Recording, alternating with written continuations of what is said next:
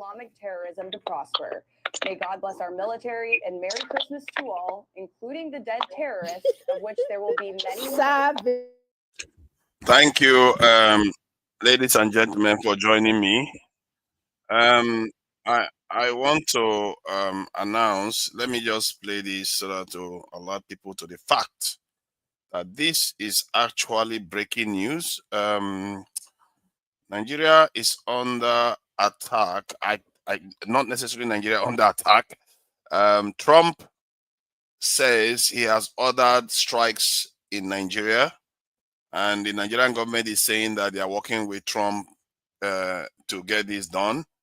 But this is really, really alarming. This is the first time. This is the first time a black African countries. People should not make a mistake about what is happening here.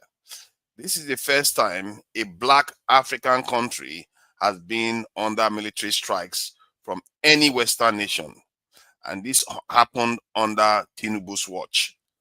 Now, when people keep telling our people that when you see your leaders keep traveling overseas for treatment all the time, you don't know what they are going there for. Now, our Nigerian government is telling us now that it's because they are working with Trump to flush out these terrorists. Since when has America ever flushed out any terrorists? Since when has America been able to defeat any terrorist group? But Nigerians, they will still keep thinking that that is possible. But let them keep thinking, because when the whole thing will happen, because some of them, they just want to see Tinubu fall. Because let me play some of the things I'm hearing from this in one other Nigerian channel so that we can hear. See where we found ourselves, another sovereign state coming into our country to help us to deal with terrorism. If this is what is going to reset Nigeria, so be it. Let it reset Nigeria. I am welcome. Let the North have their Sharia and Hisbah in peace. Honestly, let them go to their corner and do their Sharia and Hisbah. Let the rest decide if they want to do regional or everybody answer their father's name. I'm all for it. Yeah. I'm not a member of IPOB. Why do you think they have? See, this is why as a Nigerian, sometimes I feel like some Nigerians they really need to go underground. Some of the things our people talk about, they drive me mad. And I hope this type of stuff creates the kind of leaders that we need in Nigeria. Because some of all these crazy people causing problems in that country are so happy to be sectional and religious division. Maybe this is the environment that will create the kind of leader that we need, that will deal with these type of people. Because they just go around talking nonsense. They don't know what they're asking for. They don't even care. No, grown people, they don't even know America has never defeated any terrorist group. And America confessed to funding Boko Haram just this year. You think you know what is happening? They think they know what is happening. They don't know what is happening. They just think they know. They don't know what is happening. Oh, because America launched a rocket strike. Oh, that's it. You think, do you know what is going on behind the scenes? I don't know why our people are so ignorant about things. They are super ignorant, but this is why I like Trump being in office. Because what he's going to be doing, he's going to wake Nigerians up. This is the first time, make no mistake, a black, especially in Niger Congo country, has been subject to Western bombing. For how many years now? Maybe since 1960, it's never happened. For the first time, and the one they picked on is Nigeria. And the aircraft that they were using to survey Nigeria is coming from Ghana. Ghana has always had a form of silent American military base there. Our people are traitors to themselves. They are shameless. And I hope all this that is happening, that is going to happen to us, especially if it is bad, we will learn our lesson. And I hope we learn our lesson. And I don't think all these crazy people, you see how the Omoye Corner is already talking about, oh, this Fulani go on their own, this one go on their own. This is how crazy they think. People like that, they're gonna get what is coming to them sooner or later. When the problems of all this happen and terrorism doesn't go, but guess what? And our people keep getting murdered, and America does whatever it wants with Nigeria, people like that will be the first to go. Because they are so hell-bent on repeating the mistakes of the past. Oh, let's go and let Trump come and save us. How is Trump going to come and save you? Trump has not saved America from himself. They didn't save Israel. I don't know why people are pretending as if Trump can save us from bombing. Trump cannot save you. I don't know. You know what? Most Nigerians now, you know what they would like to hear? Oh, thank God, Trump has come and bombed Nigeria. Yeah, they're going to deal with those terrorists. That's what you want to hear. But the truth is that it's not going to happen. That is the truth. It's not going to happen. If it was going to happen, Hamas will not exist today.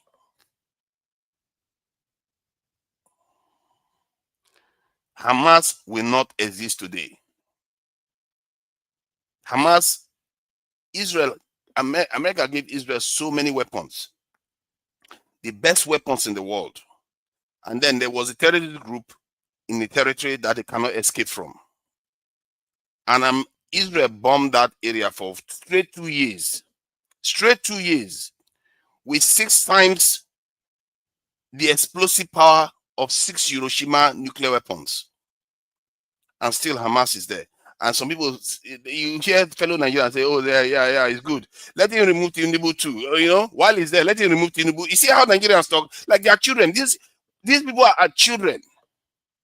Let him remove Tinubu from office. You don't know what you're asking for. Who do you think is going to replace Tinubu with? Somebody that's going to come and do all the right things for you, save you? Come on, man. People should grow up, man. I don't know how Nigerians, they want me to come and say, oh, thank goodness that Trump has come and bombed Nigeria. Thank goodness our problem is solved. That's what they want to hear, isn't it? No, you tell me, is that not what you want to hear? Thank God Trump has come and bombed this country. Tinubu is going to get what he's got coming. Maybe they will remove him from office. They overthrow him. And somehow they break the country up. Somehow we go on to our various enclaves and things will get better.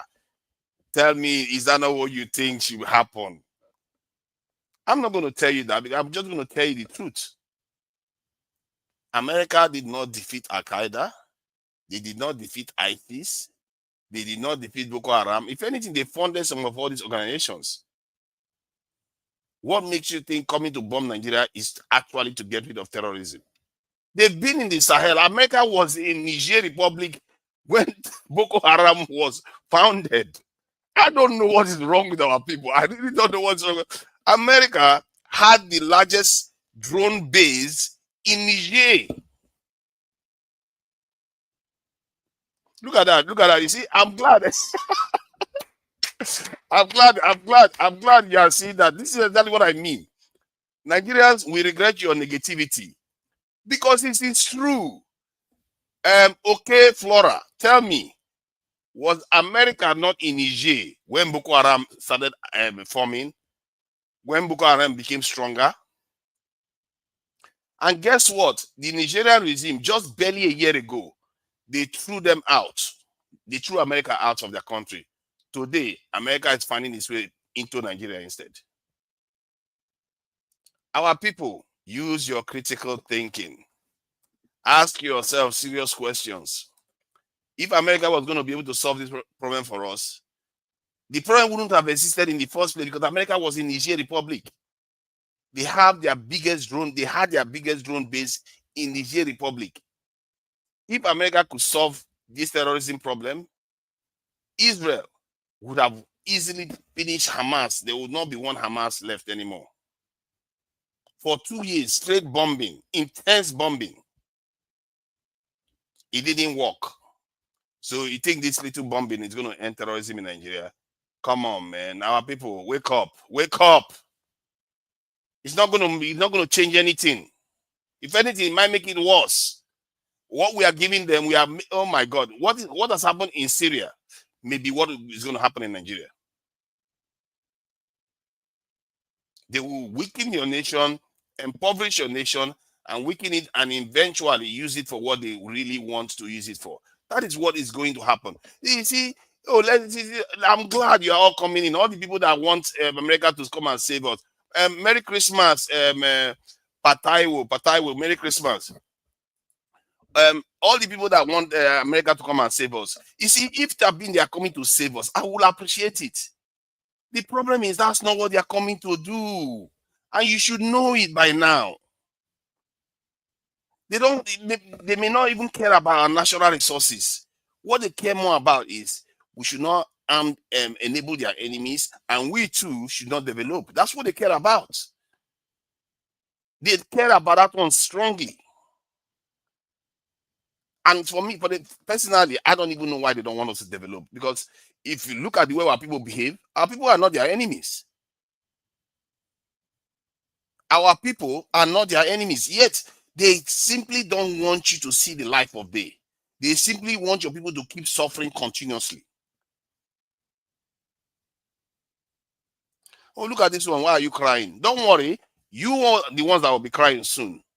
If you think what is happening now is bad, you'll be the ones that will be crying. And I really hope during that time, the kind of environment that will be created will create an actual leader in Nigeria, a true leader that is willing to do the hard thing. And all these people that are mounting their mouth during that time, and when that time comes, mark my words, all this I'm saying now is in maybe a year's time or 2 years' time, I will remind some people of this. That I said this, and this is what is going to happen. It's just the truth of the situation. Many people will be rejoicing. Look at Nigeria is under attack. You know, it's going to come and save us. No. And when we look at those ballistic missiles flying into Nigeria, we're like, oh my God, that weapon is so like made from heaven. It's going to solve our problem. No, it won't. If that weapon was going to solve anything, why is Taliban still standing? America couldn't even handle Taliban. Maybe this is why I say this is a good thing to an extent. It's going to open our people's eyes to reality, because this thing that we have in our head, thinking that, oh, because it's America, it's going to solve everything for us. No, it's not going to solve everything for us. It won't solve this problem. What is going to solve the problem is the things that the Nigerian government is going to do. In other words, the things that the Nigerian people are going to do. That will solve the problem. Egypt is not facing the problem we are facing now. Algeria is not facing the problem we are facing now. Morocco is not. Why are they not? Why don't we ask that question? Do you see America threatening to bomb them? Let America go and threaten to bomb Algeria. They're going to have a big fight on their hand.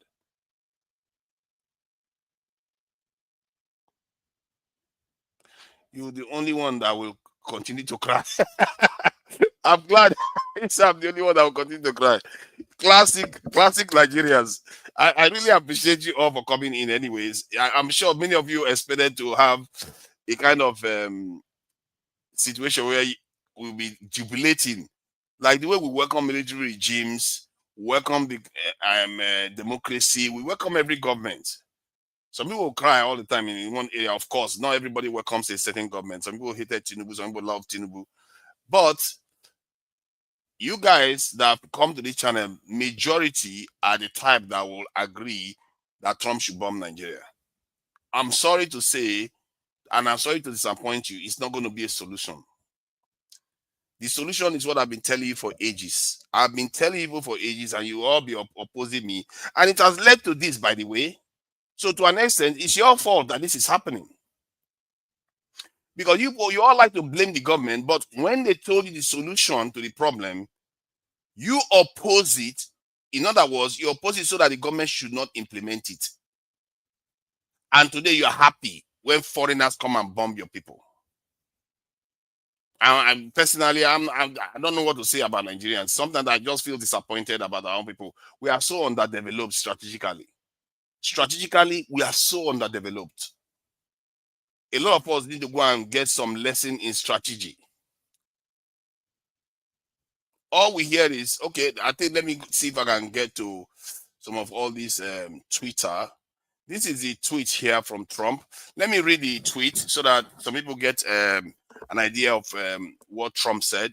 He said, tonight, at my direction as Commander-in-Chief, the United States launched a powerful and deadly strike against ISIS terrorist scum in northwest Nigeria, who have been targeting and viciously killing primarily innocent Christians at levels not seen for many years and even centuries. I have previously warned these terrorists that if they did not stop the slaughtering of Christians, there would be hell to pay. And tonight there was. The Department of War executed numerous perfect strikes as only the United States is capable of doing. Under my leadership, Our country will not allow radical Islamic terrorism to prosper. May God bless our military, and Merry Christmas to all, including the dead terrorists, which there will be many more if slaughter of Christians continue. So you see what he's got to say there. What did he say? We will not allow terrorists to prosper. Was he not the one entertaining a former terrorist in his White House barely a month ago? The leader of Syria right now was the head of, if I'm not mistaken, Al-Qaeda in Syria or ISIS. I'm not sure which one. He was the head of one of the major terrorist groups in Syria. He is the head of Syria right now, and he visited Trump just barely a month ago. Trump welcomed him. And many of the nations where these terrorists come from, that are funding many of these terrorist groups in the Sahel, they are Middle Eastern nations that America is an ally with. America is an ally with Qatar. America is allied with Dubai, that's UAE. America is allied with Saudi Arabia, Kuwait. All these nations, if you go and investigate whom is funding the militants in the Sahel, go and check it before you start jubilating that Trump is coming to save you. Go and check who is funding those militants in the Sahel and hear the names that will show up. And those names are names that are allied with America. And now he is saying he is against, he will not let them prosper. Who is enabling them? Without them, they won't succeed. They won't even be in Nigeria in the first place. Who went and brought down the Libyan regime that allowed them to pour into the Sahel? Was it not the Americans that brought down the Libyan regime? There was no way they could have come through the Sahel. But let me not stop you from your jubilation, because many of you want to see Nigeria burn and see your people suffer. It's okay. But this one is just probably these attacks is somewhere in the outskirts of town. I would like to think it's not within the town. And if it's not within the town, how is that going to end anything? This is the thing I keep saying to Nigerians. How is that going to stop anything? The terrorists, they can infiltrate all the towns. They can be anywhere. This is just talk. This is just talk. All this stuff that he's doing now is symbolic. The real negotiation is happening behind the scenes. What is he extracting out of our leaders? What is he demanding from our leaders? What is our leaders granting him? Some of you will be sitting here, they will sell you into slavery, you will not even know. Some of you, after you have been sold into slavery, they will take change and still sell the scraps of you remaining as change, and you still don't even know. You will still be jubilating and happy. Obama brought down Libya. Oh, Obama, it's not US anymore, it's Obama. Okay. I know when people say Obama, they are trying to say, oh, it's not this guy. This one is different. It's the same agenda. The agenda remains the same. The US is the one that is conducting it. They know exactly what they are doing. And the way people buy into all these things, I say, oh, Trump is different from Obama. No, it's not that different in terms of the bigger scheme of things. Yes, it's not. He can sell you weapons that Obama would not sell you. But in terms of American interests, he puts American interests first. Tinubu is a record holder, in doing a lot of stupid things. He's a record holder in doing a lot of stupid things, humongously stupid things. This president came into office and broke ECOWAS in half. The landmass of ECOWAS, anyway. He broke it in half. And then he went on to float our currency. And now Nigeria has been designated a country of concern, and Islamic genocide is happening. Christian genocide is happening, and now we are under military airstrikes. You see, when I look at it from the surface, just looking at the events, he has been a horrible leader. You see, and Nigerians, some stupid Nigerians voted for him. Oh. They will see this thing is wrong, but because of tribalism and religious stupidity, they will vote for him. That's what got us into all this mess we are in. Our people, and many of you in the chat, because you hate Tinubu, you will not think twice about what Trump is doing. You will be happy. I don't understand how people, are you not grown men? You should be able to, you have devices now. It's not like before where you don't have devices. People just read the news for you. You don't have any way of buying newspaper to find out. No, you can go on your Google and check this information. What makes you think what Trump is doing is going to solve anything? He's not going to solve anything. He's just bombing forests and maybe pounding the ground somewhere. Who knows? Maybe even killing some innocent people. Like Israel just killed about, how many people did Israel kill today innocently? That is Israel bombed today. Let me see. Israel bomb. This is what they just bomb people.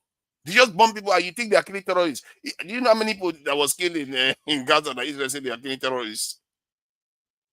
Who are they killing? They are just killing innocent people most of the time. But maybe they are killing terrorists. I don't know.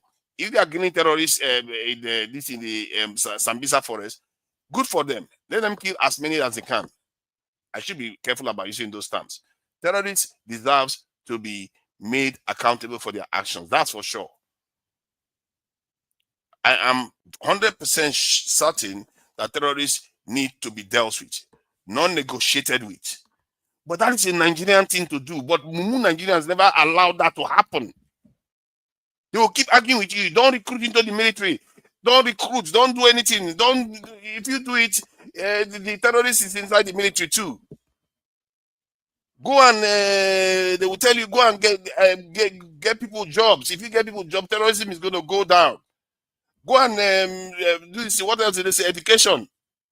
All kinds of excuses you people make. Excuse making, and look at where we are now. When this president promised that they were going to recruit into the security forces, if they had done it, this would not be happening today. In short, the issue of terrorism would have gone away. But because you are so stubborn, Nigerians, you are so stubborn with this thing that you people have been brainwashed from a young age of being tribal and religious, and then you refuse to even study. And many of you have multiple PhDs and want to go and study until you enter the grave. But you can't even bother to study statecraft and geopolitics and what is going on with your nation. You can't be bothered. You just want to just jump to conclusion because you don't like somebody. And then when they say you are acting out of your feelings, just feelings alone, this is what people mean. You are acting out of feelings. You are not thinking things through. You're not thinking, okay, does it even make sense what is happening now? This is just theater. What you're saying now is theater for you to watch. That's the truth. I'll bet you, anybody that want to bet me there, 2 years' time, if Nigeria hasn't recruited at least 400,000 into our security forces, terrorism will still remain and it will not change that much. I will bet anybody. I will bet anybody in 2 years' time. All this stuff is nonsense. And the only thing that it's going to do is bomb a few areas in Nigeria. Who knows? Maybe even go and bomb some important national assets. How is it going to end terrorism? It never does. It never did in Afghanistan. It still hasn't even in Israel. It still hasn't in Syria. It still hasn't. Where else was it happening? Even in Iraq, that they are fighting terrorism. He still not ended it in Lebanon. Has he ended it? The only place his terrorism end is where the security forces take over. Like in Egypt. Egypt used to have the same problem. The security forces stepped up. They recruited almost 1 million into their security forces, into their military, and it is over now. It is over now. The same thing with Algeria. You all remember, I don't know whether many of you are old enough, but the ones that are old enough, they know what was happening in Libya. Not Libya, like Algeria. Algeria was very, very bad. When I was growing up, Algeria, the kind of bloodshed I was hearing about in Algeria was so much. But today it's all calm now. Because their security forces took charge. The nation took charge and did what they needed to do for themselves. Nobody can solve your security problem for you other than your people. And we have them in spades. And we have brave Nigerians. I know we have brave Nigerians. I've seen them. We have very, very brave Nigerians out there that are willing to do the job. But our people, because of our bad belly, they'll say, oh, don't join the military. Oh, the military is terrorism. Don't join the state. Let's break it up. Let's go and have a conversation. All this talk you are talking, how is that saving your people that are getting kidnapped every day? Why don't you just go and do what needs to be done first? Then you can come and talk later. Because the time to talk is after you have secured your environment.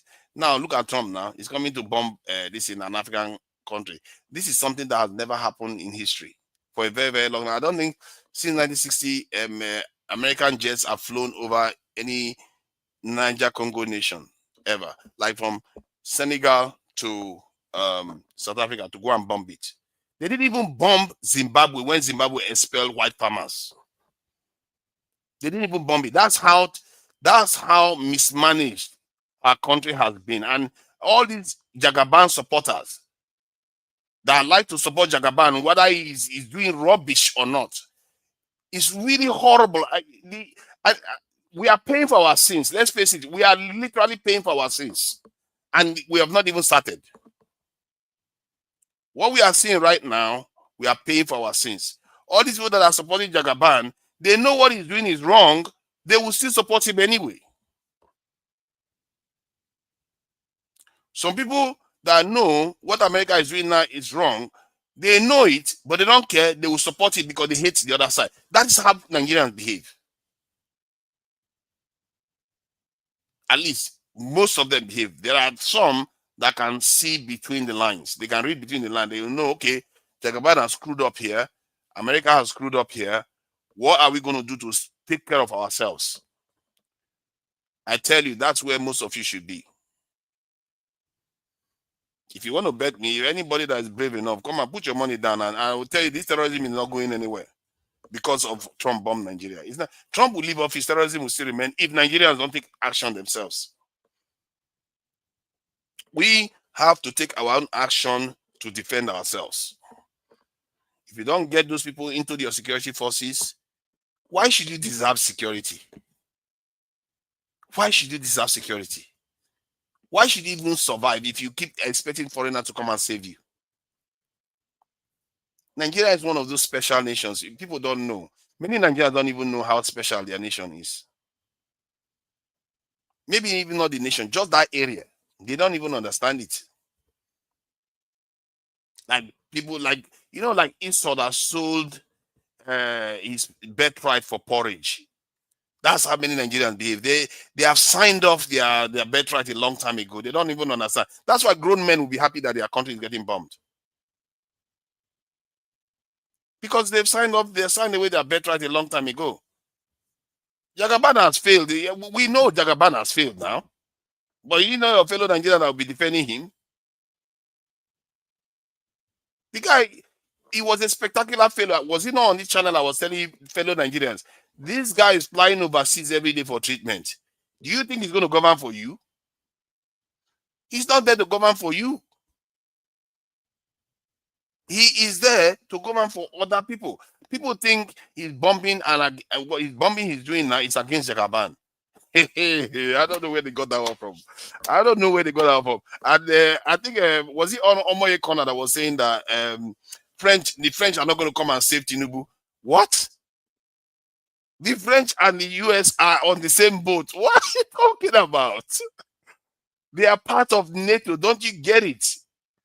Do our people even study geopolitics at all? How can you have a people that are part of NATO, that they have a military alliance, and you think France will come and fight America on behalf of Nigeria? What? What? Man, we need to study geopolitics a little bit more before we start saying stuff that we don't even understand at all. And this is why we will invite a snake into our own house. We will not even know, because our people don't know anything. They don't know anything about the world. They just walk around the world like zombies. They see America has a lot of weapons. Oh, yeah, nice country. We speak English like them. So that's it. Oh, France. Oh, yeah. France oppress French Francophone countries. That's all they know about France. They don't know much about what France represents. How is France against the West? France is part of the West. Tinubu going to France all the time simply means he's going to the West. That's simply what it means. They are not against each other. The question you have to ask yourself is, what has Tinubu given them?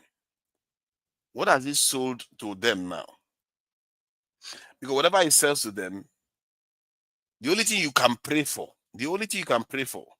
which I doubt we are going to get to, because we clearly know God has already answered our prayers. Our mumun is not letting us see it, that we need to do our own bit. The only thing we can pray for is that whatever he negotiates with these Western powers is good for us. Because so far I've not seen it. All I've seen is dirty December. All I have seen is dirty December. What have they given us? What have they negotiated with Tinubu that is going to be good for us? And some people, one of the things they keep talking about, I don't know how many people that have said, oh, America is going to come and steal your natural resources. Who cares? Nobody cares. I don't care about it. If let me say this, if America would take all our natural resources and ensure Nigeria is secure, arms our military, allows Nigeria to be able to defend itself and recruit into the security forces, has a military alliance with Nigeria to defend itself, and quid pro quo, Nigeria will also help America, and Nigeria will be able to develop and become a strong nation. I don't care. America, take all the natural resources. Because natural resources is just, how do I describe it? It's not as important as we like to think. The most important natural resources is in your brain. Not what you have underneath the ground or even on top of the ground. It's what's in your brain. That's your true natural resources. If you have that, the world is yours. In short, not just the world, the universe is yours. So we really need to work on our head, the way we think, because many Nigerians are so, oh my God, it's so sad how backward we truly are in terms of understanding how nations work. And our leaders, anybody that has made it to leadership, they are so negligent. They are really so negligent of telling people what the truth truly is. You know, from two sides of it. I'm not speaking for two sides of my mouth. You see, when I speak on two sides of my mouth, what that tells you is that I am balanced. I don't care. Both sides have their problem, big ones. Because guess what? Both sides are Nigerians. We are all the same people, and we all have this flaw that has led us into this mess that we are in. The truth is that we have always been in this mess. People might think that this is a new low. We've always been in this mess. Just that this one is just one of the chapters that is showing it, and it will get worse. I'm sorry to say, it will get worse. Most Nigerians think that we are going to get out of this, get out of the mess we are in somehow by catching cruise, or somehow we sneak our way through it and just become successful. That's not how it happens. Most nations have to go through some tough times, some seriously tough times. And Nigeria, do you know, in all our history, the only people that can say they went through tough time at any point in Nigeria is the Southeast, when that civil war was occurring. At least the regions that experienced that war, those are the ones that will say they experienced tough time in Nigeria. Because most Nigerians haven't seen what it's like to truly be hungry and you are living from hand to mouth. That not one person, the entire nation, not one person here and there, or poor people that live in the slums. No, the entire nation has to be struggling for food. We don't know what that is like at all. We've not seen it before. We don't know what it's like when you hear 300,000 is dead in the last week because of somebody just did something and they're all gone. We don't know what it's like. And we think we've seen anything yet. We've not seen anything. And we are not going to twerk our way out of this one. We are not going to dodge our way out of this one. All those crazies are thinking that breaking up Nigeria is your solution. That to show you how crazy many of our people are. During Christmas right now, guess what is happening in Nigeria? All these crazies that want Nigeria to break up, they are all running to their towns. So their towns remain their own. Their language remain their own. Their kings remain their own. Everything remains. Everything is still in place. The only thing they don't like is the idea that you have a country. Soon, those people will even hate that they have Africa. Where would they stop? They will hate that there's a world out there. You see, the reasoning is so flawed. They are acting as if somehow when they created Nigeria, their towns disappeared. Their language disappeared. Their gods disappeared. It's all there. It's all there. That just shows you our limitation in the way we think. We ascribe some life, some kind of negative force to Nigeria that it doesn't have. I think Nigeria is eroding the Yoruba culture, or is eroding the Hausa culture, or is eroding the Igbo culture, or the Ijaw culture, Ishekiri, or the Benin. No, they are all still standing. As a matter of fact, the Benin people got their stolen artifacts, quite a lot of them back just this year. The cultures are still there. The towns are still there. The people are still there. The country is just a club. And a club of power, if you know how to tap into it. If you decide to break that one up, you don't have anything remotely as powerful than that. What kind of senseless thinking is that? You don't have anything remotely as powerful as Nigeria. You would rather go to a Chinese, smaller, midget state. And then, in that your midget state, you go and argue with the superpower that is already bombing your country that is even bigger now. That's already bombing it. Imagine if you're smaller, what it will do to you. Trump is using Nigeria as a distraction. He doesn't care about Christians. If he cared about Christians so much, why is he not welcoming Christian refugees? Have you seen Trump welcome Christian refugees? Eh? Have you seen him welcome any Christian refugees to America the way he welcomed them to what they call it? The way he welcomed the South African that are not even facing a genocide in South Africa. They are not even facing genocide in South Africa, but yet he welcomed the white South Africans to America. Why is he not welcoming you?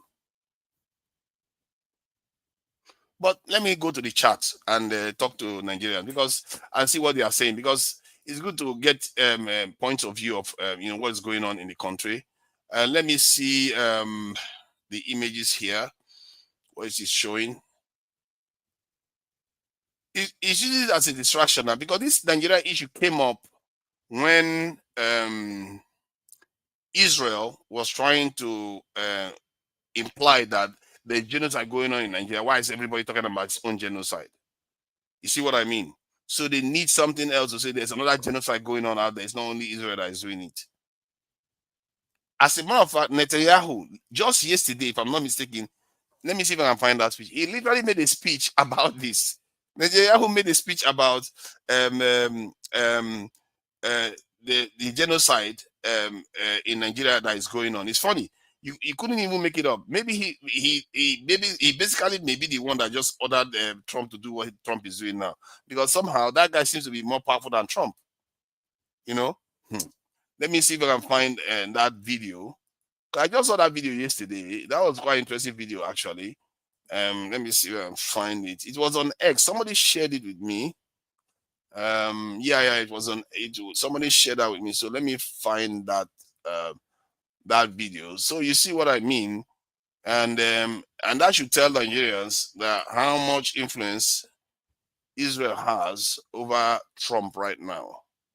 And this is something that a lot of Americans are alarmed by. Let me see if I can find that image, that video. It was just yesterday. Where is it again?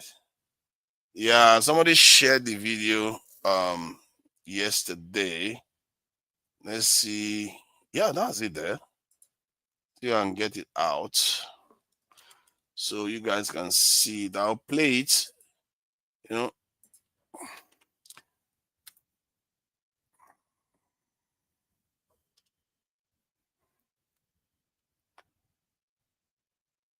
greetings to our Christian friends around the world.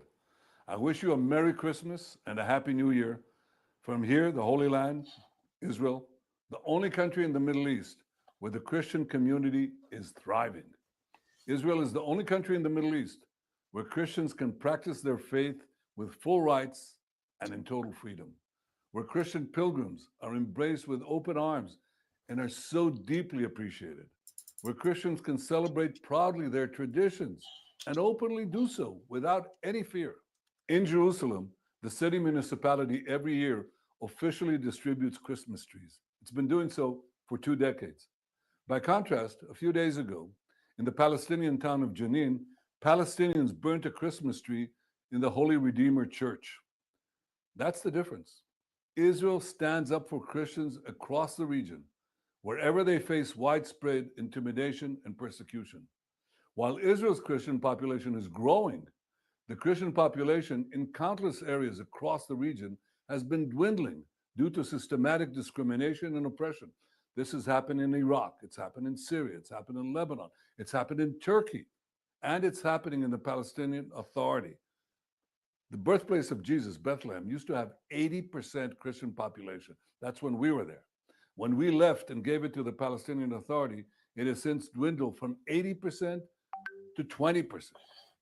The persecution of Christians or members of any religion cannot and must not be tolerated. And Muslim militant displacement and attacks against Christians in Nigeria, that too must end, and it must end now. I'm sending Israel's Christmas blessings to our Christian friends around the world, and I ask you, know that Israel will always stand with you.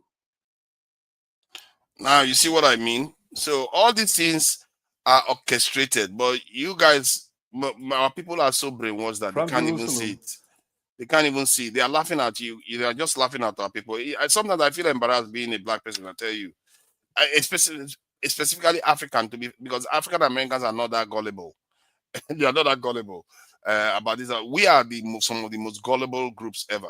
Now, this is the rocket that he's launching that maybe most people think that, oh my God, it's going to save Nigeria. Yeah, right. If he was going to save Nigeria, this is something that they have been using for the last 2 years, bombing Gaza. They've been bombing Gaza, Bozak, Bozak, Bozak, Bozak, Bozak. Where did he get us? He's still, him that just spoke just now, Netanyahu, is still next door to Hamas. I don't know what to tell Nigerians. So, the man that just spoke, that is technically wanted by the International Criminal Court, he's still living next door to Hamas after bombing Hamas for straight 2 years. Today they are still bombing Hamas. Actually, they killed a lot of people today. Let me see whether I can find the images. How does that even solve anything? Let me see. Somebody says I'm missing the point. Let me see. What point am I missing? Let me check what he's saying. Missing the point always and blaming people who are asking to be allowed to go if they are not welcome. Leave Lagos and leave the north. I don't see when you keep saying that you are not welcome and they want you to go. The truth is that you don't even know yourself. Oh my God, why are people like this? You don't even know yourself.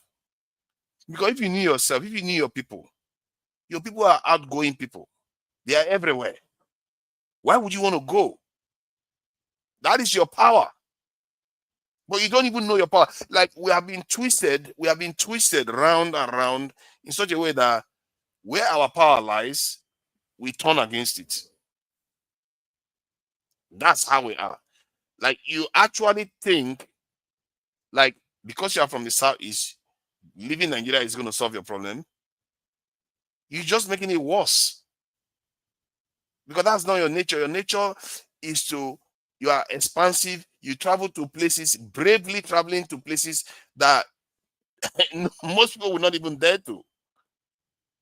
You are adventurous people. and you actually think caging yourselves inside the Southeast is going to solve anything, it's not going to solve anything. Most of the people that are causing problems in the Southeast are Southeasterners, just like the Southerners, South people are causing problems in the South. The North too are causing problems for their people. Our people have been, in short, our people are just like you. Let's face it, they're not that different from you. You are all the ones. You are Nigeria. You are the ones causing the problem because you don't even know your power. You don't know your power. That's the truth of the situation. Because when I keep saying, "Oh, it's just the elite," but the elite come from the people. Is that not true? Am I mistaken? Nigeria believes in electoral system. What do you want me to believe? You want me to believe in dictatorship, so that somebody just comes overnight and takes over? You think you will be happy with that? I believe in the most advanced democratic system, which is a direct democratic system.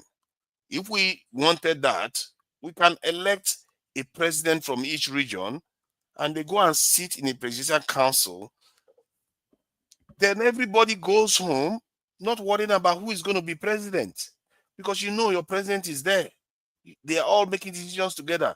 6 heads is better than one to make a decision for a nation like Nigeria. That is how it's supposed to be.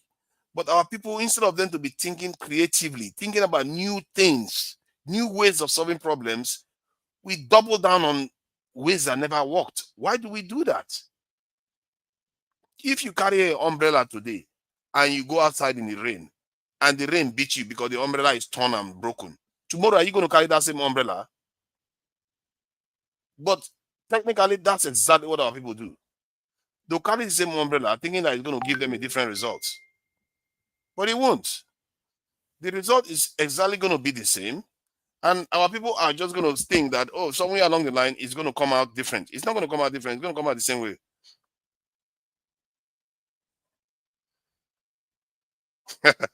Yeah, so I just think that I think some people want to come on this in chat. So, but I'm going to look to bring people in. But to be fair, I don't think I have the patience today. I don't want people to come here and just start talking. Oh, great! Trump is the king of kings. And Trump is this. Trump is that. I don't think I would like to be hearing that. To be fair, but to be at the same time, you have your freedom of speech and say whatever you want to say. Of course. I actually wanted to do a live stream about the Southeast today. I wanted to do a live stream about the Southeast because there are so many great things that I see that I want to provide, that share from my own point of view of what I see from the Southeast region. I wanted to do that today, but because it's Christmas, I know people are not going to be watching much anyway. So, but Trump now has gone and done his own thing, so that has thrown everything off. So, but let me share the link. If people want to come in and share their opinion about what Trump has just done, please, I tell you, while you're coming in, understand this. I'm not against your point of view, but when you hold a view, justify it with strong evidence. And I know you come with your evidence too. When you come with that evidence, if I give you any evidence that it kind of surpasses that evidence, give me another one. Because our people are watching now, they are going to learn a lot from whatever you are going to come and share. Give me another one that says my opinion is faulty. Then we do that to and fro so that our people can learn from it and see where the holes lie and where the truth truly belongs. The fewer the people that join, the better, to be fair. I'm not keen on too many people joining because then we'll not have a chance to delve deeper into our reasoning. Most of you believe the same thing, so there's no need for everybody to come in. So it will be good for us to flesh this issue out and learn something instead of just come here and watch Trump bomb Nigeria and then go home, sleep, and go on Boxing Day, enjoy ourselves. If you're in Nigeria, you go and enjoy yourself. If you're in the West, you go shopping on Boxing Day. And that's it. And wait for the next round of bombing to occur. This is a seismic moment. People don't understand. You see, people don't read history. They don't understand how seismic this is. This is the first time America has gone and bombed a Black African nation. Especially, no Niger Congo nation has been bombed like this. Even India Army at its heights has not been bombed like this. This in Mugabe at its height, kicking white farmers out of lands, it was not bombed. But somehow Nigeria has not been bombed. And I've been calling for us to secure our country for a very, very long time. But many of you that were pushing back against it didn't know any better, because many of you actually literally said we don't have any enemies from outside. Until today, you still double down and say Trump is not our enemy. But let's wait now. History, who is history going to prove right? And I really don't want you to prove me right, because if you are right, then we are going to emerge somewhere along the line. Things are going to get better. We are going to be happy. But if I'm right, things are going to get worse. And I really don't want to be right. This one, I don't know who to bring in on. This one that people are showing up. The last thing I need is Panzer to show up. Panzer, but I guess I did set a premise for the discussion. We need to get somewhere with it, because I'll be here 2 minutes at the most. Look at my food. I'm getting ready to eat it now. See? Yeah, you 2 minutes. You here 2 minutes. Okay, we'll see how that is going to occur then. So let's, I like one brain cell, because I hope we'll probably share similar opinions on this. And he's capable of at least trying to analyze point for point, so that we get somewhere with this, because it's not about, let's break up the country, let's go after Jagaban, and I say, to hell with America. No, let's try to let me tell you Okay. something. Forefathers, I am not one of those that say we should break up the country. That's the difference between me and Nnamdi Kanu. I want us, Biafrans, to take over the country, the whole thing. We brought independence. We're not going to break it up. I want the whole thing. Nnamdi Kanu wants some of the states that are Igbo. I want the entire Nigeria, because we brought independence. If you want a country, go get your own. Now, here's the problem you have, right, with the activity that's going on in Nigeria today.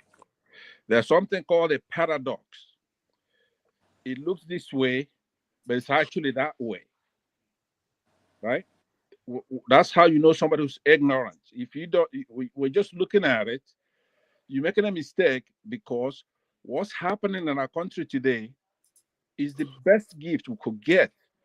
They have taken over the country to where there are no branches of government. Criminals have taken over the country, where the courts, the legislature belong to the executive. They're supposed to be checking those things. There should be checks and balances. If you don't have that, you don't have anything. No matter what kind of government you have, if it's communist, if it's Ataki, if it's a socialist or whatever, you have to have somebody check on the powers that the people gave. Do you understand how those people get the power? And the executive and the legislature and the judiciary, the people are the ones who are sovereign. They gave those powers to those people in that constitution. So how are you going to have somebody like Tinubu come in and in the open buy up every one of these branches, right? So we need an outsider to come in to help us. Then we have to take it over. The people at some point have to take it over. Any other country now would have gone to the streets, because we're being disgraced. You're right. Our president doesn't even want to tell us what's happening. He should have gone dramatically in a press conference and say, hey, look, we've been attacked, or I've given permission for the United States to come in and bomb some areas or whatever. He doesn't want to tell us what he's doing, right? So if we're that bad to where we have no control of our resources, we have Dangote. He's one of the problems we have in the country. It's economic terrorism. It's not monopoly. What it's doing is not monopolies. Let's not go into Dangote. No, because please. Let me. I'm landing that I'm done. We should never be in a panel where you have to tell me anything, right? When I come into a panel, you're supposed to keep your mouth shut. Since I came on this platform, the activity today is what I've been telling you that we need. This is the preliminary. If you go and look at every other talking head on this platform, I'm the one who comes closest to it. what the Islamic terrorists and Islamists, not just the terrorists, maybe 100% of Northern Muslims needs to be taught a lesson. They're going to have to modernize, like I was saying yesterday, have to obey our constitution. They have to obey human rights, women's rights. So here's the final point I wanted to make. This is why I came in to say this, because I believe that nobody's getting it right. The United States is talking about Christian persecution.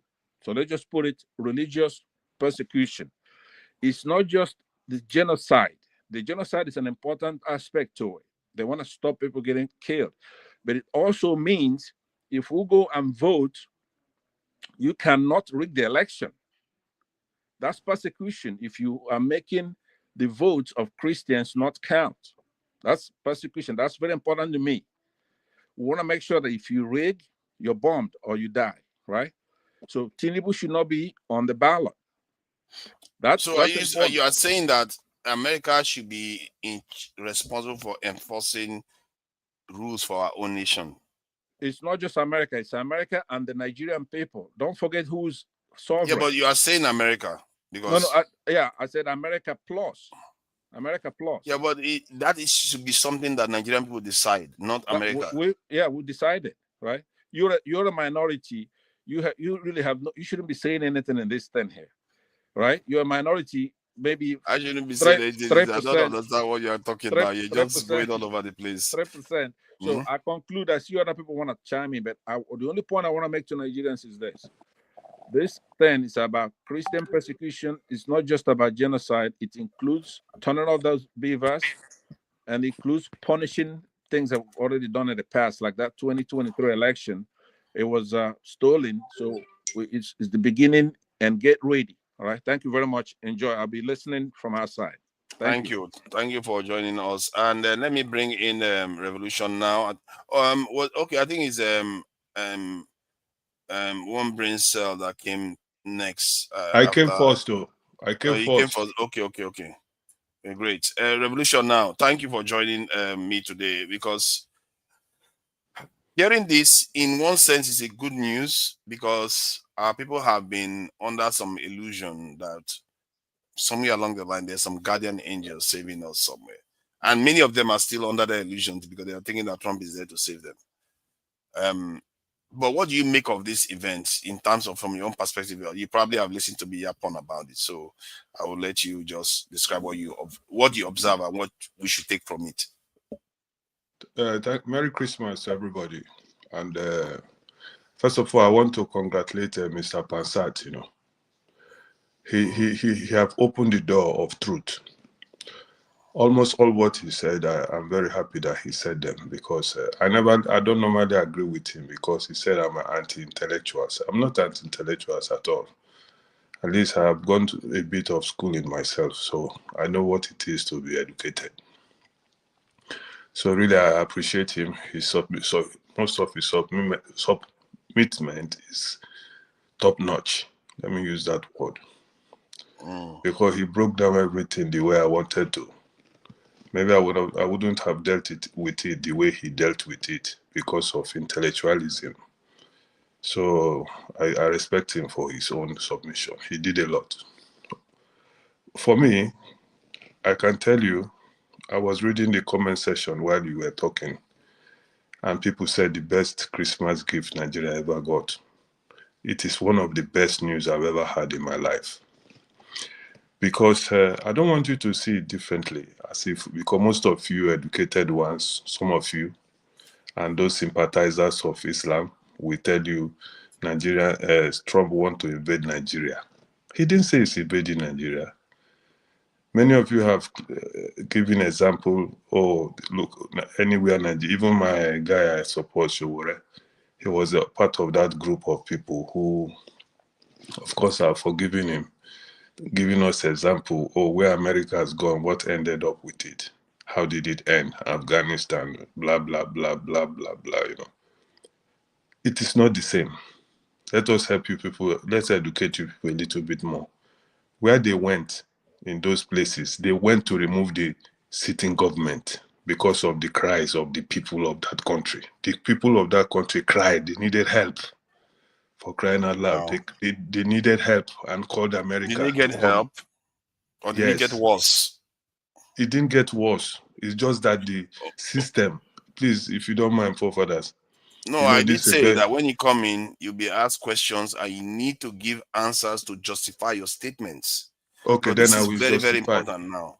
Yes. Thank you. Did it get Thank you. worse or did it get better for those people? No, you are seeing it at in the angle of you don't support them coming, so it will get worse in your own view. You understand me? In my own view, it didn't No, get in worse. terms of living standard, in terms of life expectancy, in terms of organization, those are the metrics that nations are measured by. Did it get better for any of the nations that America went and bombed? In my view, it got better. You know why? Okay. Because those people, like what is happening in the northern Nigeria today, they learned a lesson. They knew that there's a force bigger than them. So what they are doing now is they handle their people with the belief that when they fuck up, there's another mighty power that can descend on them. That is where you people don't see it. Where I live in Sweden, we have a lot of refugees from those countries, and we interact. The Taliban in Afghanistan might have taken back the power, but they do it now with the belief that there's somebody watching them. You understand So me? that is the only matrix that you use to measure whether the nation, Of course. the nations Before, got better. So before, excuse Libya, me, Libya okay. situation. You see the case of Libya. It is people like you who are saying that things are not getting better. You understand me? No, things got worse. Not whether things are not getting better. Of course, things may get better.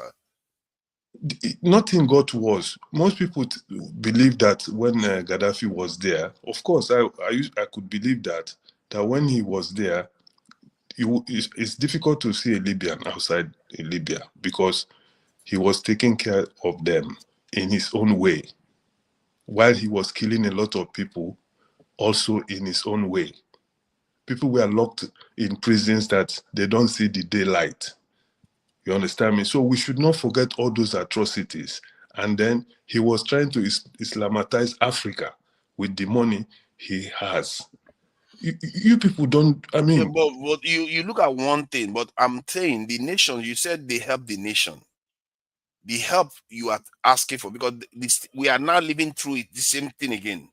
That you are saying help Libya. Is it objectively, did they objectively help Libya? If you want to, I can pull up the GDP of Libya, I can pull up life expectancy of Libya, and let's see whether it actually helped Libya. Okay, further, let me tell you my mind about when you compare Nigeria with other places. We are not in those places. Nigeria is a peculiar case. So please, I was just making references to that nobody should come and help Nigeria because of this, that. Please, let us leave this, that, and concentrate on my own country, Nigeria. I'm a refugee today. I might be living good in Africa, wherever I'm living, but in my soul, I'm a refugee, and I don't like that. I want to be able to go back home to Nigeria and show those my people who are still living there that at least I survived. Not to show them I'm wealthy, because I'm not. At least I'm still alive.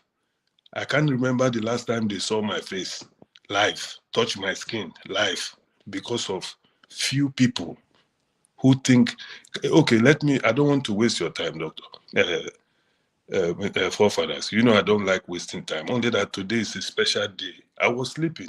Suddenly I saw you alive. So I said, let me join forefathers. Before now, you broke the news to me that my big brother has done what he promised to do, to liberate us. Trump is your big brother. He's the GOAT, greatest of all time, capital letter, the hope of the common people. Whether you like it or not. This is the only person. You don't have any justification for what you are saying. Excuse me. It is your own view. You see it like that.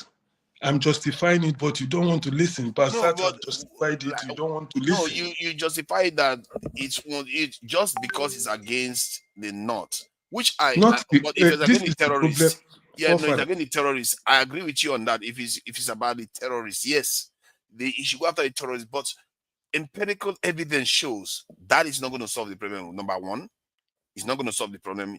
What you think is going to happen is not what is going to happen. And secondly, you don't That's your necessarily view. know the Excuse me, you don't Fofa, this is necessarily know the your real view. reason why.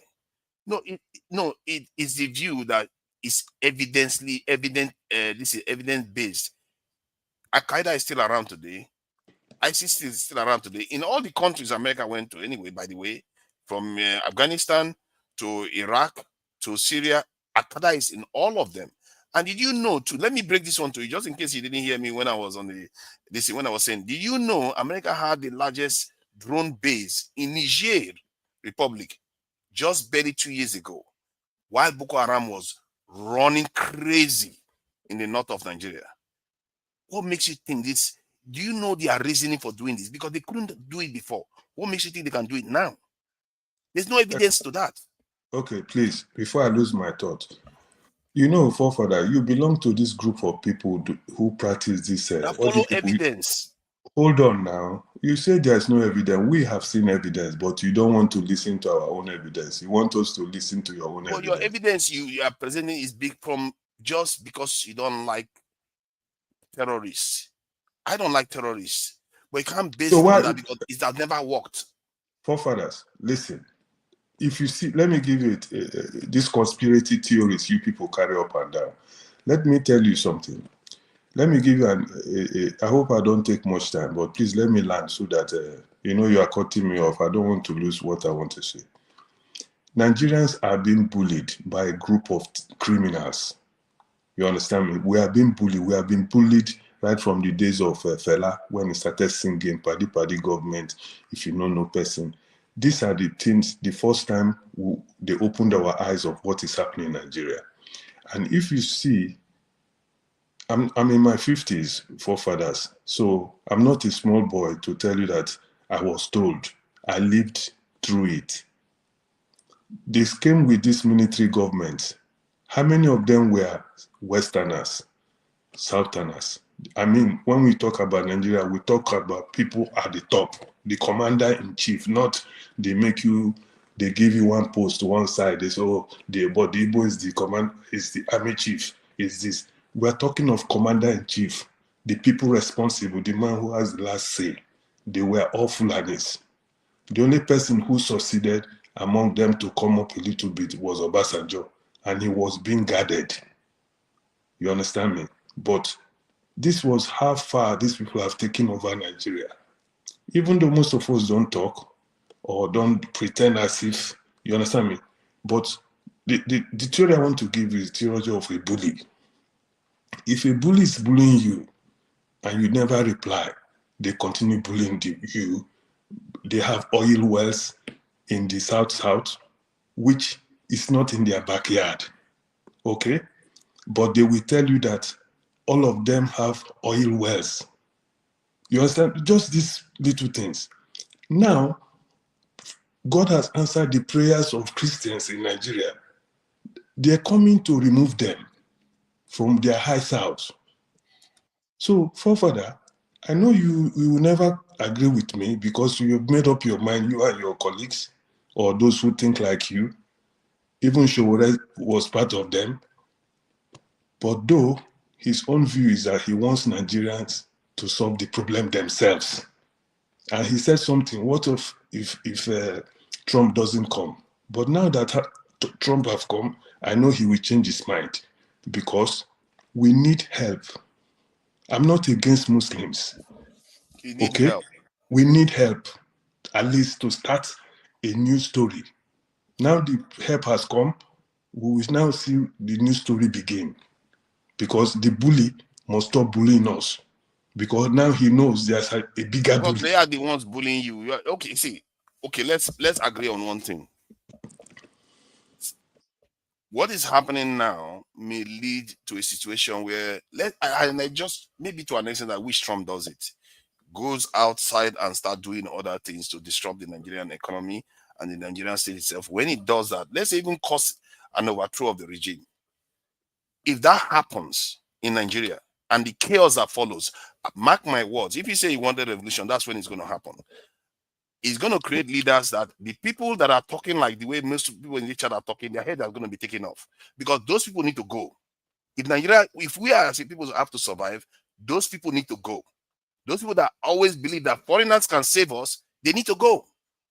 And they should be the first to go. Because if they don't go, they will betray us repeatedly. Like the leader you are talking to right now is a friend of the West. That's how crazy we are. He's a friend of the West. Forefather, we are not crazy. Nigeria is a peculiar country. We need something to happen there so that the good among us, whether Muslim, that's where we agree. Excuse me, so that the good amongst us, whether it's a Muslim or a Christian, can come to power so that they can change that country. Without the intervention of a mighty power like Mr. the greatest of all time, GOAT in capital letter, mind my words, he's the greatest of all time, whether you like him or not. Man, that thing you are saying here is not going to age well. I can assure you. Watch but that is your own view. Tomorrow, it's not going to age well. The discussion now. Why is only him talking for how many? Yeah, no, him now. I didn't want to have many people because of it. Because the idea is just to get the. Then let other people. We are all going to be saying the same thing. We are all going to be saying the same thing. AY, please. He asked me a question. You know me, I'm not a waster. I'm not like you guys who are biased, who are Islamist in nature. I'm telling you neutrally, please. So don't say I'm the only one speaking. When you enter now, nobody can stop you. Because you don't know what you're talking about now. We see in your own view now. Just let him listen, because I know people have strong opinions. Say your nonsense, I leave.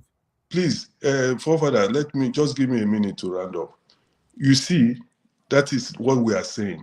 The bullies have been bullying for a long time. I mean, my brother, I speak the truth. Why I like him is that he knows what he's saying. Sometimes you will listen to him, he will give you examples and make up a mind.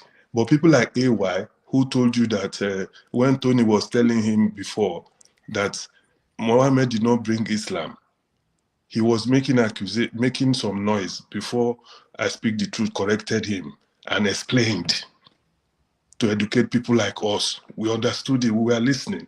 So okay, before we go into Mohammed, hold on. Sorry, leave it. Before going to Mohammed question. No, I was just trying to tell you why. Yeah, I understand. Let me do some paperwork. We have over 670 people watching, and there's barely any likes out there.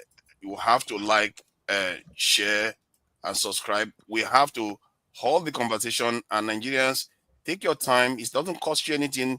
I'm not asking for donation at the moment. I'm just asking for people to like and share, and also subscribe to True Niger. I need subscribers, and all you have to do is click the subscribe button, and you'll be notified whenever we are live, because you never know. And there's also a Roku post that you can go and subscribe to. Most of you already know it, and I'm going to share the link in the chat. Just go and like. Because, okay, I can see the like going up on Dr. Damages, but I'm not seeing it going up on this in True Niger. You need to also like on that channel, because that's why I'm here. I'm also working on Christmas Day, for crying out loud. This is Boxing Day now. So we are all working, and you need to also support it, not just because it's only this in one channel. We are all here working together to bring news to you and actually discuss these things as honestly as possible. So let me 30 seconds. Just 30 seconds. Don't say anything yet. Don't say anything yet, because I want to see whether they actually go over to do what I just said, because let them just keep watching us stare at each other, because Nigerians, they don't do anything until you make them do it, like Abacha. If they don't tell them to do anything, they don't go and do it. You see, not one person has moved, and I've shared the link again for you to like, and let me see. Like and share. Tunaya, this is your biggest view. This is your biggest view ever. Push them to go like Dr. There was 1,000 the other day when Trump threatened to attack Nigeria. Nigerians, when they hear that the foreigners want to kill us, they get turned on. They start showing up. Okay, give me a minute. Give me a minute so that I go away, please. Please. No, I know you are going to be here. I'm just trying, because they want to hear you. And if you don't give them time to go and come back, because they will get stuck. They want to listen to you. They're not going to go and come back. So, viewers, go. It takes you less than 1 minute to do it. Go over, subscribe, come back, and carry on viewing. Like, share, and subscribe. Do your due diligence. See, even in Dr. Damages, we have over almost 700 people watching, and Dr. Damages likes have not even gotten up to 100. Come on. People, stop, go and subscribe and come back. Please go and subscribe, guys. Let's do it.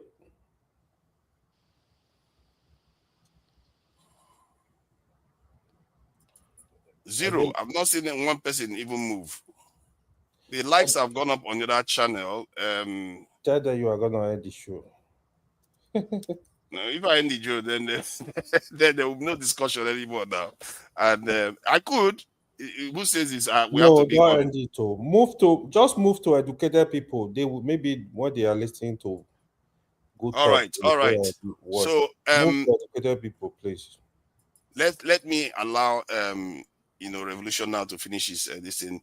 At least we've taken at least a minute to do that, and I will be doing that. I will be stopping and starting so that they can engage more, because these things are important so that I can get alerts whenever we are live. All right, please. Thank you for your patience. Go ahead. Yeah, I will just stop now. I want to thank you specially for this program, for coming in today on a special day. I want to thank two brain cells. I want to congratulate my brother AY and the other brother, I can't see him properly. And then I want to give a busa to Mr. Pansat and the General Dr. Damages, all of you who are handling this, giving us this opportunity to speak. And I wish you the best in the new year. But further, promise me something. Don't say that we are supporting people to come from outside to destroy Nigeria. You know in your heart that the Nigerian people, I mean the common people, we are being oppressed by very few people. And they are from all sides of Nigeria, Igbo, Yoruba, Hausa, Christian, Muslims. We know that they are harassing us in that country. I'm not against Muslims because we know that it's just a handful of Muslims who are killing even their own people too. We all know this. That is why I'm in support of Mr. Trump, to at least let us, you know what they used to say, let's weed our farm, so remove the thorns so that the plants can grow. Thank you. I appreciate you. Thank you. And I like the spirit you came in with, even if we disagree. See, that's how it is. We try to disagree. The viewers will decide where they belong. One brain cell, thank you for joining us. And let me bring in Femi. Between Femi and, oh my God, I've lost Femi came in first. Femi came in first. No, you actually came in first. No, I'm saying after me, it's you, then the other guy, then A1. Thank you for that. One brain cell. So what do you make of this? I don't need to. Thank you. So first, yes, it's a sad day. First of all, happy Christmas to everybody, and I hope everybody's having a beautiful holiday, joyous moment, which we should all be celebrating with our families. I think this is devastating news, and I think celebrating this is short-sighted. And whoever, like you said, whoever's happy at this incident, I don't think this is going to age well.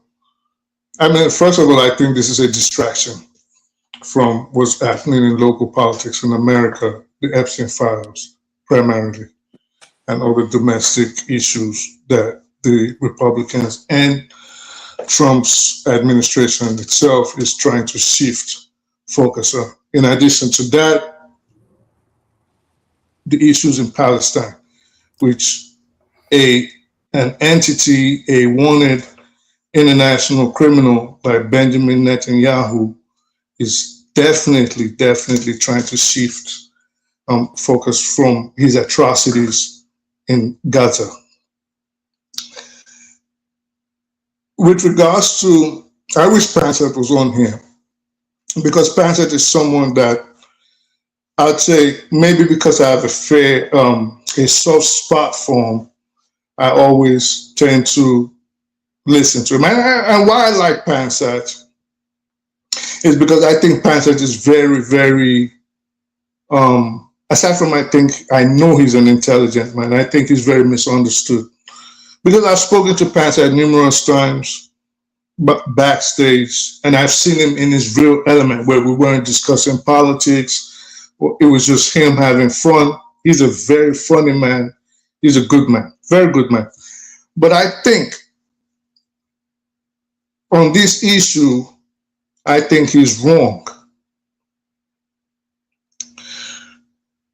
This is not a situation where the issue is basically politics, because I heard him talk about APC, PDP, and what he termed economic terrorism by the Nigerian elite, the politicians. And I do agree with them. But here's where I disagree. We have the same issues here in the United States. A former CIA agent actually said there's something that's going to be coming out within the next few weeks about how Senator Lindsey Graham diverted funds that were meant for the U.S. prosecution of the war in Ukraine against Russia into his private bank account. So there's rumors, there's chatters around the intelligence committee or community that the same thing we complain about in Nigeria, absolute corruption, occurs here in the United States. We do know because the Pentagon has not passed an audit in almost 20 years. Trillions of dollars missing, right? Now, that said, let's look at people's antecedents, because the only way you can determine how a man is going to act in the future is how he acts now. When Donald Trump came in, and this is for Nigerians, thinking, again, this is not a slight at my brother Revolution now, thinking Trump is the GOAT, thinking Trump is this messiah, a good man. Let's look at how he treated the minorities, specifically black people, immediately he came into power. Took out DEI. Now let's look at how they treated Christians in Palestine. They sent 2,000-pound bombs in excess of $43 billion to maim the original Christians that started walking this earth. Jesus' home of Bethlehem, Nazareth in the West Bank, is under constant Israeli attacks. Just yesterday, the Archbishop of Tabor, if nobody knows who Tabor is, I would advise you to write it down and Google it. Tabor, Taybeh. It is right there. These are the streets Jesus walked. It had the largest Christian population in Palestine. They've been there for over 2,000 years. We don't think there's 500 Christians left today. Why? Because Israel has been killing them.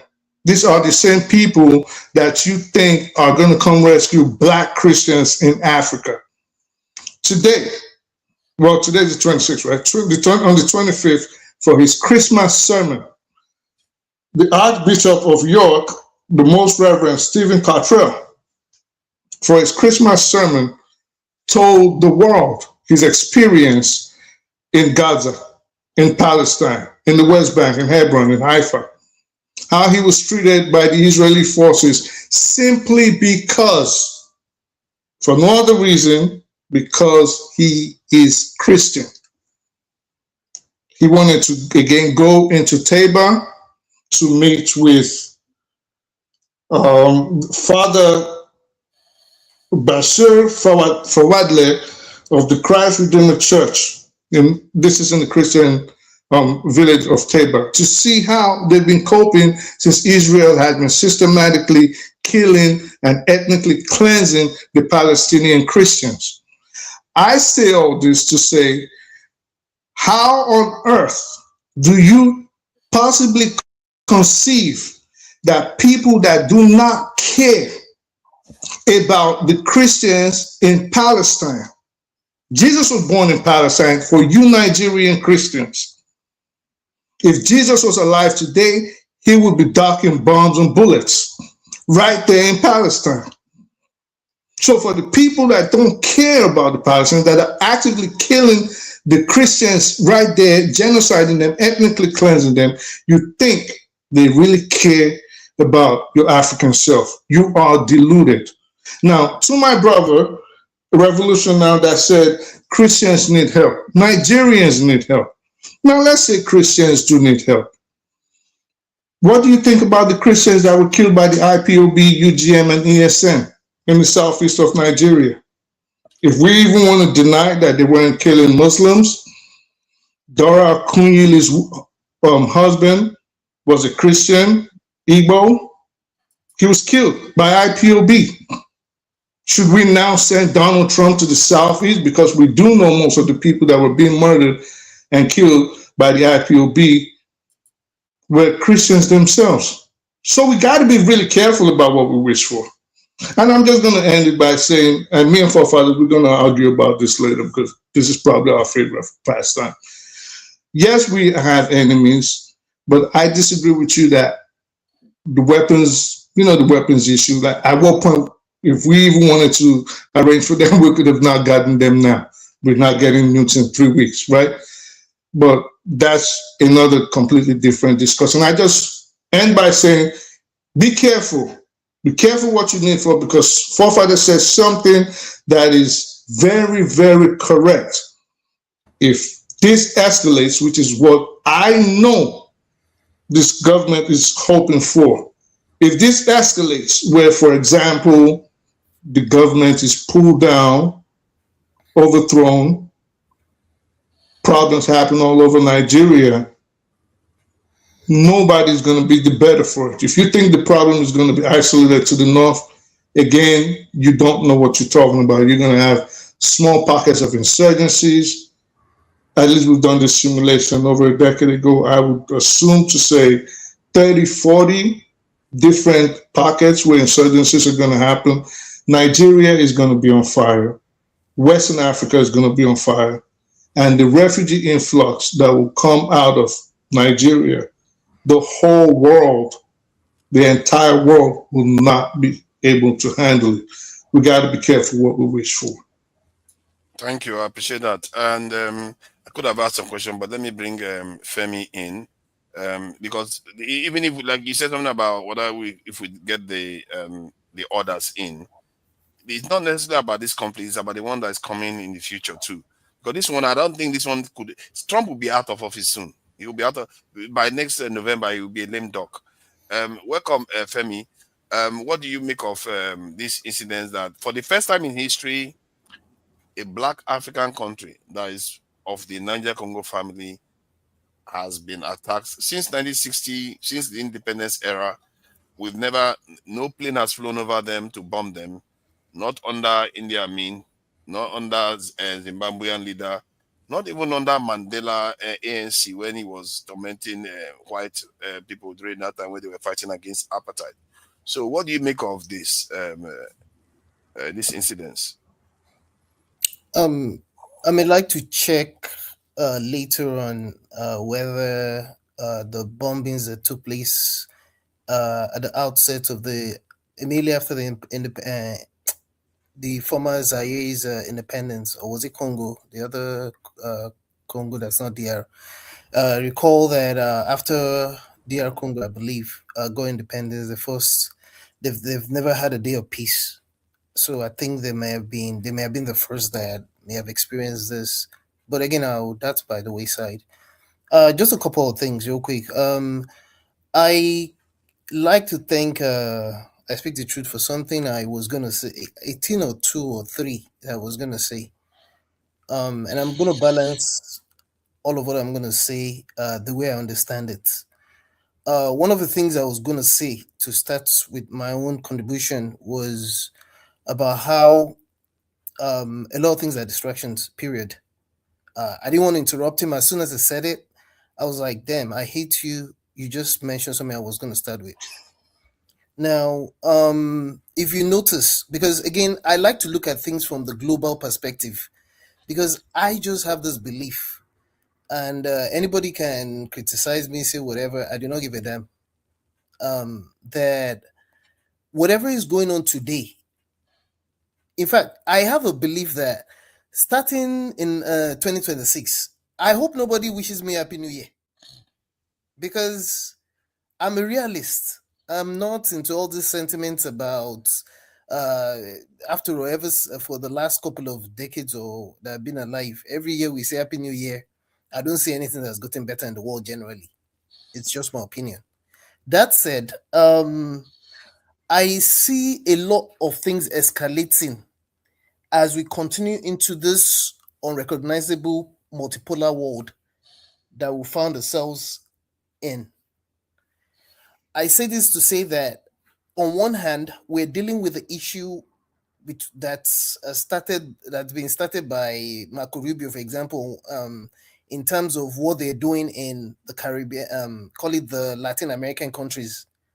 It's intentional.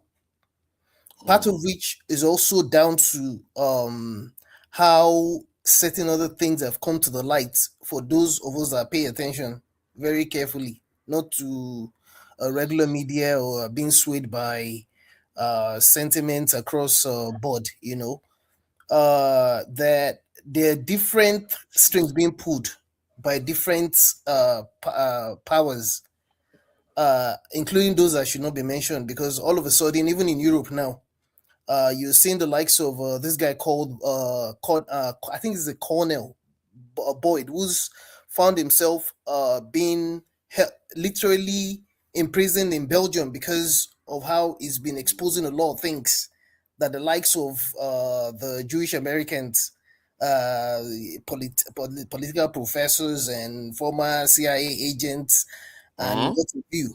I don't know about him. What's his name? Colonel Boyd. Honestly, I didn't know I was going to mention this. I think, pardon me, I'll get his name for you properly. It's Colonel Boyd. He's one of these guys.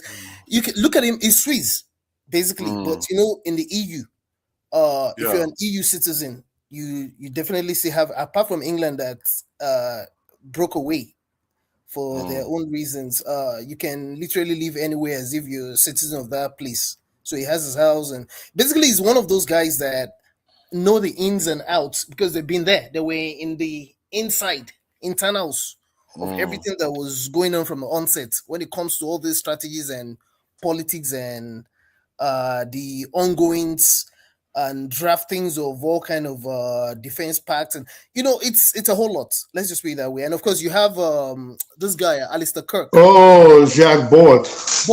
Yeah. Mm-hmm. You have Alistair Cook in the UK, for example, and there's a lot of them like that. The ones that a lot of us are mostly used to are the Americans like May Sherman and co. Anyway, I'm trying to tie a lot of things together to say that I believe that we're going to be surprised. A lot of us are going to be shocked by the kind of things that are going to be happening very early next year, including Americans as well, including Europeans. Well, I'm pretty sure forefathers, because even we in America, for example, we can feel the brunt of a lot of what's already going on in terms of inflation, in terms of jobs being lost, because a lot of things are easily tied down to what's it called? AI. It's a lie. It's a lot of rules, because there's a lot of desperation going on based off of the fact that not only are we living a multipolar world, but nations are definitely aligning, and there's all kind of politics going on. Now, let me not go too far. I also wanted to debunk a couple of things I've heard tonight already.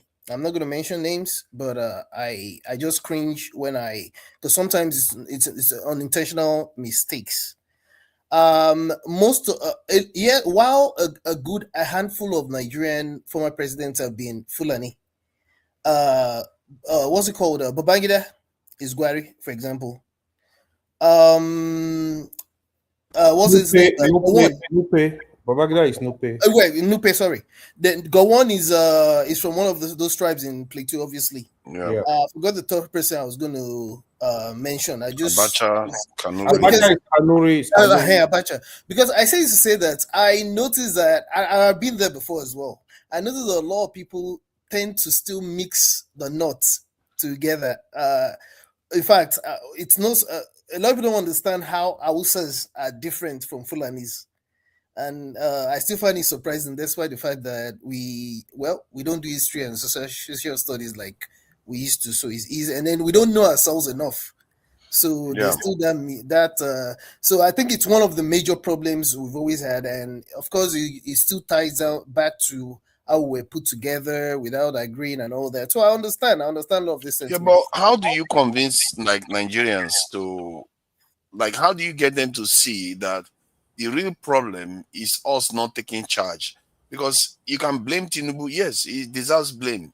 You can also side with Trump, which is also wrong. Both sides are also this is not profitable for us. Yeah. It's us that have to change. How do you convince Nigerians to see that? Because many of them, like if as you can see, Revolution now supports Trump, like he's calling him the greatest of all time, and then there are other like people like us that think that we should be taking care of business, not leaving it for other people to take care of us. Fafara, you know why I'm a bit ambivalent about this is that on one hand, it's not even about Tinubu, because Nigeria's problem did not start with Tinubu. As much as I cannot defend him, I do not like him. I always say this, I'm Yoruba.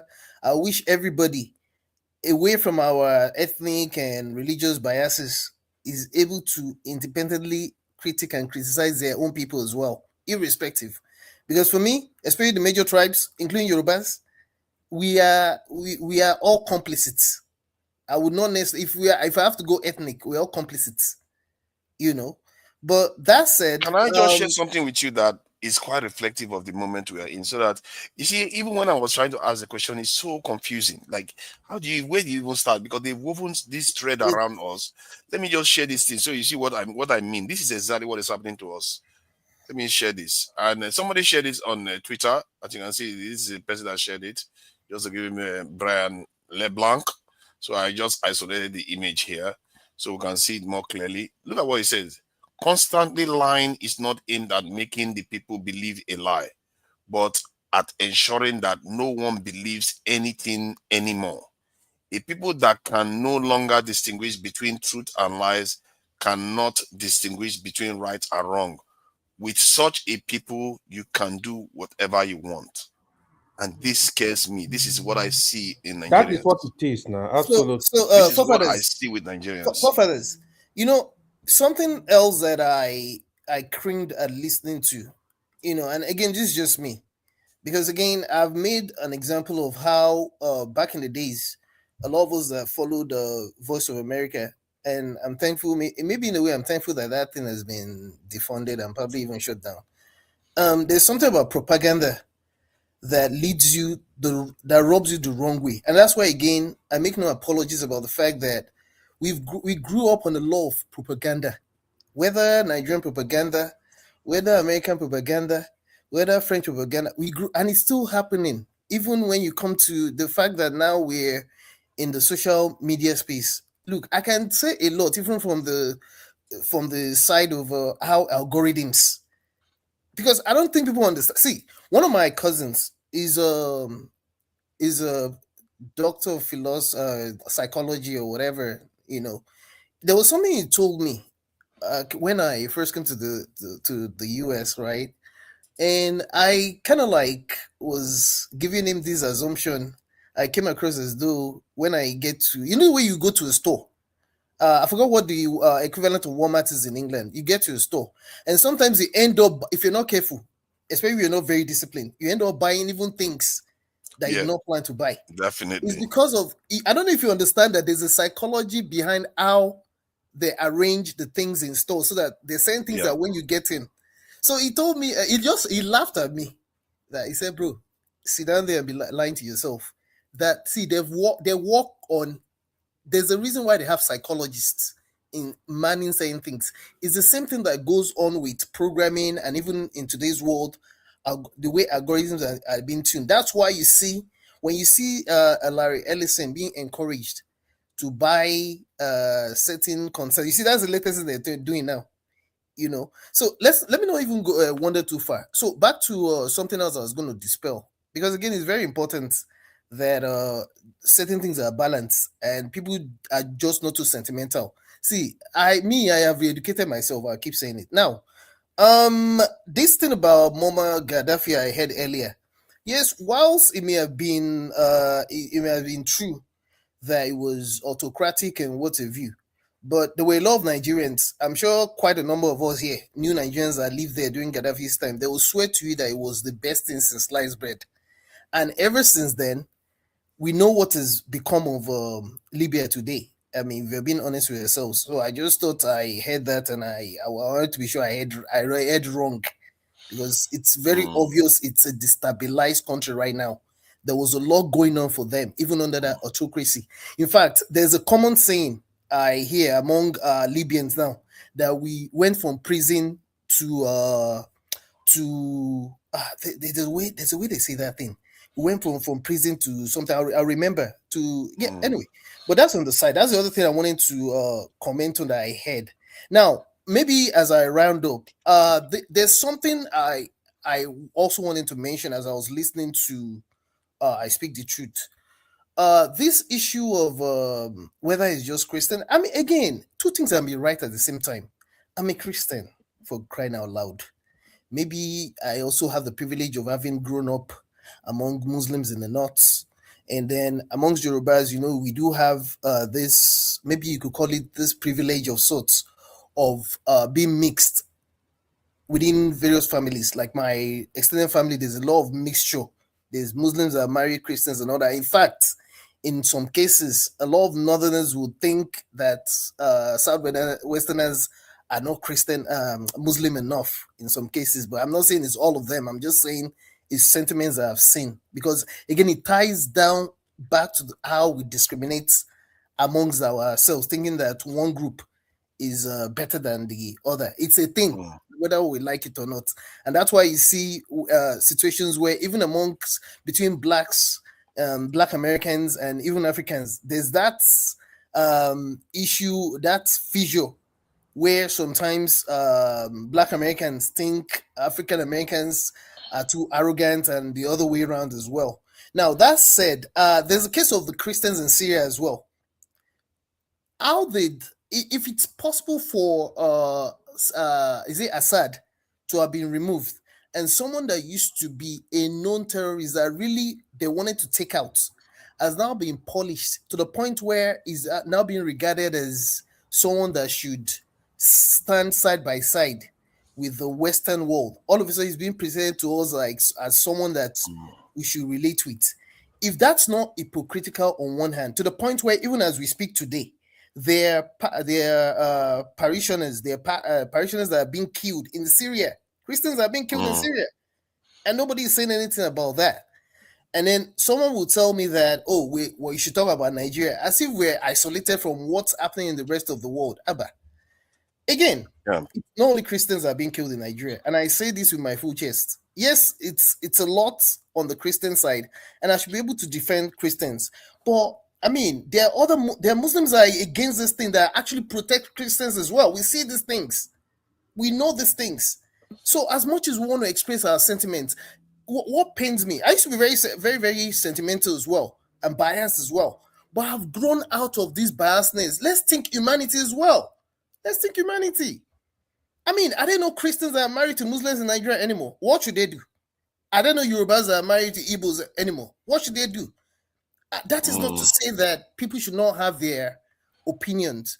But if some of us speak about our own beliefs, then we should not be castigated as being a pro-Muslim. I don't even know what that means, because in a way, I have been able to balance this thing. And there's certain things that when I meditate about them, I want to be clear to myself. I want to be clear to my conscience that I am not I'm not being fascisal, if you will. Let's be honest with ourselves. We're all complicit in one way or the other in what's happening to us. At the end of the day, do I even blame Trump or any American? It's something that America has been. It's not even about Trump, as far as I'm concerned. America has been doing all kinds of things that the people did not ask for a long time as well. Let's be honest with ourselves now. And we also forget, a lot of us live in America. We see the kind of hypocritical things that happen even within America, the same things that America complains about other people. I mean, I'm grateful that I have the opportunity to be here, but then I cannot see black and be calling it white. I mean, after all, the Americans are, as we speak today, what the present regime or government was elected to do, they're not even doing it. And even when you look at the fact that there are things like the Epstein files and other things that are going on that we're being distracted from, then you try. If I can criticize Tinubu and someone tells me I cannot criticize Trump, I mean, come on now. What kind of Thank you. are we? Thank you. Just to confirm your statement about Syria, Christians were under attack when these guys came into office, but they have not been under attack recently anymore, at least. But when he came to office, they were attacked, and there was quite a lot of upheaval. Actually, forefathers, that's not even true. They're still being killed. And these I forget what you call this minority ethnic group as well that are being slaughtered as we speak. That's not even true. Yeah, there's unrest. Definitely, there's unrest in Syria. The Alawites. Yeah, Alawites. Yeah, the Alawites. Yeah, there's unrest in Syria. That's for sure. But the point is that Trump was comfortable putting an Islamist, not just a Muslim, an Islamist in office. A terrorist. Yes, he's fine with that. And people a known terrorist that was beheading people on camera and had a $50 million bounty on his head. This is my point, that Nigerian Christians somehow think that this has anything to do with them. They don't understand what Trump is demanding from the current leader. They don't know what is going on behind the scenes, what they are demanding that they do with the Chinese, and we just don't know. And now they're just bombing our country. They're coming to carry out surveys, discovering things about us that we don't necessarily know about ourselves. What our leaders are doing, some of our leaders, my God, they will not know peace. And they are just like many of our people. They sell our people out for nothing. We don't even value our own lives. And this is why people can be happy though to see foreigners come and save us. Because we don't value our own life. Why can't you save yourself? It's up to us, because we definitely are not a serious nation anyway. We definitely not serious. We don't value our own lives. We outsource it to others to save for us. The fact that you can't save yourself, you don't value it enough, then you leave for some other person to come and save it for you. Jesus Christ, who is saving those people? Let other people speak. You know, look at him. And look at you him. Don't get tired. Ojoro man. He come here that tell me I don't tire. This thing was supposed to be few people to come in so that we just drill the issue down. But remove yourself then. Now we're gonna be nice. You're welcome, AY. Let me bring in who is next? I think it's Vitri. It's me. Vitri, man of finance. I hope you are not doing bets on this bombing in any way. These people that deal with forex. So, but what do you make of it though? Because I'm a little bit, like that statement said, there's a lot of confusion in the air in the Nigerian discourse right now, and people don't know what is right and wrong, what is the right direction to go anymore. What do you make of it? I think for that, thank you for hosting the stream. I saw it and I came in. Quite an interesting conversation, and I think I don't even know where to start. I just think that we, particularly Nigerian men, are useless set of people. I'm sorry to use this word. You know, if you look at what has been happening for Nigeria within the last 15 years, I mean, you can't make that up. Like, I will cite some example. You had the guy that came from America, Raleigh Moore, flew all the way from America, went to Benue State for a supposed fact-finding exercise. Which Nigerian politicians, all your senators, all your House of Rep, have been to those areas to say, let's go and speak to these people that have been affected by what has been happening? They don't care. If you look at when Donald Trump first made that tweet that he's going to come into Nigeria, go and look at the Nigerians that were commenting under that tweet. They were begging Trump to come and save them. And when things happen, people don't like to go back to the beginning. You should go back to the beginning and review that. How did they get here as a people? The 2023 election, before that election, there's a guy that came on and Rise TV. I can't remember the guy's name. The guy warned INEC that, please, don't rig this election because history will repeat itself again. And a side example of the 1993 election, what happened when they took Kabila's mandate. The country was thrown into chaos. And 30 years later, which is 2023, the Nigerian elite basically did the same thing again. Not conducting a transparent election. You came in there, people said, okay, fair enough, you're not there. Within a few weeks, you took out fuel subsidy, you floated the naira, you plunged people into financial difficulty. And on top of that, this man has been borrowing money and sharing to himself and his cronies. People are shouting that we don't have food to eat. People are being killed by terrorists. Let's assume that America, I know that if you have worked with these white people, what they tell you, that's not the main reason why they are coming there.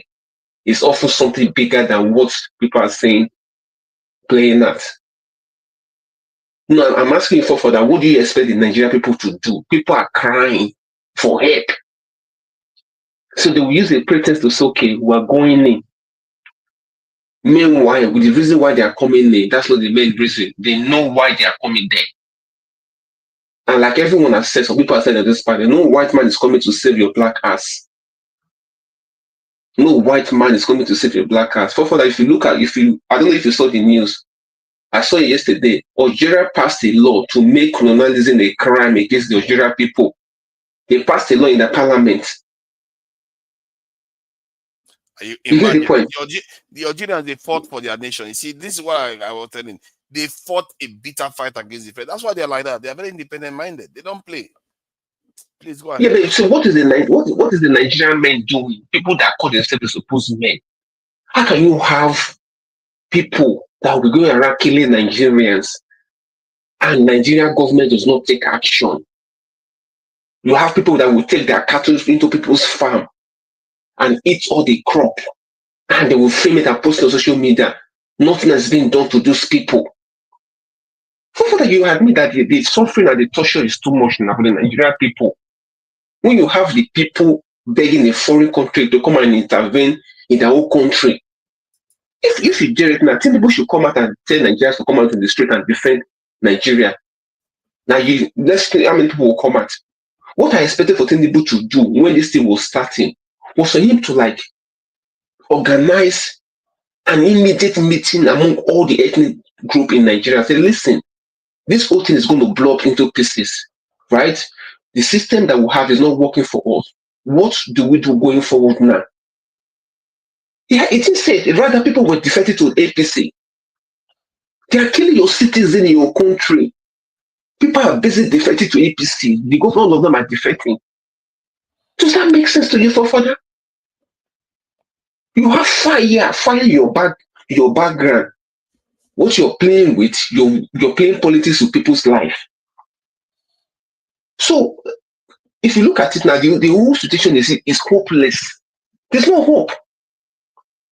And if he knows what is good for him, this is his last warning to Tinubu now. He still have small amount of time left. He has to schedule an urgent meeting among all the ethnic group. We have to decide as a people, how do we want to govern ourselves? You cannot, like this year I wanted to go for Christmas. When I talked about the own nonsense, going around with security, I just said, I don't want to deal with this nonsense. In the last 2 months, I went to Turkey in October. I went to Kenya in November. Nigeria is really a disgrace of a country. When I was in Kenya, I was walking free any time of the night. I was not scared that anybody will come and arrest or terrorize me. You see Oyibo people walking middle of the night, moving about freely. There's constant light, there's water running in your house. The internet is working to a certain degree. Nigeria is a disgraced country. How else will you put it? It's a shame. It's a shame. I think we have really let ourselves down in many ways.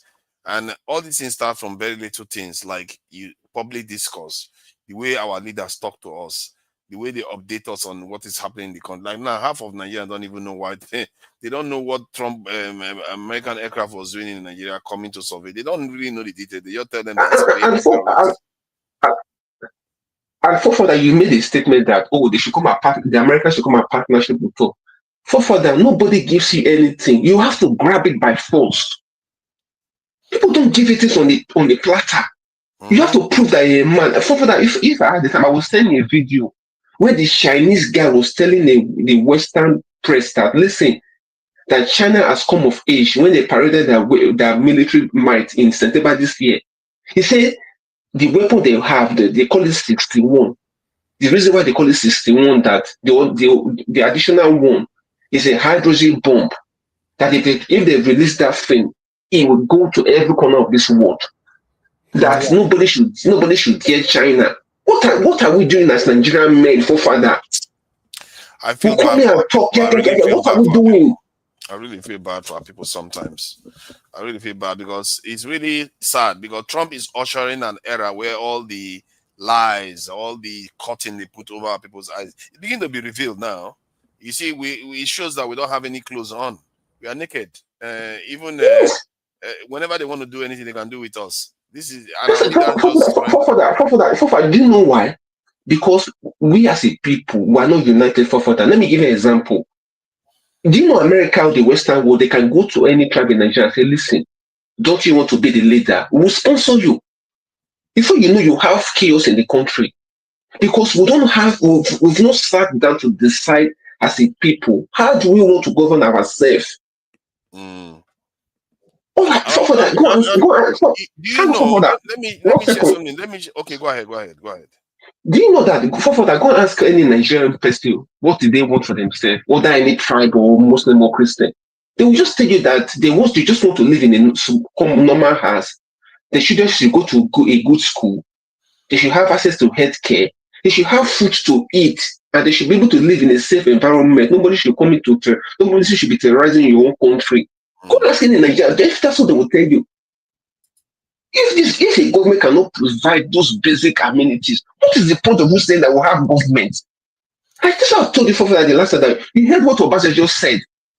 For let me tell you, there's a lot of things happening behind this thing. When Obasanjo was saying that for God's sake, we are part of a community. If you cannot protect your own people, the people will cry out for help. And this man is still busy playing politics. When the people that they call the patriot went to see him, that Mr. Tinubu, reform this country now. He said he doesn't have time for that. That is focusing on economic progress. For that, have you seen any economic progress? No, I've not seen. Yes, the money from the subsidy. Where is it? Where has he applied that money to? Where is the money? It's really sad when you watch. You see, Nigerians, we like to divide ourselves. I was watching a video on TikTok today, and this lady, it was a simple video. She was like, she's thanking her God because she traveled to another state to go and see her boyfriend and come back home, and the parents didn't discover that she did that. And what I discovered in the chat is what is interesting. And more other women were like, I traveled to Mediguri, I traveled to this to go and see my boyfriend. Nigerians are mixing with each other all the time behind the scenes, but in public discourse, they are bad-mouthing each other and dividing themselves. It's really a very, very... This is why when you go to any family, you see multiple regions in every family. You will see that one person is from married to somebody in this other region, and this person, but yet they will start, when it comes to politics, they start dividing themselves, and our politicians are so irresponsible in Africa. They are so super irresponsible. I've never seen anything like that. What are those people that are irresponsible? I don't know. No, for that, you should say Nigerian men. That's why right now, I told my friend a few weeks ago that right now in my life now, instead of me to make a friend with a Nigerian man, I would rather a dog should be my friend. We as a people, we are absolutely a useless set of people. Why a disgrace? I'm sorry to say for that. We have nothing to offer. I've never seen a set of people whereby people are only interested in themselves. You see people, you see that your neighbor are being killed. They won't talk until it gets to that door. They will start screaming as if they've not heard it before. As a people, that's how we are. It's really scary the way they talk about it. I was in discussions with somebody. The person was talking about how we can solve the problem of Nigeria and everything. Then the next thing, the guy just went and said in one swoop, is like, "Oh, let all those people, these things that's happening, let it be their problem. If they are killing their people, it's okay. As long as we are." Or like, what makes you think that's going to help you? Like now, it's happening in the north. They are bombing in the north now. Let me just round up with this. Do you know when I knew that this Tinubu is a useless and a hopeless man? For that, this man was talking about state police. Do you know if we had state police even 1 year ago, we will not be where we are right now? Because basically, that's what you've been talking about for that security. Because I need for that, I can volunteer to want to go and be local security in my local government. I know my local government very well, and I'm willing to die to defend my local government. This man just played politics with it for almost 1 year now. And that's the fundamental issue that we're having now.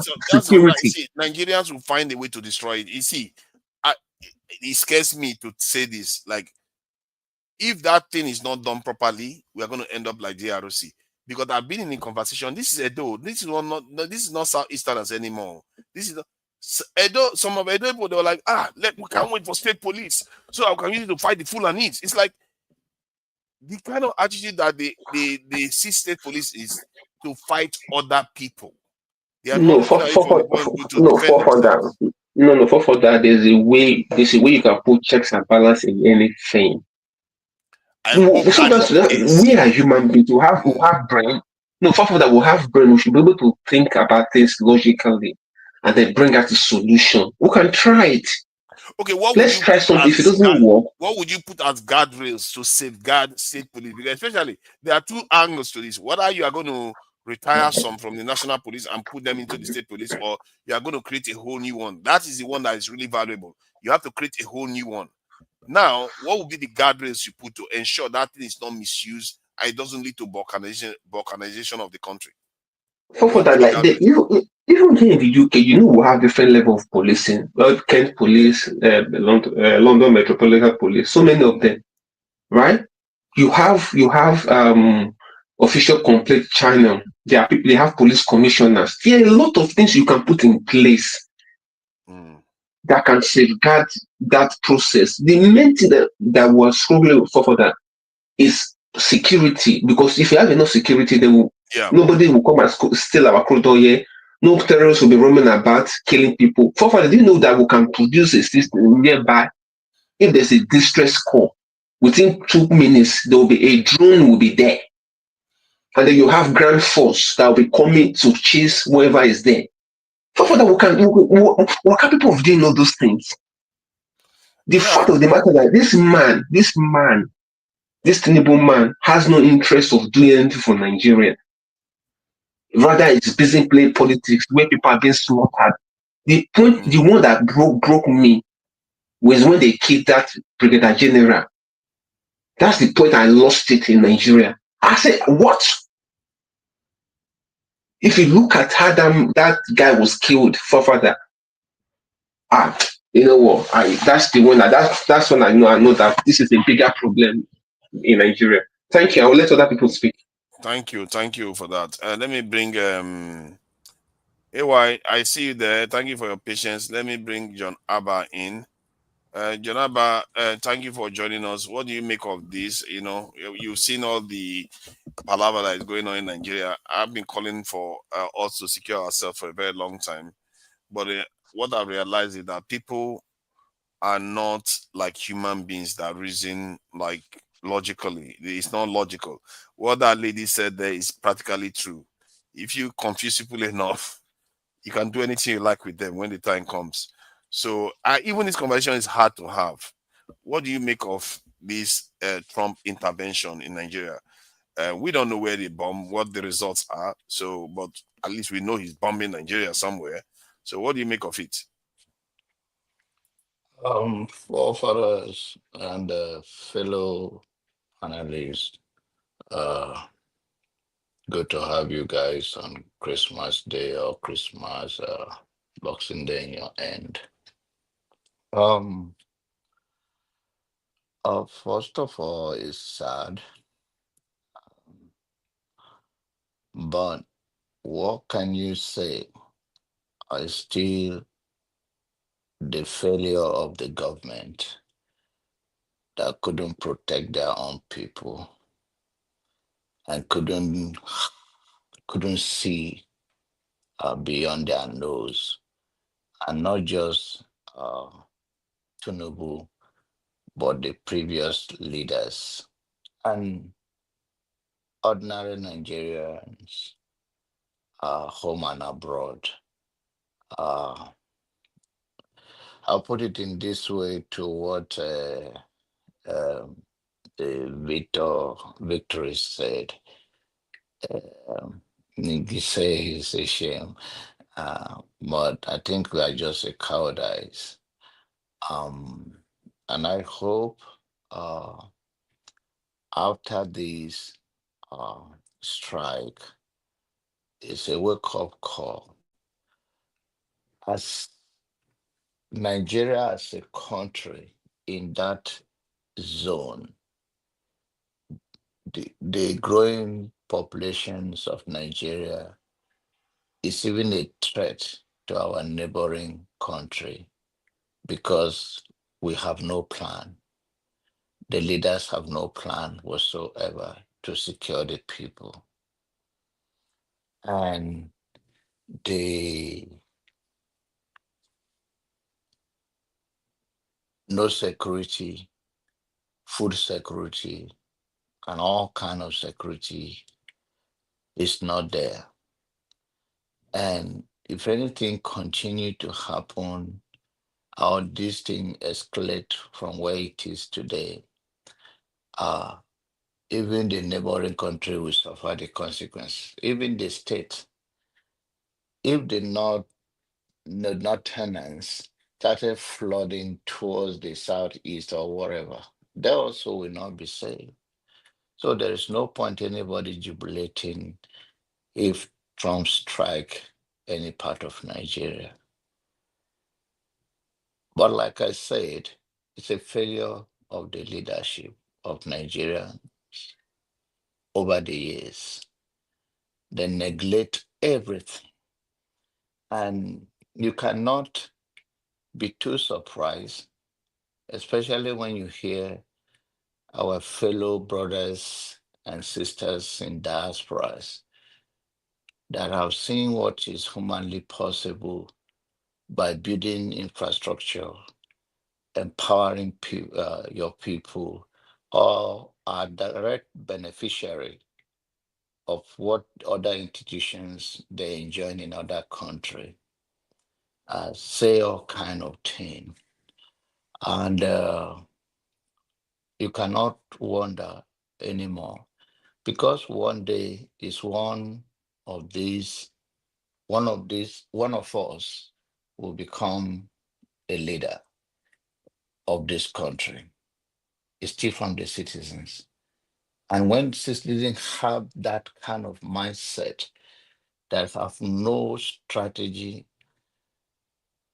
have no plan to secure their people, to make sure they are okay, or make sure they have a basic knowledge of geopolitics of the world, that these power struggles are some of this as a result of distraction over things may be happening in America to shift focus, or the struggle of other stuff in Nigeria, maybe because Chinese are increasing their own, not only in Nigeria, but are increasing their popularity in Africa.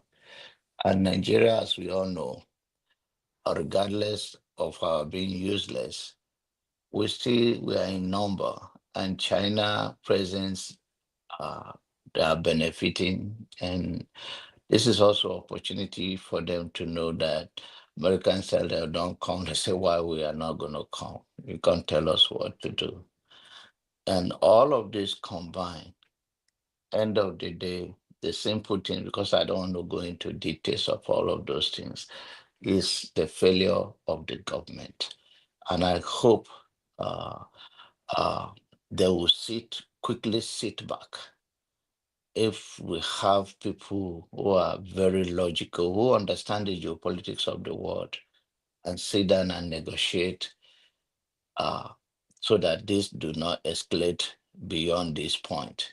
Otherwise, they Jonava, can. regarding, sorry, I know you were talking about something, but something just occurred to me because we're having quite a heavy discussion yesterday about some actions that people in the Islamic community take that are not necessarily, that should be moderated.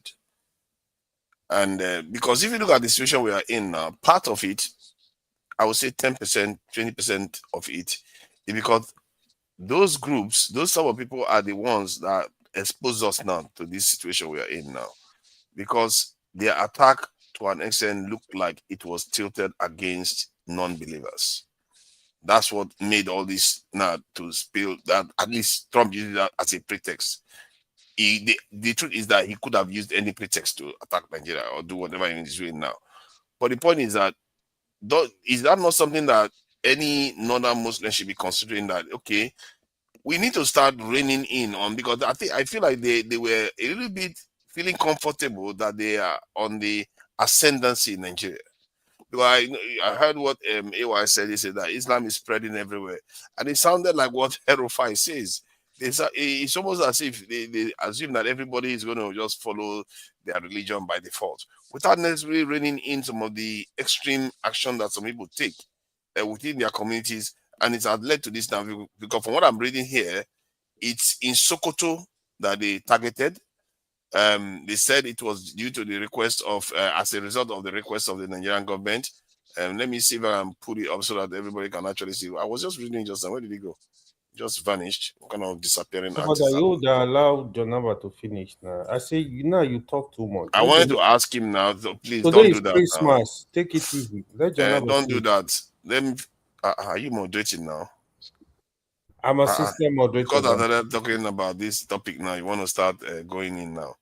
So, but do you think that, in terms of the question I wanted to ask, do you think that there's some work to be done in the north to rein their people in, so that they are not susceptible to this sort of extremism that leads to terrorism in Nigeria? Yes, I believe the northern elite and the northern cleric should do more, but also I can see someone like Issa Patami. I don't know if you have seen him. He's a professor. He's a very refined one. He was rough, but now he's very smooth. He's commanding quite numbers of the youth, and is speaking to the core belief. And if you follow him, he's more refined. And I believe this is um, decades of damage done to the society, brainwashed. It has to take a lot of time to start to re-educate them to leave this kind of violent aspect of it. I think they have responsibility to do so, and also to educate them, because what happened Sokoto with that young lady being killed and no consequences in 21st century is a blow to Nigeria government. It's a blow.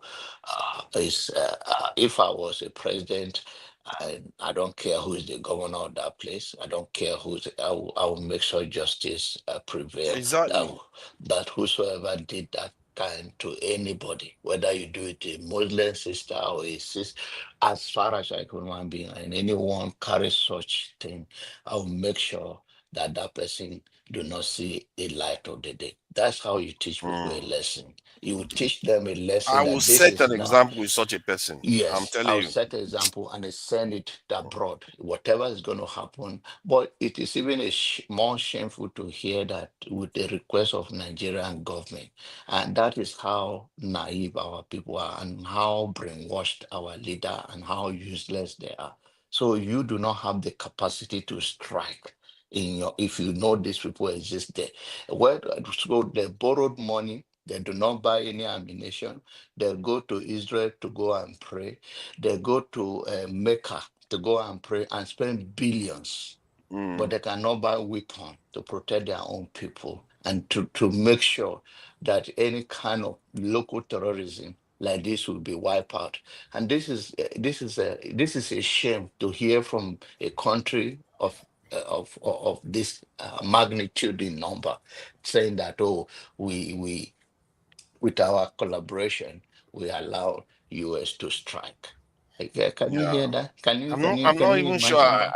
That's quite interesting. You made Yeah, that statement because I'm not sure there's any country of this size yeah, that's ever done that. yeah.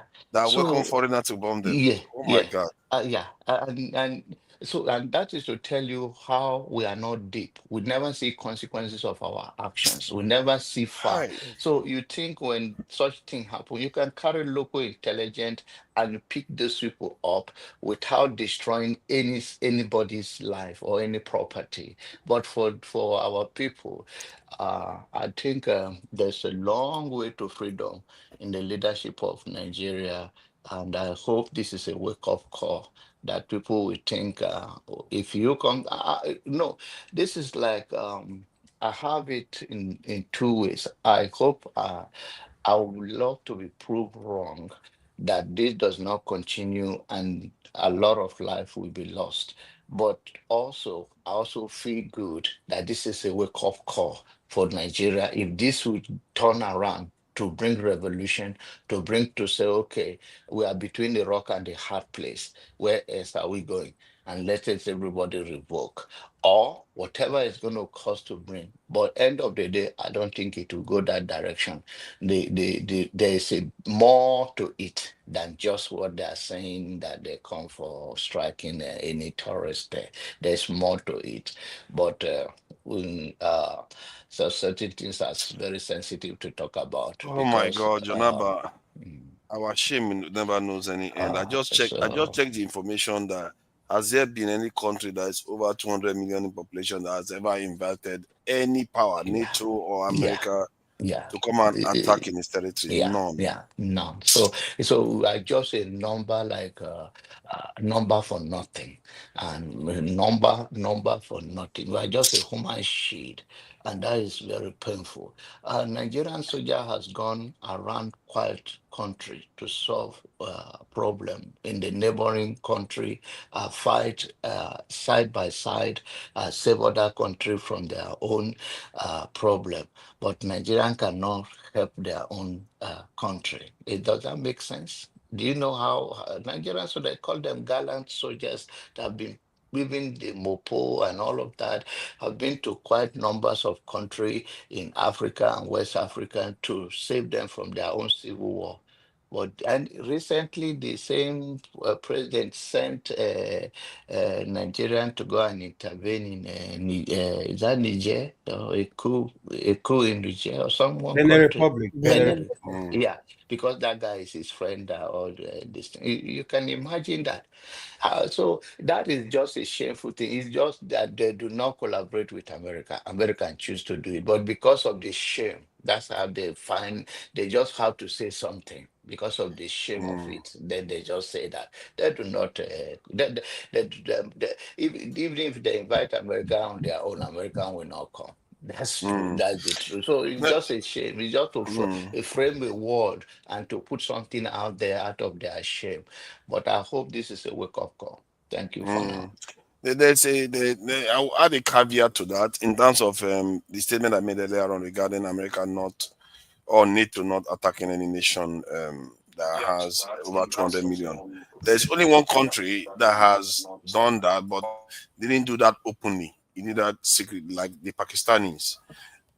From what I gather, give it underground, go ahead. Like the way they did with Osama bin Laden. Pakistan was inside. Osama bin Laden was in there. So even if they would tell you publicly they didn't do it, but behind the scenes they are like, go and do it. So they publicly they will not acknowledge that they do it, but from what I gather, they do it secretly. But in the case of Nigeria, it's actually different. It's like invite, come and bomb us like small nations do. That's the difference.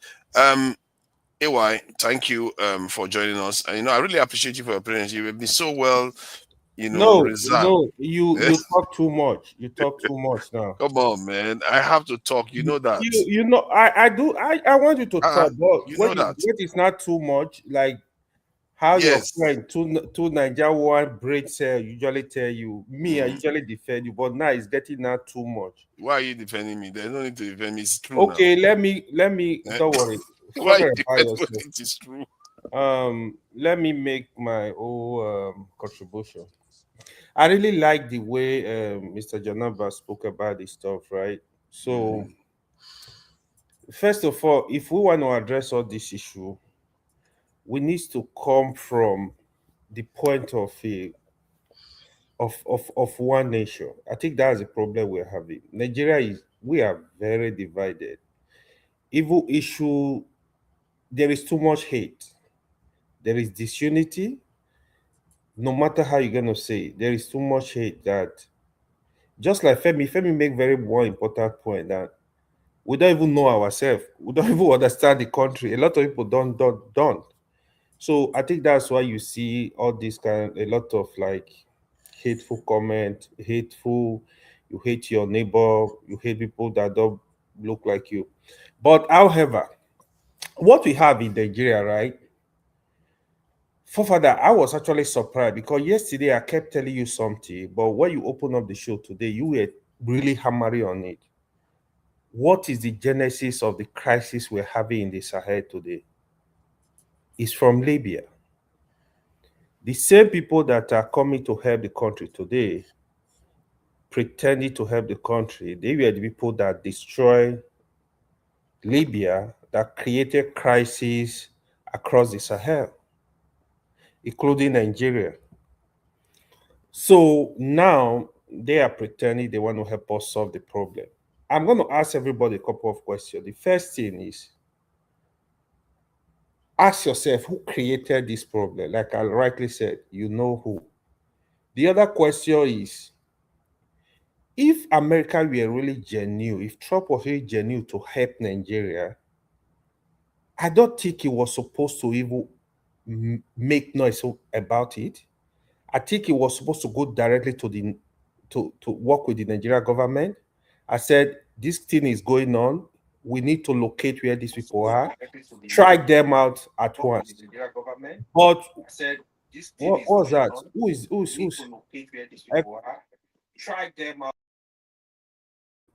So it has to be concerns now. It was concerns. Okay. So you strike them out at once. All this while, it's over a month now. Trump announced he's coming to Nigeria, blah, blah, blah. How are we not sure the bandits, the terrorists are still in those forests? They are still there. That's the first question. So my O is, if you are really genuine about it, which I was initially saying, work with the Nigerian government. You don't need to let them announce to anybody you coming to Nigeria. You have approval for area where you can clean up for the country. You don't need to announce it, because I feel, even they've been talking about, even yesterday, a lot of news were flying around. America are doing mapping in Nigeria. Today they strike. What makes you believe these people are still going to be sleeping there and waiting for America to come and blast? So think about it.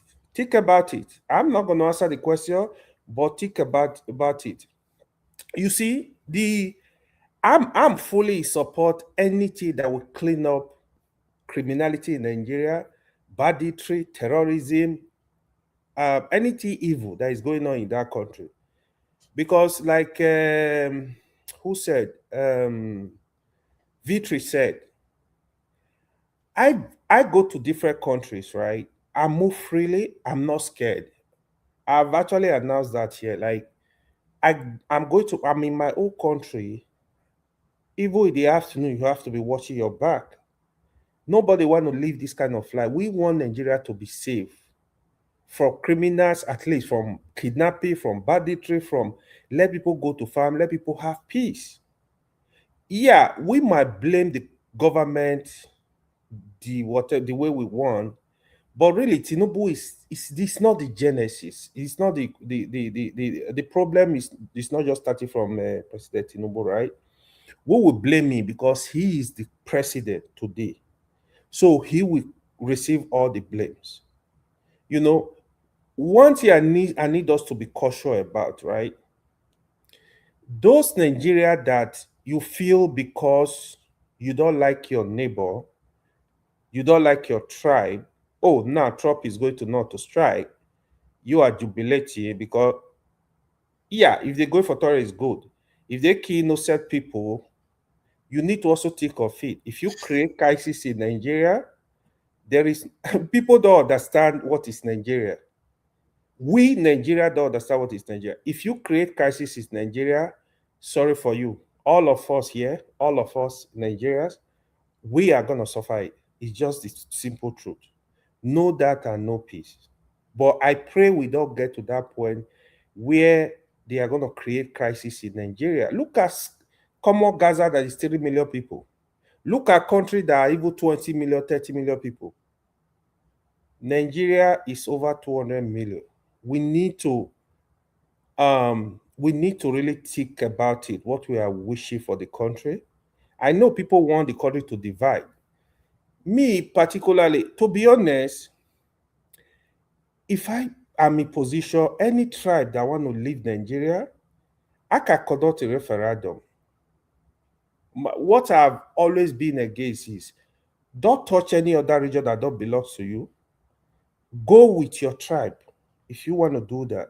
In fact, people from any part, if my tribe said they want to leave Nigeria, conduct a referendum. Those that want to stay in Nigeria, let them stay. Give them the right, protect them, let them be there. Those that want to leave, let them leave. You leave, you are not coming back. We are not coming back. I'm gonna lock you out. So let's look for a way. We gotta look for a way to work together as Nigeria. If the country is ready to divide, let's also divide peacefully so you don't spill too much blood. You don't want to see that. It's not joke. People, 200 million people is not joke. We need to understand that. So we know what is going on. Like I prayed, like sincerely, Trump intentions are good. I mean, just like Jonaba also said, at least Trump even saying it is putting pressure on the government because for a long time, the government have failed the people because I can't really understand it how they are unable to protect their old people. The banditry that has been going on, the Fulani herdsmen, Boko Haram, people are not able to go to farm. Like you can't allow a country to go down this way. Like what Jonaba said now, it was so easy for the president to call for rescue of the Benin Republic government. It was so easy. In twinkle of an eye, they were all there. How come when this is the happen in this region, the banditry, the Boko Haram, this attack, how come they don't speed up in that faction and move swift and go to those areas to rescue people? For example, people will carry bike, Okada, to come and kidnap over 200 students in school that is not inside the forest. There is nothing like what is called backup. There is no urgency for the military to move swiftly. They have helicopter, the Air Force is there to even trace these people, to even stop them. Even the police, they should be able to even, at least everybody will just sleep because this operation, they carry them out minimum 2 hours. It takes time for you to move over 200 students from a school, moving them on foot into the forest. So it's really failure of government. You're not gonna blame Trump alone. I'm not in support of anybody unanimously coming to Nigeria to do any stupid thing in the name of attack or whatever. But if the government gave them the go ahead, they really collaborated with the federal government and they approve of it, so shall it be. You voted them in, we voted them in, so they must make decision on your behalf. That is what it is. So that is how a country operates. What I was really against is if they want to do that without the consent of the government, then it becomes like a bigger problem. If they are going to listen to the government, they know, okay, you can't go, this is what you can do, this is what you can do, protect the civilians, that's fine. So I want the country to be safe. I want everybody to be at peace. But it's sad, it's unfortunate that foreign country is coming to help us do this. But I sincerely believe, if not for corruption, we can actually take care of this business ourselves. Hopefully, going forward, they are going to do better. They are going to sit up, to protect the life and properties of the people. Thank you. You are muted, forefather. You are muted. Yeah, thank you for that. Thank you for that. The issue of I think everybody has spoken apart from one angry person. But Jefferson is a decent person, not angry. Very nice person coming in. Jefferson. All right. So you know about the strikes. It's in Sokoto, by the way, not Borno State, which is interesting. Tonight is terrorist sympathizer is moderating tonight. So, but you have to listen to him. So you're not a terrorist sympathizer anymore. When you sympathize with autopilot to be killing Southeasterners, it's okay for you to sympathize with them. All these people that can't think straight at all. All right. What do you make of what Trump has done and what it might mean for Nigeria? Does anybody have any idea what it will mean? One thing I can tell you for sure, if Nigerians don't have the boots on the ground to take our security into our own hands, I can bet anybody here the banditry and insecurity is not going to be solved, no matter how much bomb Americans drop, because they've done it in so many places, it never worked. That is not what solved the problem. So, but go ahead. What do you make of the incidents and the fact that Trump is bombing some parts of Nigeria, something that has never happened under any Nigerian leader before, and hardly in West Africa too? No Igbo country has come and bombed us, West Africa or Central Africa. I think Femi is saying maybe there was something, but I don't think I've heard of it. DR Congo, the Belgians bombed DR Congo in the aftermath of the independence when they were trying to control the mines, and which is still part of what's going on today. Was that before independence or after? No, after independence, and they were trying to make sure they secured the mines, and that's the genesis of what's happening today in Congo DR. You see, that led to what we are seeing today. Since then, there have not been any major incidents on the continent because they knew that they can manipulate our leaders. Because India Mikim did a lot of crazy stuff against them. Mugabe did a lot of crazy stuff against them too, but they didn't military intervene. But Nigeria somehow broken that spell that has lasted more than 60 years, if I'm not mistaken. Jefferson, do you think this might have some serious ramification for Tinubu? I think Tinubu should have to answer for this strongly.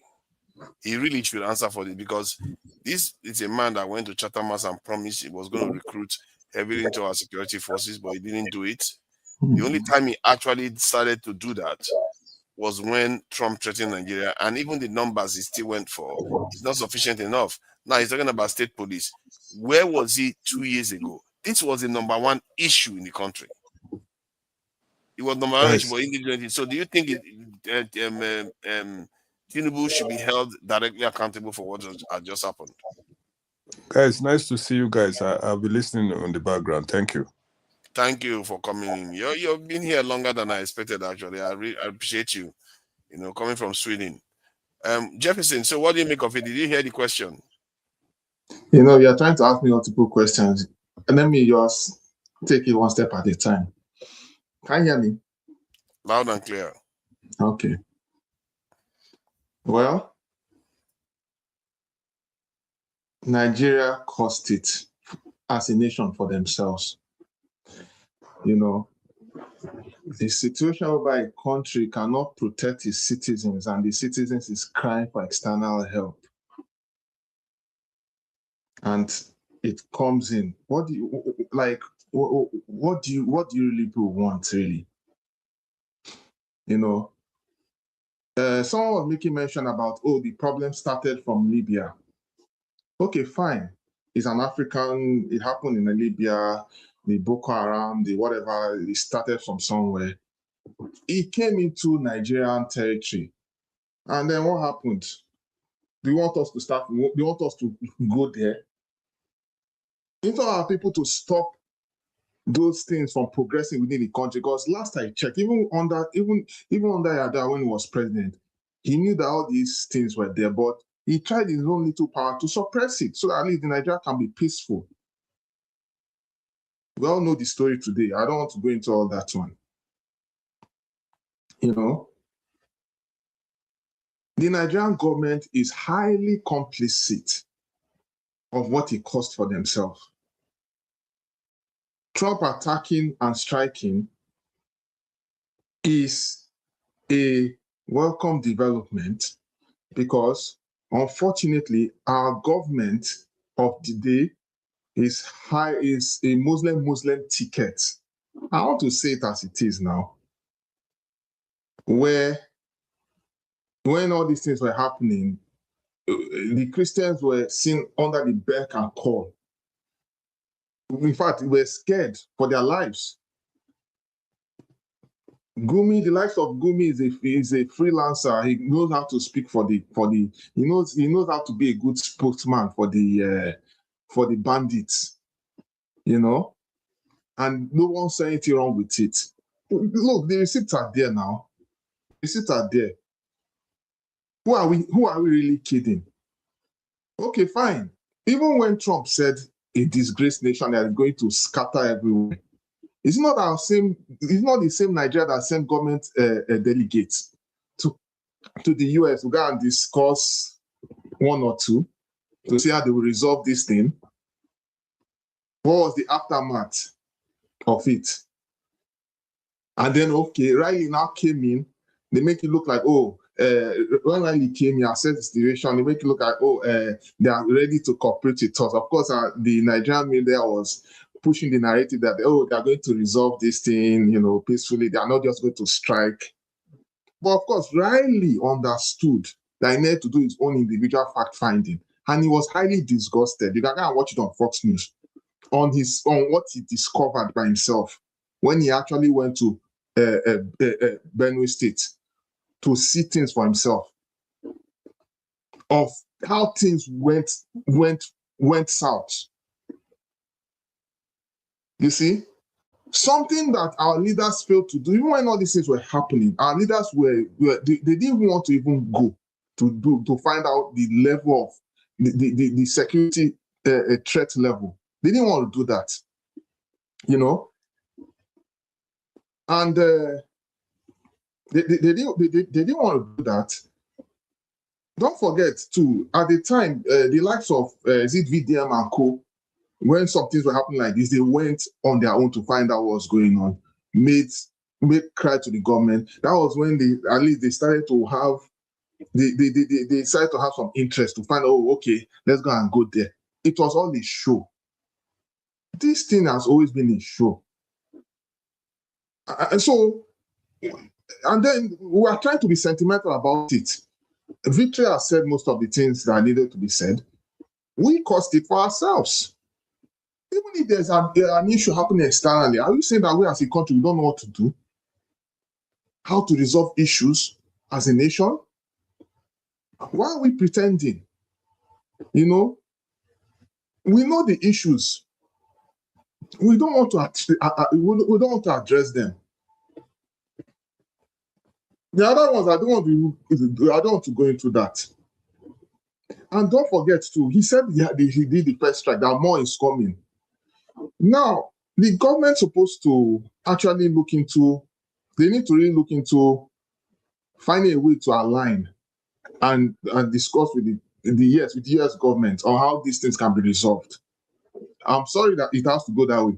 The same way the same Nigerian government was very quick to align with France to exchange data of how they will tax Nigerians home and abroad. It's the same way they should have done align with America to resolve them. Yes, now, because now when it comes to money, the Nigerian government is very, very quick in being very proactive in getting resources from Nigerians.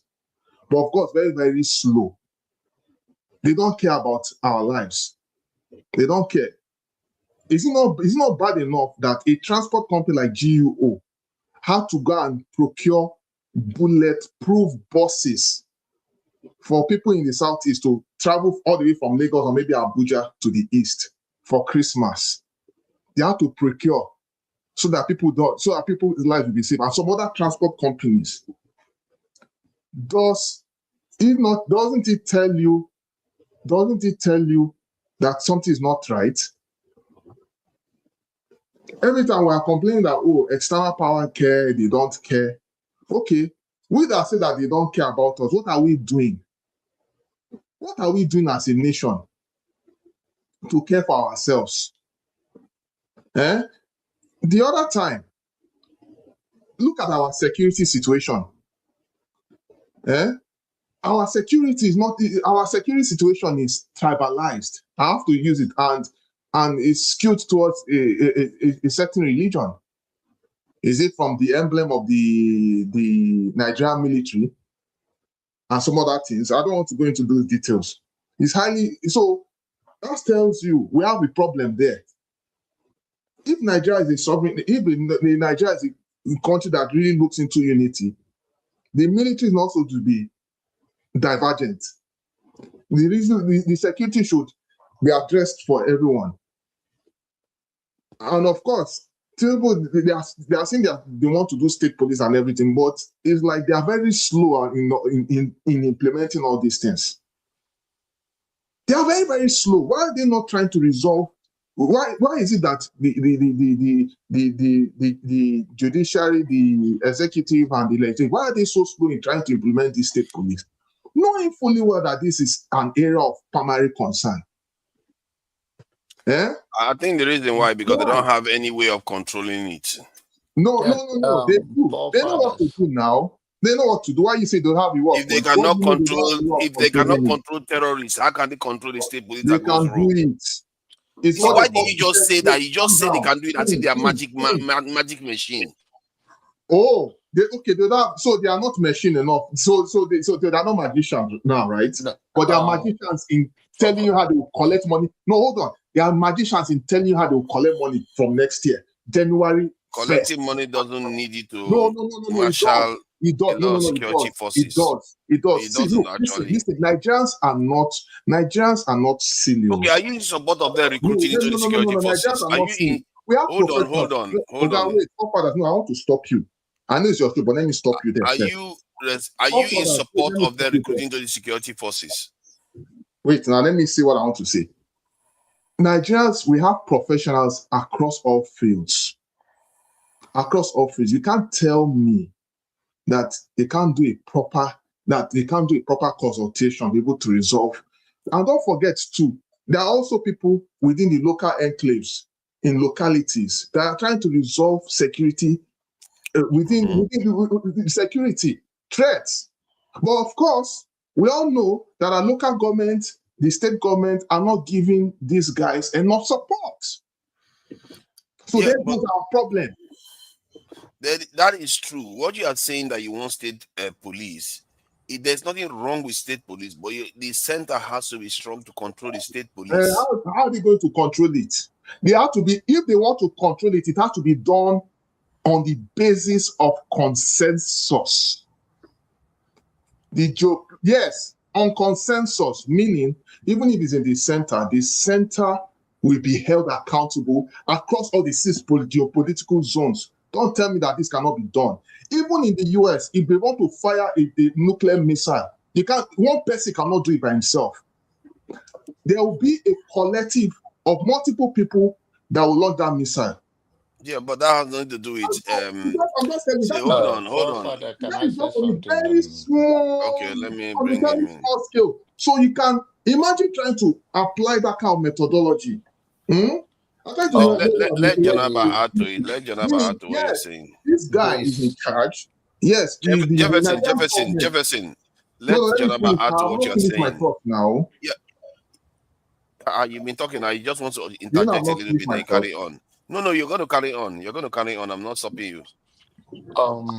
When it comes to the Hey, before issue, Janaba start, Janaba, I want to hear your view on this state police thing, right? that's what I want to say something. Yeah, if you can. I know you know a lot in that terrain. Not like forefather that would just be blabbing. Yeah, I go was ahead. in support of state police Forefather, I'm over the after you years. today. You are in trouble. You're welcome. And Good when luck with we that one. don't have the structure that supports state police and the finances, the governors will use it to oppress anybody he want to oppress. So to what forefather said, listen now. It's like they don't even know themselves. Nigeria that abuse lose like crazy. We don't have the Nigerian police. Listen to Janaba to oppress Nigeria. What we have. Look at the police right now. The Nigerian police self right now are not even being paid well. Yeah. Now, okay, so the under this administration in the history of Nigeria, they have come up and won the case that the state, every local government autonomous, that even the money should be going to the local government. Up to today, it's not going. The governor, so the governor, even the governor still hijack it. And of course, they have all kind of political undertone for election and all of that. And this is what went through. This went through the law of the land, that they say that the money should be given to the local government directly so that it can impact the local setting and we can have a grassroots economy and also bringing the government close to the people. Because what have been happening, even this fuel subsidy, that some of them have been diverted to the allocation to the state, and it's still not having part on it. The governor still hijack it. Now, if you are looking at Nigerian setting, the president, when it comes to a local impact, they are paying all the state their allocation, no state their own money. But the evil of the country, and why did the president do not make a case to hold them accountable? It is all because one of your finger touched the oil, the rest will not deny it. From the bottom to the top and top to the bottom, corruption has eaten up and no one is holding accountable. When it comes to the state police, if you say that you create a state police today, for years before even people started talking, we talk about it. You cannot consider that, you cannot compare the way the police system in America or any other developed country run their affairs with the way we are talking about when you go to Nigeria. Because the generating, the way they generate, okay, so there is no fund. The fund will not be, now there's local vigilante. I want you to know that when this thing was too much in Benue State, under Otu created almost like state police. They were like almost like state police.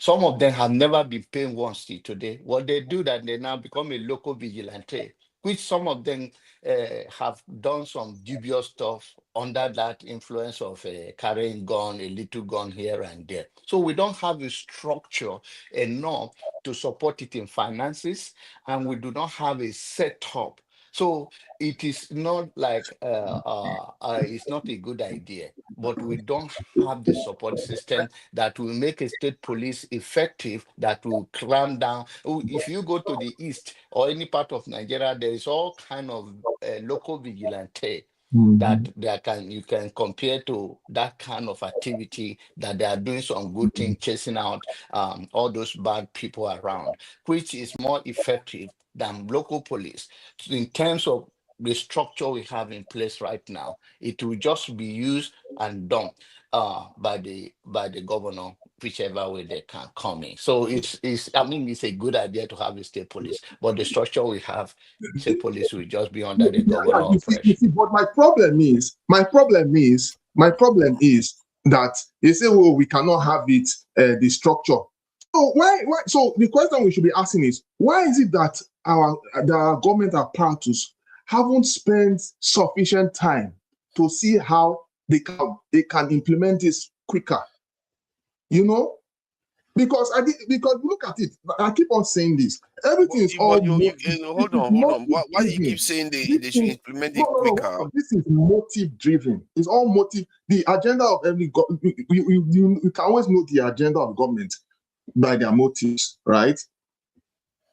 What is your own motive? What is your own motive? So, okay, let me tell you what my own motive is. The same way they were so quick in trying to work on this taxation structure, it was equally the same way they should work on the security infrastructure.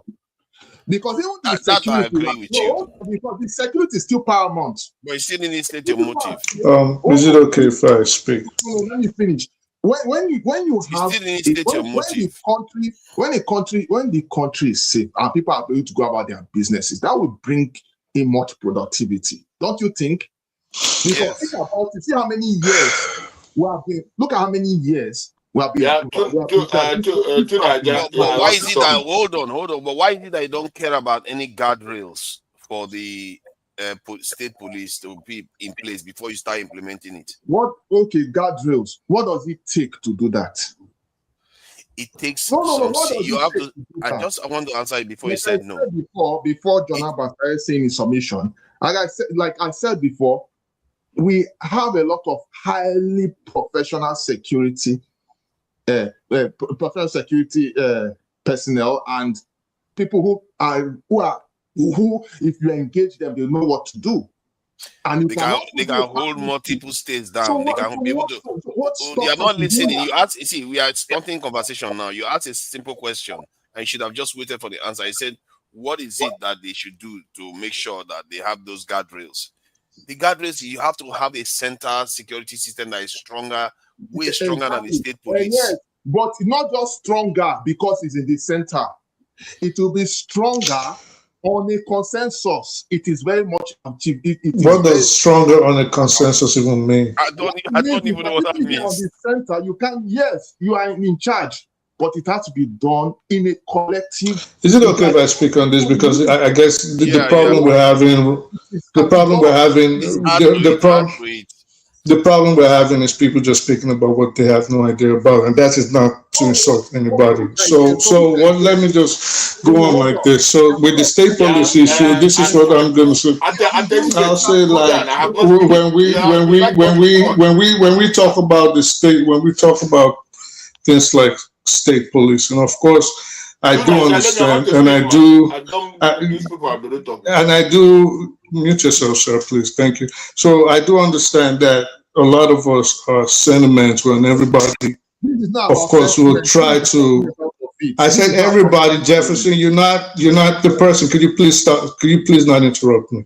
I really appreciate it. I'm not even finished my submission. If you want to talk for 45 more minutes, go ahead. The moderator is there. You've just been going round and round. I personally haven't gained anything from anything you said. Moderator, could you please, let's not turn this show on its head. See, Jefferson, let him just interject. Try to keep it brief so that he can carry on. Of course. If he wants to speak for 45 more minutes, like you guys have been doing, go ahead. When you're done, I'm going to speak. Go ahead. Keep talking. We're listening. Jefferson, use 2 minutes to round up.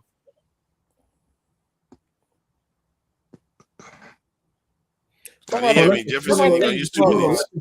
Let me go ahead. Say your submission.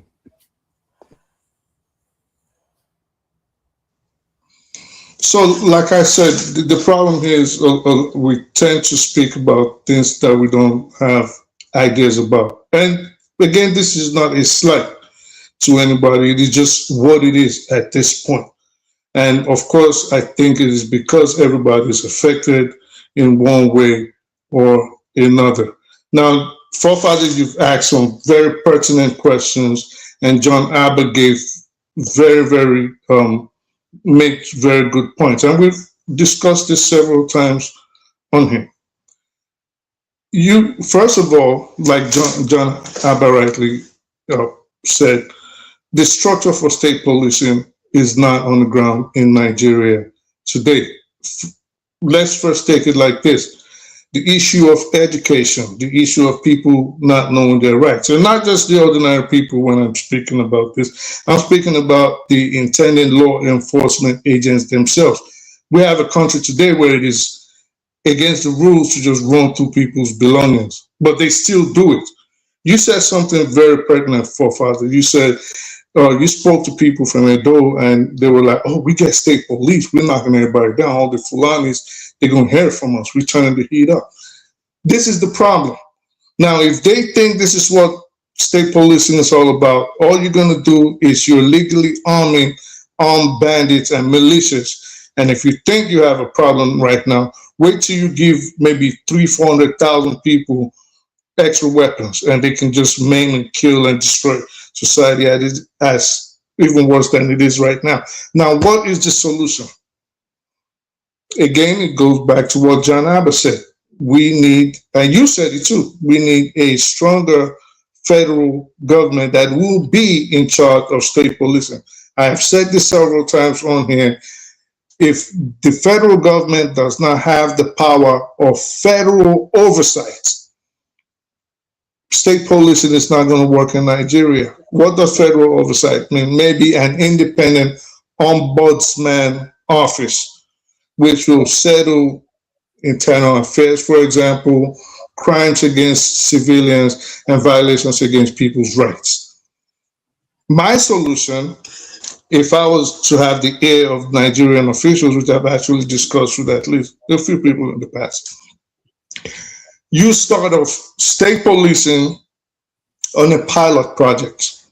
So it is not something that will just happen overnight, or if I understand what Jefferson was trying to say, by consensus. That is not how it works. Even the United States did not have state policing all over the place. It took almost 200 years. As we speak right now, Hawaii does not have a state police division. It has a sheriff's division, right? And this might again be with regards to its size. Pennsylvania, Virginia, all these people did not have state police until the early 20th century. And in fact, they evolved. For example, Virginia, if I'm not mistaken, started off as a motor vehicle policing method for the highways. As we speak, there are numerous people in New York City, that have never seen a state trooper in their life. They've never seen them because they are not within the vicinity of the boroughs. They are on the outskirts, which is the highway patrol, the state troopers. So we have to know these things before we decide that we just want state policing. The funds are not there. Maybe we take 10 states. Maybe we take 10 states. Even 10 states, I think, is a lot. I think we need marginally lower and plan it over 100 years that this is how we want to be policed. And I say a pilot project, meaning you take 10 states, within that 10 states, you try out policing in communities, in localities, and on the highways. We see how that works, where we made mistakes, and then we get better. And this goes to what you said, Jefferson, that yeah, we do have professionals in this aspect that can always recommend and say, this is what we need to improve upon, this is what we need to discard, and this is what we need to add to it. But if we take today and give everybody the ability to police, all we are doing, especially the way Nigeria is structured, all you're doing is empowering the governors to become even more criminal. Now, there was something you said, and I don't think. At least it's night. And there was something, and there was something. Police. And there was. We have to talk.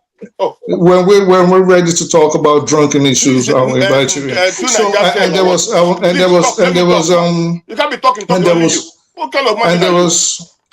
the way you're acting, you think anybody really wants to listen to you. So Please there was stop. Let me something you talk. said. I have to talk. You know, only you There are was talking. right. You did not stop. You did not. Go to Nigeria to tell Tinubu what to do. You did not stop. You did not stop. If you drank too much today, I understand. Go sleep. You did not stop anybody else from. So, all right. So Jefferson, there was something. You need to stop drinking and coming on here live. So there was something. Who's drinking and coming here? Maybe it was coke, probably drugs. You need to stop drinking and doing drugs and coming in. So there was something you said, Jefferson, there was something you said which I disagree with. And I think we need to discard our minds from thoughts like that. You said there was one of the problems, or a problem that Nigeria has, was the Muslim ticket. Hey! I don't think. But I don't think it matters. Stop. No, let me land. I haven't said anything. So I don't think it's a problem with the fate of the. I don't think the fate of the. I don't think the fate. I haven't said anything, sir. Your brother is there yelling. He's inebriated. So this is the thing. Yeah, he's drunk. He needs to go relax. So stop that nonsense, my friend. This is the thing. This is what I'm saying. This is what I'm saying. He needs to start drinking and coming on here. So Jefferson, this is what I'm. This is.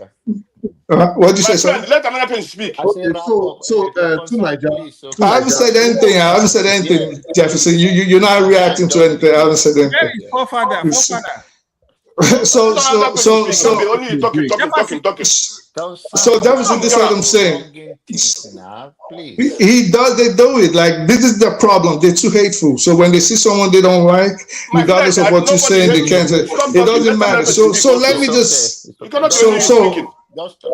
so Jefferson, when he's done drinking, he's gonna go sleep. So Jefferson, this is what I'm saying. It doesn't matter the faith, the creed, or the denomination of a person that leads Nigeria. And I think Nigerians need to take themselves out of that mindset. Whether it's a Muslim, whether it's a Christian, whether it's two Christians, whether it's two traditional worshipers, I don't think there should be. Again, it's okay for us all to listen to each other. And so I don't understand the Nigerian thing where they don't like the other person speaking and they talk over each other. But if you guys want to take over that, stop. Let another person speak. You can't be speaking, only you. All right. I said that I made mention about Muslim ticket. Now, why I said it's an issue is because of the motive of the state of mind of our people in Nigeria. I can tell you for a fact. Jefferson, not to interrupt you. Wait, you continue. Do you notice that your brother is not interrupting you now? But the moment I start talking, the crazy man starts yelling to the sky. Go ahead. Go ahead. Jefferson, please, for 1 minute. Please, let's. I know it's you to wrap up, but let's give a concise some time to talk. Regardless, don't mind that idiot. Talking nonsense. Are you a minister for police affairs? Please, nonsense. Please go on. Jonathan, thank you, my brother. You see, it's not about somebody hating somebody. Oh man, it's not going to happen. You're crazy yourself if you think you're going to shut me down. It's not going to happen. We're just going to keep talking until forefathers come to it. If you think you're going to, I'm going to act drunk like you too. So you're crazy yourself if you think you're going to shut me down and I'm not going to speak. Get the fuck out of here. I don't know who the fuck you think you are. God, the police and the father, I want that idiot. Yeah. Good for you. Coming from very good. You're not going to interrupt me and then act crazy. I'm going to act belligerent too. It's just as simple as sure. There you go. No, sir. John Happy, I respect you. It's not going to happen. Get out, my friend. It's not going to happen. If Jefferson wants to keep talking, Jefferson can keep talking, but he's not going to speak over me and shut me down. It's not happening. to Nigeria, Look at please. He's look been at waiting for so FSI. No. long. He's been waiting for so long. He Look lost at No, I FSI. don't care. I was waiting. I was patient. You all Yes, spoke. I yes, did not interrupt yes, anybody. please, I beg you. No, Look at Please, I beg you. I beg you. Please, please. nah, he's not Consign, crazy. consign, please. All right. Mind your language and speak to Until he your apologized for that, okay. man, you Continue can't talking. insult people's Continue talking. parents and mother. Jefferson wants to speak. He can speak, Continue but talking. you're No not going problem. to speak over me. Get the fuck out of here. Okay, no No, problem. Continue it's talking. okay. It's okay. Continue talking. Consign. Use your language well. Nah, We are all Jonah, but never. please. You can't. How you going to stop me and insult my Yeah, parents? it's It's like, okay. get the fuck out of here. They do this Don't thing do all that, the idiot. time. I Why? was out of patience. Oh, This yeah, idiot. go ahead. Why? That's cool. Please. Yeah, Because you please. can come to talk with you. No, it's All okay. right. At times I like talking to bums, and this is your night. Choose your word and continue. Okay. I think it's out of the okay, it's still here. Consign, please continue. Please to Niger. Don't worry. And when he finishes, you can respond. Consign, please choose your word carefully. Go ahead, please. You see, good evening, everybody. And for those who are like in Britain, good morning to you. Yesterday and today is a happy Christmas. And it's a happy time for everybody, not only the Christians, but everybody. I want to start with this. You see, we always try to blame the foreigners. What's happened to Nigeria? I don't believe so. They may also have a hand in it, but the real thing is this. When Libya collapsed, when the problem started in Libya, and these people start coming this side, why didn't they go to Ghana? Why didn't they go to Benin Republic? Why didn't they go to other Cameroon and all the rest? Why did they come to Nigeria? And why did Nigeria welcome them?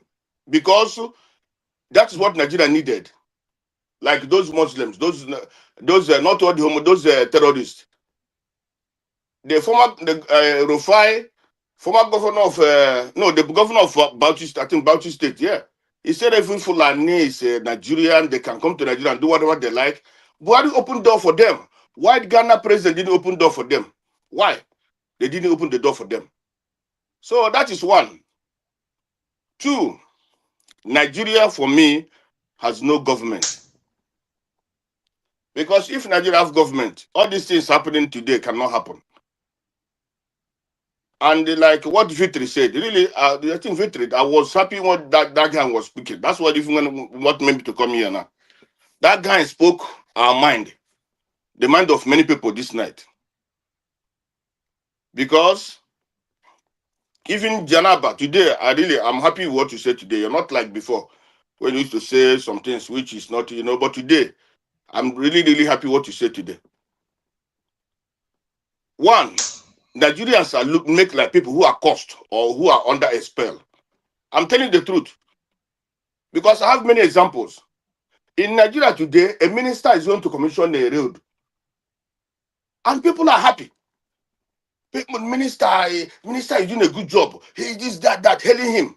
That road will not even stay to a year or 2 years. That road will destroy. But in other countries, I don't at this particular this 21st century, a minister is being heard, a senator is being heard like he's a king. While these people are supposed to be serving us. You see Arise News, when terrorists kill people in Benue or in Bauchi or anywhere, that woman, that president wife, which I don't know where she's coming from, we can start giving them money. But and Arise will be happy. Yes, she's doing a good job. Yes, she's a first lady. Yes, she's this, she's that. But instead of, is it the job of that woman to go and give people money, or is it the job of her and the husband to stop all these terrorists from killing people? That's the most important thing. They're supposed to stop these people from killing people, not to go and give them money when people are died. Tinubu went to Jos or Benue. The man, the third TV was telling him, this is genocide. This is not a farmers clash. Then it was politicians making it as politics. This is who headers farmers clash. Where is it headers farmers clash? Until when Trump said something, that's when he stand up to be like a leader. You see, so that's the problem of Nigeria is by both the Nigerian people and the government. And when I say Nigerians are like people who are under a spell or cost, how how in a country you have a president, he came in, whether he win election, didn't win election, the way he came in, instead of bringing people that can work for the interest of the country, he bring only his tribe. His tribe is in charge of the whole finance of Nigeria. And not even his tribe, his boys, they call him his boys. And a whole country of more than 220 million people keep quiet. Somebody bring his own boys to come and manage the affairs. Okay. We've heard the same thing. Like someone else speak, man. Like I'm tired of this nonsense monologue shit. Like let's pass it around. Forefathers, oh, you're here. Thank you. This guy just kept interrupting while I was speaking. He wouldn't let me speak the moment you left. It was just crazy. I didn't even know. Please, yeah. So I didn't even know you were here. Like he wouldn't not let them talk.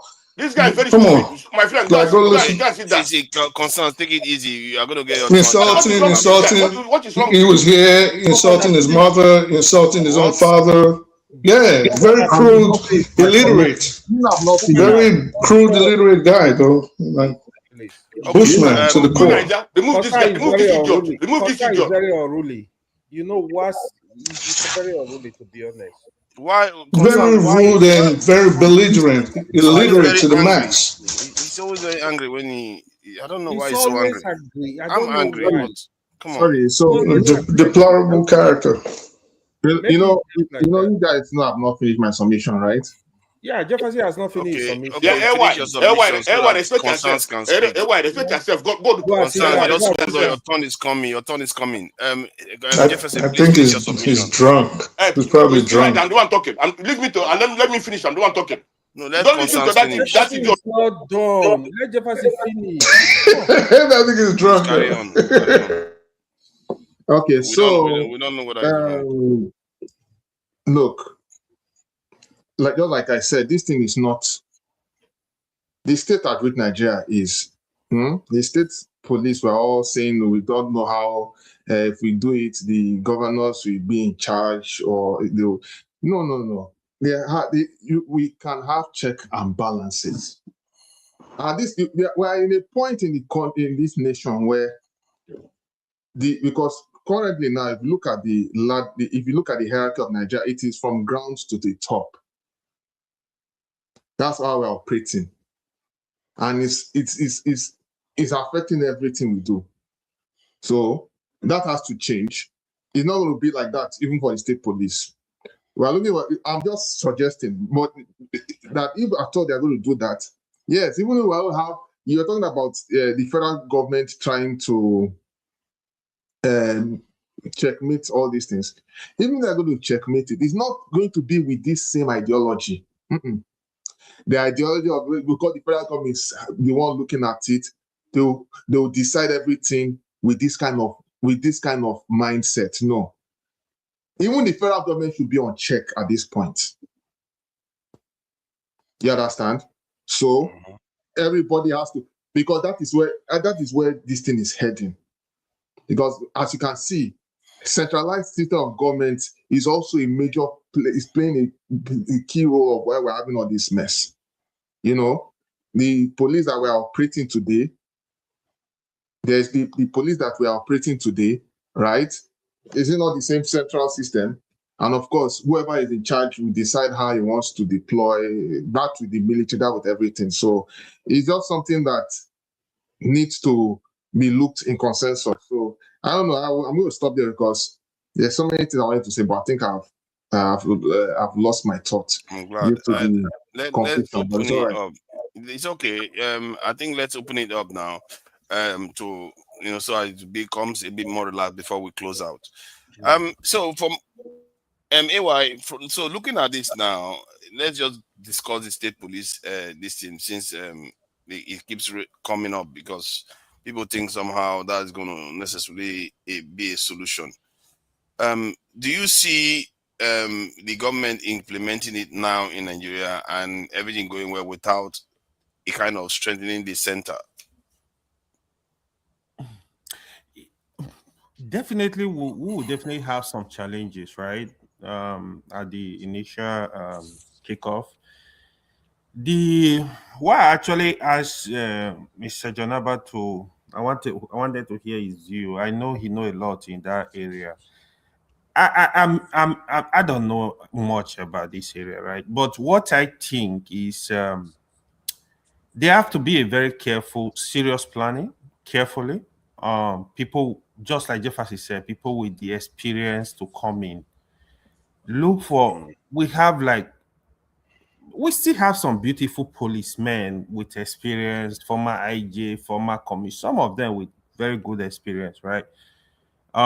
You can even get some military involved, like let them have like a strong committee that can recommend what we need to do. We can also study other country. How are they operating in terms of their state and local police, right?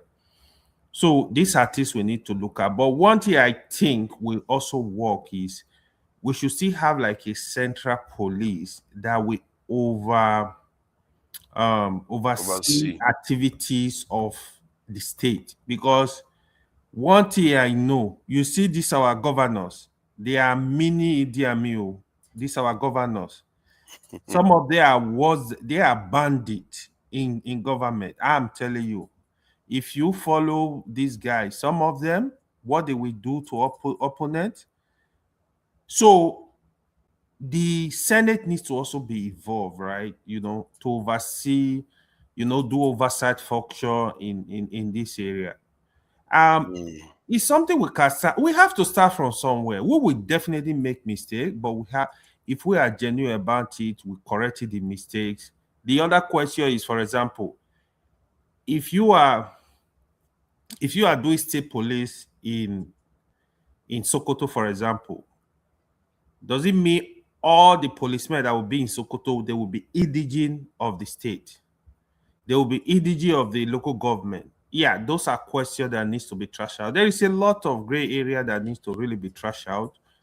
I think if we are genuine, it's something that will be highly encouraged. Me, I would say, at least, if not all, let majority of them come from that state in such a way that if I go to Jefferson local government, you have everybody in that area to be policing that area. They know a lot what is going on. They are they are part of the community.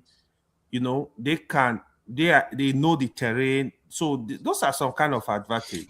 Yeah, Is the conversation open now? yeah, it's a kind of open. Oh, you wanted to speak. I wanted to say something on airways there, but go ahead. I'll speak up to you. Okay.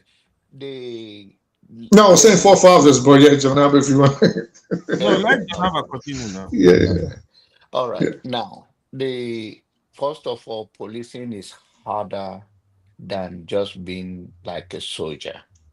The only problem that you see Nigerian is facing, even in most counting and all the Nigerian, the American here, you will see that the local police they have more tax more than the army.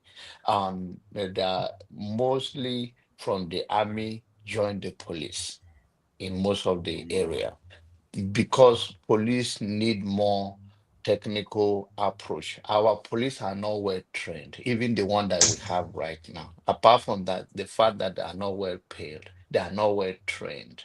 And it's in the places like Nigeria, even though they claim that we are educated around the world and all of that, well, we don't deliver, especially within our country. I don't know why. So even if you go to medical field now in Nigeria, the way the doctors will approach you, the way the nurses will approach you, we are not that disciplined. So it also go down to the policing in our local area. So look at the example somebody was giving that if they will flush out Fulani in their bushes, so you can imagine that kind of talk. So what they will now use the state police for, since they are not trained to carry out their duty very well, you can see so much Nigerian police before they are calling them back, where few are coming coming back, the spokesman for the police will come out and say some things.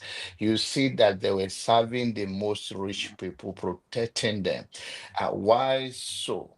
That is not. So the police in Nigeria is a lot of work. So when you bring down to state level, on the level of uneducated in police during I think it was Obasanjo, he just flooded them. Now in their uh they will be fading off based on Nigerian 35 years of service, but they still have a lot of them. They don't have understanding at all of how police even supposed to be. So if you give now down to give to the state level and the same thing, where would they have their training place? All of those things cost money and all of that. Even the federal one is not. And even here, we have a federal police. They only call them marshal. They are inside the plane sometimes, all those big if they come to local area to arrest, the only thing they will contact the local police, we are coming to so place, and they know they are around. They don't even support them to come, they don't even come with them for the arrest, but they communicate. Those are the structure in place, but we don't have all of those things. Let's strengthen the center very well.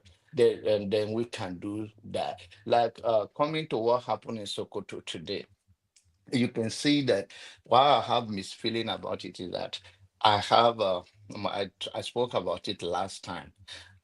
The militant group, they have more sophisticated um drone than the army that are there. That even before they monitor them, they bring it down. So the army, they are using the little thing to protect their lives. And that's why I throw the blame on the government not providing enough ammunitions, enough training, and not protection for the citizen. Because the little one they have to protect themselves wherever they kept them to make sure that the bandit or the terrorists do not come and attack them. I spoke about it last time, especially in that area in Sokoto. So it's misfeeling for me. I hope it stops right now, so that at least it's a big message to them that this is cannot continue. But to me, in summary, it's the failure of the government. Thank you. Is there anything particularly stopping, say, the federal government recruiting people from the state to Yes, function there as is. state police, Yes, so that yes, they there is. just We haven't function? heard the Let me question. Go finish. ahead. Yeah, to recruit from the Yes. state. Hold on now. To recruit from the state so that the Voila. to recruit from the state and keep them in the state, let them function from the state while the federal government still controls them. Is there anything stopping the federal government from doing that? Because that's Yes, equivalent yes, to state there is. police. In fact, Father, if you may excuse me, the house, thank you very much. I think from a little experience when my vehicle had issues and I called the police, you know, there's no difference between the New York police and the New Jersey police. The difference is that New York police is in the payroll of New York, while Jersey police is in the payroll of New Jersey. They all are all police. If you look at the American system, you see that their model of operandum, their operations, their uniforming, their vehicular kind of painting is all similar. It's all the same. The police has a network of itself nationwide. But the difference is that each state takes care of each police, uniform them, equip them, and run with it. But there is a police system in the country, as it were. So that is where we're getting it wrong. We know how to copy, but we copy wrongly. That's the problem with Nigeria. We came to America, we copied the 6334 system education. What did we implement? Nonsense. They won't study the system very well to see how does this thing work. Let me tell you, the federal police have not worked in Nigeria. It has failed long time ago because the central controlling system is not working. It's too centralized. It's too centralized. That is the problem. The reason why it failed is just because it's centralized. It's centralized. It's centralized. Now that means there is a IG. From IG it goes down. That is why the budget goes down. They cut it till it gets to the lower. That's why do you know that many countries in the world have the same system, but they are not? It's not a problem for them. But that our Nigerian factor, we've not been able to manage that. But if we break it down into the various states, it will help competition. Each person will equip his police. Each person want to, there will be a performance. At the end of the day, we will all grow. That is what I think. Have you not considered the dangers at all? All you just see is the opportunity. You don't see the big dangers. Which danger? The same danger in the national police is still the same danger, but it will not be locally managed. It is not. It will be better. It will be easier. It will be decentralized, and it will make reporting more efficient and the policing more efficient. That is my take. But if we look at it from that angle, hold on. You are being a little bit all over the place. Let's try to keep things simple. The question was, if the federal government employs people that are from that state, because I thought that was the original case for state police, let them be local so that they know the local, they have interest in protecting their locality. That was the original argument. Now, people, if you don't want that, then I feel like there is another agenda going on here that means that's why you don't want that to happen. What is the real agenda behind you saying even people that are from that state, if they are recruited to protect the state, that you are against that? Just because the federal government is the one controlling it. All right. Do you know we have an FBI here? Huh? Why you? I've asked you a straight question. You're talking about FBI. Okay. I'm talking about Nigeria right now. I'm trying to tell you how the system works in America. There's the central police system, which is the FBI. Once FBI show, the local police give up the whatever investigation. That is how it works. That's not how it works. That's not how it works. No, that's not correct. FBI that's not how it works. I know FBI have, but when an investigation overwhelms local police, FBI takes over. That's what I mean. No. So this is what happens. Okay, the closest things to federal polices that the United States have are different departments that specialize on certain issues. For example, the DEA, the ATF, DEA, the Drug Enforcement Agency, ATF, alcohol, tobacco, and firearms. These people, of course, you would know that ATF focuses on gun crimes, bombs, and firearms, the violations of federal law. If they cross state lines, what Obi, I think, is trying to say with regards to the FBI in New Jersey, where he is that they have field offices. So if a department has a field office, they operate in different places in the state. They might have multiple field offices. They might have one, or sometimes they might not have any. Then they collaborate with others in other states. So again, we have like the field, the U.S. Marshals that John Abbott mentioned. These are in charge of interdicting fugitives. And for people that don't even know, the U.S. Secret Service, actually, its only duty is not to protect the president, but it actually deals with financial crimes, forgery of, for example, checks, forgery of monetary bonds. 419. Fraud. 419 would be under the purview of the Federal Bureau. I mean, 419 will be under the purview of the Federal Bureau of Investigations, not the U.S. Secret Service. So if there was like a 419 case, for example, if it violated federal laws, it would be under the jurisdiction of the FBI.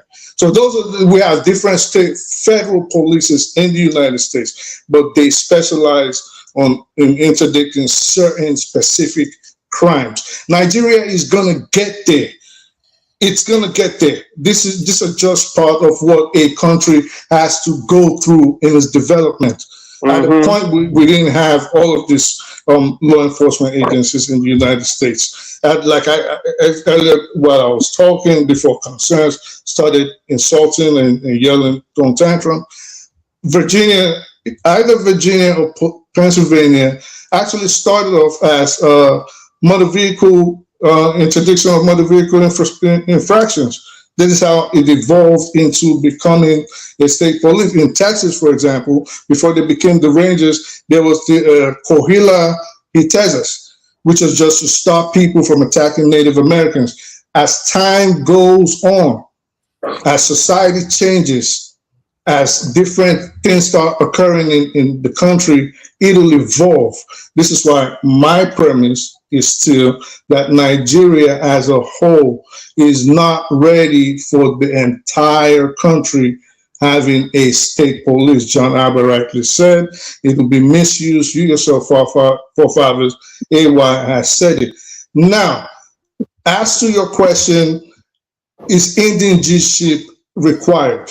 I would say if you start deciding to have policing, and you can argue, I could be wrong in your eyes, but if you decide that you want to have only, you want to say you have to be an indigent of a state before you can actually go out to prevent crime legally, what you are doing in effect is you're going to create a divide between people that really want to take care of a state.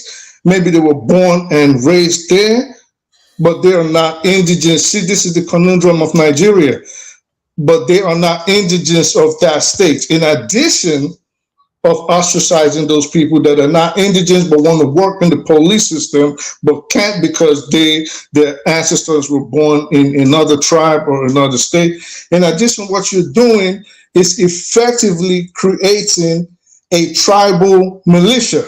Yeah.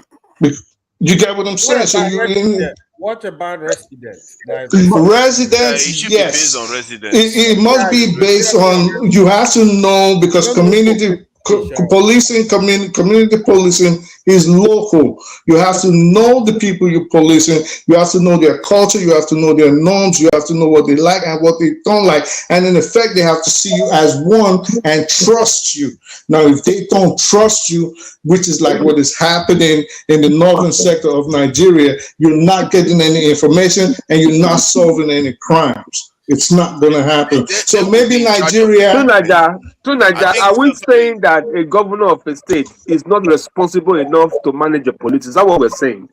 No, nobody is saying that. We are just saying that. We're saying society. Sorry, let me just answer him. The reason why is because we've seen governors destroy hearts of assemblies.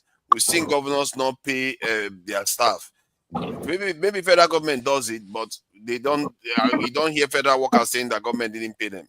So at least you can say you can give you take the good part and throw away the bad part, in the sense that the federal government pays their salaries. Let the federal government be paying the salary and have an oversight. But the state government can still. In other words, we have a problem of money. Many problems, right? Yeah, the money problem, but I think the federal government they can still remain in the federal ecosystem, but state officials are the ones running. State police officers are the ones running the police system. Only one man, Malami, has over 200 billion property. Only one man with our money, and we say we have problem with money. We're not ready in that country now. We're just deceiving ourselves. 200 billion naira. What is 200 billion? 200 billion naira worth of properties. Over 200 billion. Only 1 million pounds. Only one man. Have you seen what is going around in other countries for their security? See, if we aspire enough, you will be seeing bigger money in Nigeria. The money we see in there is money, but we should stop the corruption. The money will be everywhere. You see, the reason for corruption in Nigeria, what do we really know why the corruption is so rampant? There is corruption in any part of the world, even in America. The only level of corruption in Nigeria is lack of accountability in terms of the people. One man can have 3 billion, but if the source of the money, I think you think that, of course, it's bribe. We don't see any company is running. Maybe it's as a result of election, he get bribe and all of that. But the point is that when we talk about corruption in Nigeria, is the fear of no system. Now, for instance, if you serve no system, like if you serve Nigerian police now and you retire, to your pension to be paid after you have served for 35 years, somebody thing is talking, please. That's the pension of 2 million or 2 million naira. Somebody will just take no. Somebody have to mute, please. I'm hearing. Somebody should mute, please. Okay. Now, the level of corruption is coming out of no system. First of all, no accountability and no consequences for actions. Secondly, what led to the corruption in the first place is the fear. Because if you are in charge of a police pension now, why not paying the police? It's because we don't have system. Some people right now are still a ghost workers. Maybe been dead long ago, they are still paying them. Some people does not even exist. But the government that, like, let's say the state government now can have a commissioner put people's name that they are working in that office that they are not existing. You understand that? So because we don't have system, if they have the system, such will not happen, which means you will be Exactly. identified, you will be identified by your social, I wanted by to your ask something. Like, I wanted to ask something about the point you raised. It's on the side note. Like, when somebody dies in Nigeria, let's say a retiree dies, how No long? record, though. No record. No record. Can you let me get the question out before you jump it? Can you let me get the question out? They go You know just what? play and You know they what? go. Before that, let me encourage you to like the videos and subscribe, please. Subscribe to the channel so that when we are online, you can be notified so that you can be able to join us. Because who knows what else is going to be happening with all these events that are taking place now. It's very important that you are notified as soon as possible. So like and subscribe to the channel, share it with other people so that they can be able to join in the conversations too about these issues. And just to also mark the cultural segments that I'm often doing. I have to mark the my Igbo brothers. We are all the same people. So and they have some of the finest culture that you can come across in Nigeria, and people don't give the Southeasterners a lot of credit for what they represent, and it's very interesting because I wanted to talk about that today, but because it's on a Christmas day, I moved on from that. They don't really give them a lot of credit for it, and I get a feeling that because of their culture, the way their culture functions, are not the toxic part, all these Abeg, let's stay on the topic, abeg. Hey, Please, mind your Abeg, business, leave Jare. people alone. Yeah, man. Hey, don't make me mute you now, eh?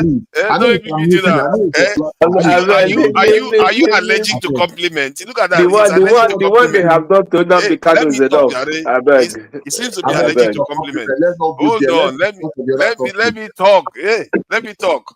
See, Everybody is important. one thing I've observed, because remember the Southeasterners, they don't believe in overarching leader over them. That's one. They tend to be more representative compared to other cultures, and they also have this thing whereby you have to earn your way to have your say. You can't just come just because you are older. You just come and you tell people stuff and they follow you. It's not necessarily true. That's something that is very interesting, and which is one part people don't pick up on very well. They are not as warlike as other major groups. They don't seek. You don't see them, carrying out invasions, physical warlike invasions of other groups, because their origin was based on the kind of what they call it, priestly class, whereby the Henry this class that's where they derive their instructions from, which is similar to that of Ife, really, originally. Sometimes the Southwestern and they like to pretend as if it's not similar. It was similar because Ife wasn't like a kingdom or How many wars do you think this South is on its own, can you say in modern terms, modern in quotes, as fought? No. I think they had they fought one. The Biafra one. No, that right. So, but exactly. So one. So my point is, you cannot call it a peaceful clan if you cannot pinpoint skirmishes that it's been involved in the past. And then, can I please finish, sir? I'm just speaking history. I don't care about your feelings. Please let me finish. I don't care. So I'm just giving my own opinion. Yeah. So that's my point. So my point. That's what I'm saying. I'm just saying we have to be circumspect when we make certain statements, and we have to be factual. especially since we're all learning and there's people listening to us. So if you call it a peaceful, is it okay if I finish, emotional man? So if you call it a peaceful clan, for example, you have to be able to point to its history and say, well, it has never fought a war. And when it fought a war, what did it do? Now, when it fought a war in 67 to 70, for what you call a peaceful clan, it actually invaded its neighbors, its neutral neighbors. Okay, I hear what you are saying. It's history, right? So we have to. I hear what you are saying. See, remember that war was more of a defensive war. It wasn't a war they declared like just happened out of thin air where they just. It was more of a defense. What we're talking about here is expansionist wars where they want to conquer, get an empire. What you see from the southeast. Well, but listen here, listen.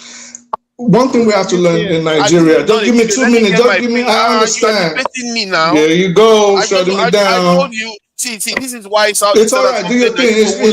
You won't let any good thing be said about it. We have to. No, it's not about challenging. What we have to be doing in Nigeria is we need to stop being emotional and sentimental. What I'm saying is factual. Okay, so if you say you're defensive, listen, hear me out. Just hear me out. And you can't tell me about the Southeast. Why would I insult my own?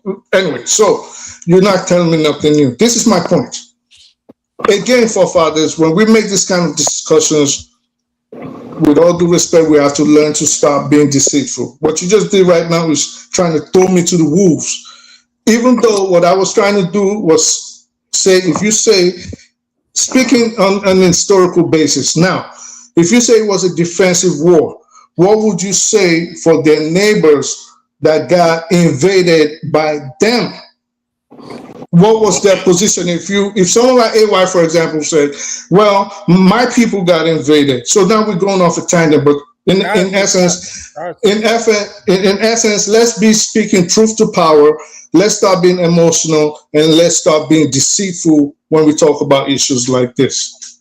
So, like when I say it's a defensive war, please, this is not a debate. I was just trying to make a comment from my own observation. I know there was a war. I knew there was a war, and the context I was speaking was more of on a historical basis.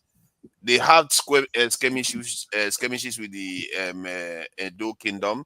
They had conflicts with the Igala, but they don't got, and even the skirmishes they had with the Edo, it wasn't the entire Igbo. So this is what I mean.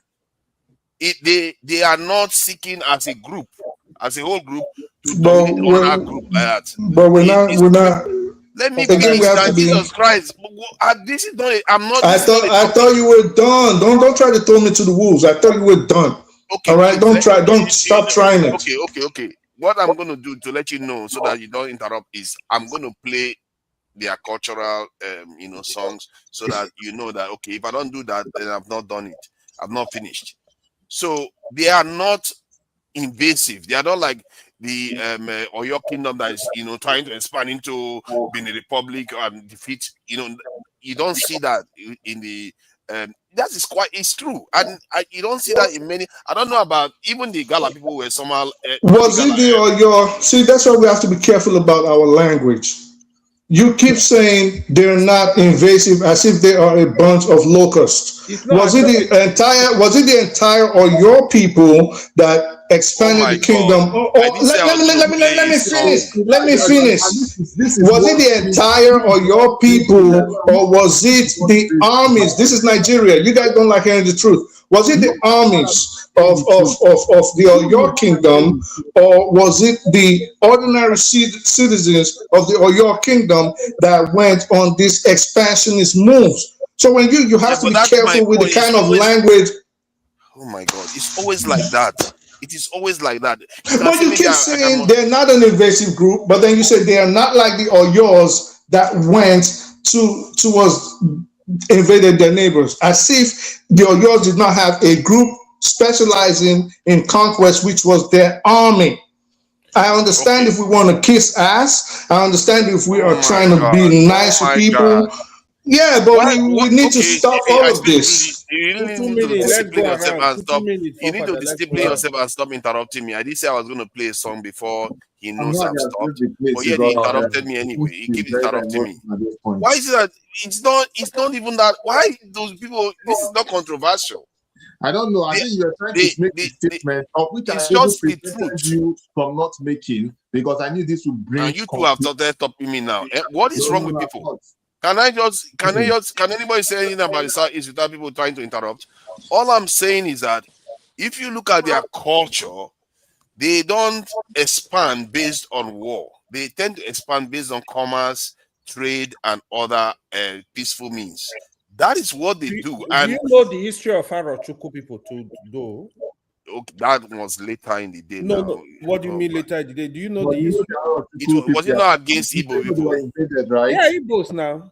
Were they Yeah, not but they did it invaded? against Igbo people now, by and large. Now, most of their conflicts was within the inter-Igbo. They are not expanding out of within the Igbo culture too. So that was more of a civil war, if you want to look at it from that point of view. So this is a factual thing that I'm saying here. Most other groups have kings. Okay, let where you have as a whole. I'm not done until you see that see that song. You want people to. You see, when Easterners keep complaining, this is why they complain. You can't even let me get one statement through. I talk about Edo people here. You didn't say anything. No. You didn't stop me when I spoke about Edo people the last time. I talked about Yoruba and everything. Nobody stopped me. Can't we just get a few words through? I talked about Yoruba and how you people have been done hard by Nigeria. I don't have Oba. Don't cut me. You're not from Edo. It's Oba of Benin, Oba of Edo. What are you talking about? Oba of Benin now. Oh, it's Oba of Benin. It's not Oba of Edo. Okay, so it's not your Benin Oba. is a tribe. I'm not from Benin. Why are you cutting me? Okay, I see. Okay. My apologies. You don't know? I don't know the difference anymore. I don't know the difference. You are troublemakers. You won't let me say one thing. Okay, you know what? I'll just play this song because people will let me talk at all. We're going to take them and add them to Anyoma, and then and then AY, I don't want to hear pain from you. What do you want to do? Yes, I said Ibanke people, Ibanke that is under Edo State that are Igbo. I don't want to hear pain from you because I'm not gonna say you be my friend. I go chop you. Oh, look at that! You see the attitude. Don't near my place. You see. Don't near the my attitude don't start now. You said that is praising you now that you are No. not. Why you people not? Okay, let me just play this. I will just play this and get it over with. You people will not let me talk. This is not right. Next time I want to talk about my Igbo brothers, I'm not going to have anybody on the panel because there's always going to be somebody interrupting me. It's enough.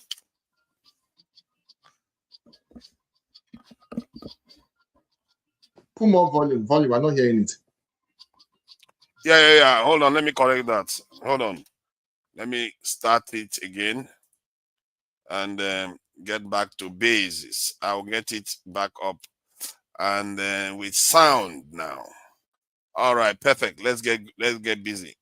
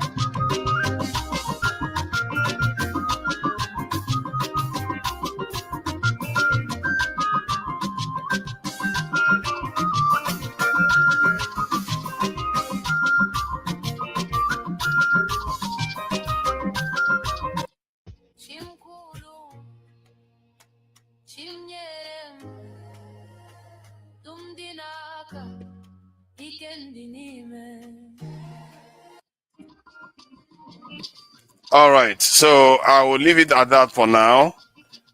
We'll carry on with that later. I'm going to cover a lot more of this.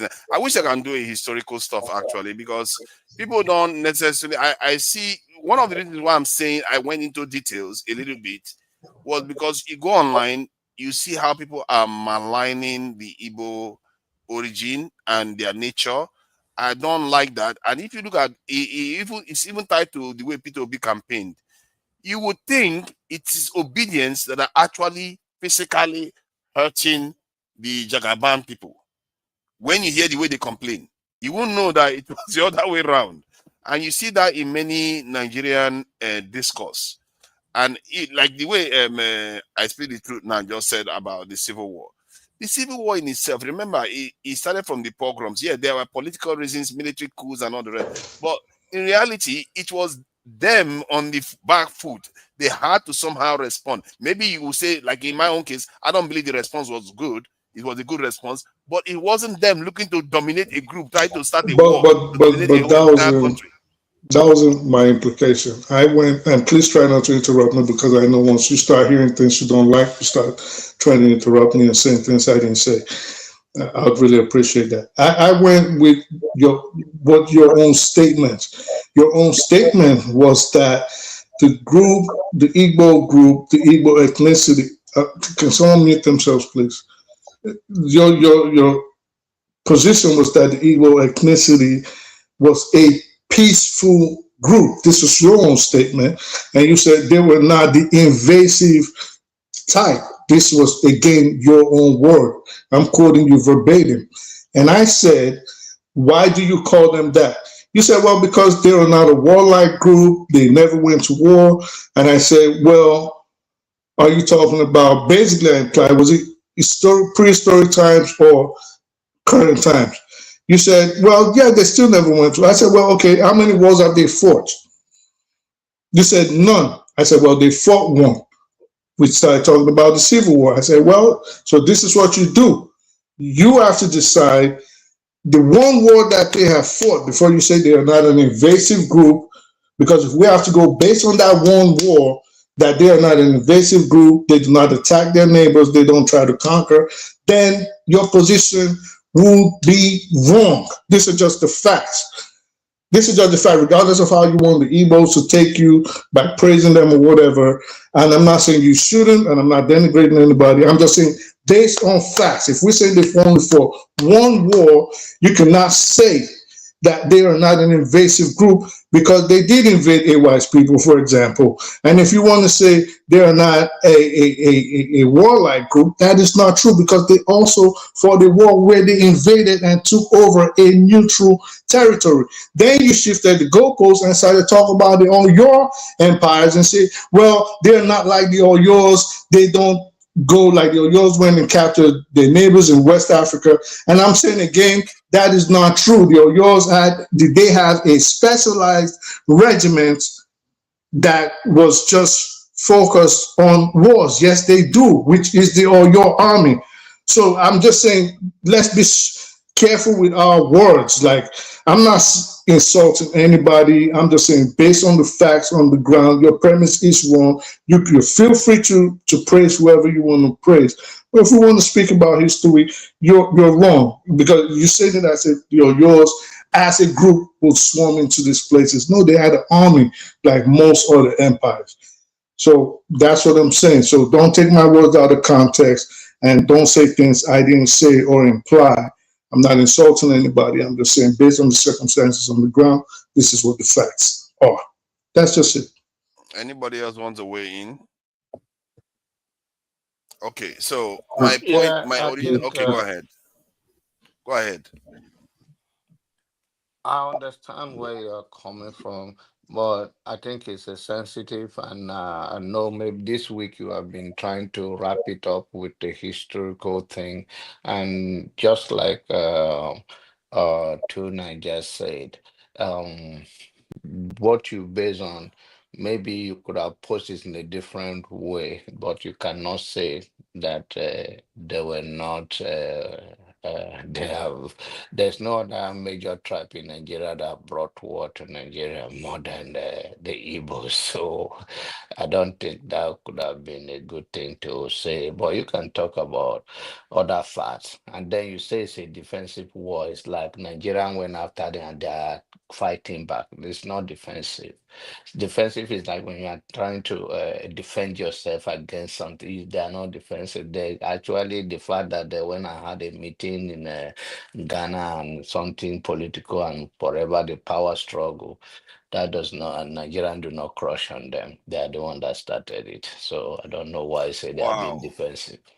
I said they are being defensive because they declared their own republic. They didn't say that they wanted Nigeria. Although you can argue that taking the South and other part Yes, could be considered offensive Please, act. please, please, please, Yeah. please. it's Papa, don't do sensitive. this. Yeah, Papa, it's No. don't do sensitive. this. It's okay. It's okay. No, don't do that. But my Please, context was please, my original context wasn't please. even in the contemporary times. Uh, Sorry. please. My original context wasn't in the Yes, current what you are period. even saying This now part. is that It When was you wherever historical. they are, yes. when Now, you I Yeah, it start think was what you are historical. trying to bring is that right now, where they are in Nigeria, they just live and let's live. They just want a better life for themselves and have fun. Now, you can frame it that way. And of course, in No, but any co- hold on. See, civil war is one event within Nigerian history. I went as far back as the Henry because, and I talked about how they don't tend to have kings because, and the way they tend to expand is tend to be involve trade. If you look at in Nigerian context today, it's not because they fought their war into the north before you have so many Igbo people in the north. It's because of trade.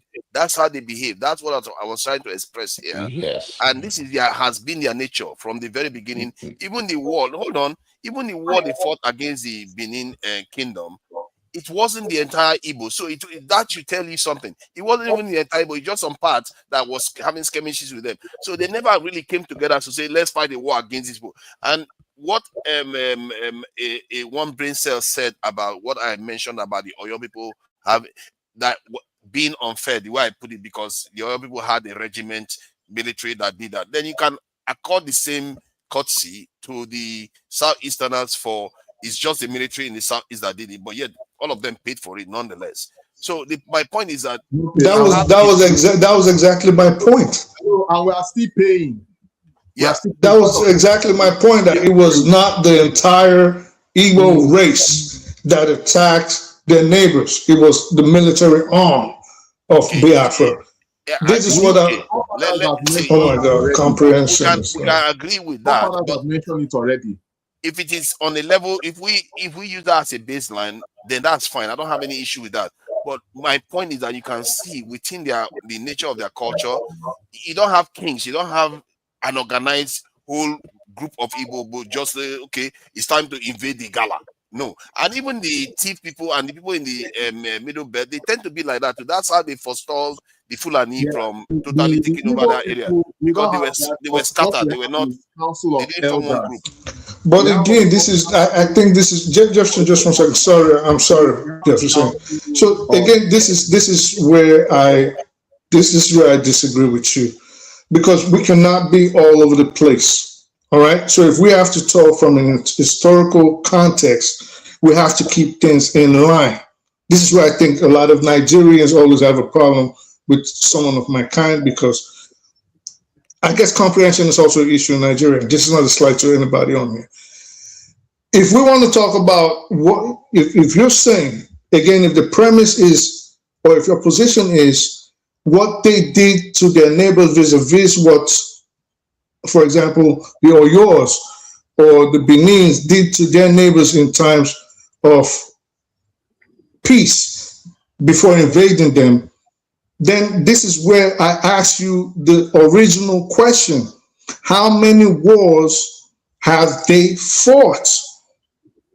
How many noted wars do you know that the Igbo tribe has fought? Then you can say, well, this is how they are in wartime or during, if they invade or they don't. Now, you said they have only gone to war once that you know of. Then objectively, what we have to try to see is how did they behave during that, what was their behavior during that situation, which contradicts your position of being non-invasive. If you know a people, hold on. If you know a people that out of over 1,000 years, you don't know them organizing as a group to go and invade other people. Only once they did that, they are not a warlike people. We can't. We could argue that. We could argue that. But then again, no. I said when I say we could argue that, it doesn't mean that we have to argue. It means we can agree to disagree. That's what it means. But for 1,000 years, they didn't form a group to invade another. Right. And you still think they are warlike? No, I never said that. Stop trying to put words in my mouth. And you shouldn't disagree with me. Just accept it and move on. Well, no, I won't just accept it and move on. I'm a thinker. All right. So people, you might not like that, but this is the point. This is the bottom line. What was the political structure of that area 1,000 years ago? Would it ordinarily have called for an invasion? Would it ordinarily have been warranted? Would they have been able to even attempt to invade their neighbors? What prevented them? Were they in a place where, for example, they didn't even have neighbors around them? So you have to take these things into consideration before you start making blanket statements. But listen, let's forget about it, because let's discuss about something else. And you want me to say something? Or you want to change the topic, for father? Look at the one that is not an Edo person. I don't know what the. Father, you want me to say something? Or you want to change the topic? I don't want you to say something. You say you're not Edo. Change the topic, then now. All right. Let's move on. Let's move on. Let's move on. I think we should. What do you like controversial topic, though? See, because you know what I'm trying to do. Because we as Nigerians, we walk on eggshells around each other. We don't try to tell the truth about things. If you keep doing that, you're not going to get anywhere. You're not going to make breakthroughs. But what you said is true. What to Nigeria one break said is true. Apart from Jefferson that is trying to evade me, every other thing is true. So yes. Jefferson is planning seriously to evade me. Yes, if I catch you, hold on. You said that hold on. It's Oba of Benin, but not Oba of Edo. So I'll try to correct you that the Mbanke people of Edo State happen to be Igbo. So anytime we're ready to create a state and take them and join our enclave, you don't have a say. No, they can pack their things and go to the east now if they want. You can do referendum. They can cross the bridge. That is not even going to happen. I don't know why they always have. It's not going to happen. It's just talking. No territory of Edo. Jefferson is a dreamer. Let Obey answer himself. See, Jefferson, you see, somebody explained the other day that people can be speaking Igbo doesn't mean they are actually Igbo. You have to recognize that. No, don't start the argument. Please don't do that. They say when the British arrived, the British actually made people start speaking Igbo because it was easier to administer. It's what they call, how I put it, it's what they call identity crisis. Oh no, let's not go into identity crisis discussion. But let me deal with the point. Jefferson, hold on now. Let's not go into whether back is Igbo or not. If you trace back, they know who they are. Jefferson, leave it now. Leave it.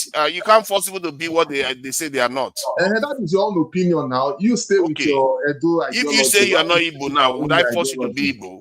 If you say you are not Igbo, would I force you? I'm Igbo, I'm proud. I will say it. Okay. What if I say it be Yoruba? What if I say it be Yoruba? Okay, you will refuse, won't you? That's how people are telling you that they're not Igbo. You're forcing them. Yes, everyone have their own history and fine. But people know where they came from and everything. You have to allow people to self-identify. For information, whether you like it or not, they are. He's not listening. He's not. You are one. See. Hold on, Jefferson. You are one of those people that give Igbo bad their own people. You see, he's me unmuting and going on. I'm unmuting and going on. You are one of those people that give Southeasterners bad name. You don't listen. No. You feel like other people don't have a right to self-identify. You feel like other people don't have a right. It's only you that have it. It's a big problem. You have the problem. See, what you are demonstrating here is one of the biggest problems South people have with Southeasterners. You don't listen to them. You just think you can tell them. You tell them they are Igbo. They are telling you that no, we are not. You keep telling them they are Igbo. Don't do that. The same people that are confronting their fathers for lying to them for years. Oh my God! Let me say. Hold on. Let me quickly say this. Whether they lie to them, but you have to respect them. Let me quickly say this. Most of them. Jefferson, hold on. In Edo, right? There are Igbo people in Edo. There are Ijaw people in Edo. There are even Yoruba people in Edo. The fact that there are Igbo people in Edo doesn't mean that Igbo hold any inch of land in Edo. You see your problem? Hold on. They are not indigenous. You see your problem? Listen, they are not indigenous to that area. Go and read about the Benin Kingdom. Benin Kingdom is land. That is it. It's misinformation. Listen. It's not because of land, but of the identity of the people and how they have been there. The reason why all of you are still speaking your language is because the Benin man was too proud to share his language. If they will have conquered all of you. You don't know? You don't know your history? Let me hold on, obey. Forefather, let me tell you this. You see all these what? Igbo language, the oldest language of as okay. I think we are now gone into the Lala this thing. Forefather, go and check this. All the area. I'm not saying it's crap, but I'm telling you for facts. All the area they allow people to speak their language. That's why you see people that spread across the whole country. Benin language could have tracked the whole. Benin would have been one of the oldest language in the world. Language in Nigeria. I'm going to leave language. I don't have a problem of Nigeria now. Okay, let's educate some people since it looks like some people still need some education. Jefferson, are you seeing the languages in the world here? The Igbo language belongs to the Niger Congo language, which is also linked. All these ones. Okay, you are the expert. You are the expert because your granddad told you, so you believe. It's not about that. This one is not about that. It's not about this what you're sharing here. Yeah, but you don't want to learn. You say you want to know something, but when they give you information, you reject it. In the world, whether I like it or not. Hold on. You see, let me show you. The Igbo language. I don't even know whether they even included it here. This is the Volta language. That is the branch the Igbo language comes from, and that is the language, the branch that the Yoruba language comes from, the Edo language comes from. The Ijoid language, let me show you where it is. The Ijoid language is one of the oldest in Africa, not to mention this thing, probably linked to the world. It's one of the oldest, and they are one of the oldest ethnic group in that country.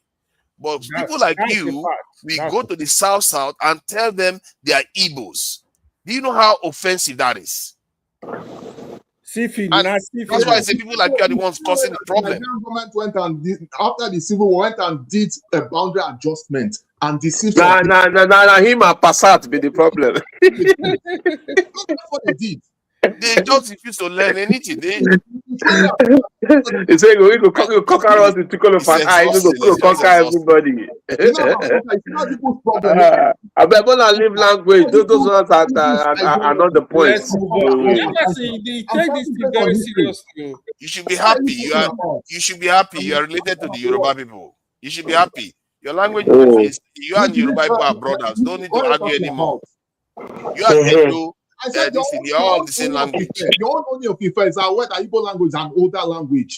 Only of Ife, in Adea is arguing and you see now this Oscar Blackmore, you know what? I really thank you for your donations, because many Nigerians, they like to talk, they don't like to put their hand in their pocket. All these people, all they like to do is spew out garbage and this fake news all the time.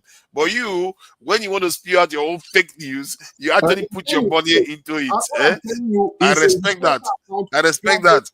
From a non-professor of linguistics. You're saying that I'm just spewing whatever. Jefferson, so who do you think wrote all these reports? Even down to carbon dating of materials and oh my god and coded languages. Jefferson, research on languages. Jefferson, stop learning fake news. Stop learning fake information. Go and get objective information out there. You will see the truth. When I come, I'm going to share the information. But of course, even if I share the information, you will still be biased. That's the problem with you. You're still going to be biased because you speak English, Jefferson. Because you speak English, you're very biased. Hold on now. Like you that is saying that South is not Jefferson. Because of course they are not Igbo. What is wrong with you? In your own mind, you just feel that everybody is just there with an identity. Oh my God! I can't believe I'm having this conversation again. Culture of anything. Can you speak any style? Can you speak Ibani language?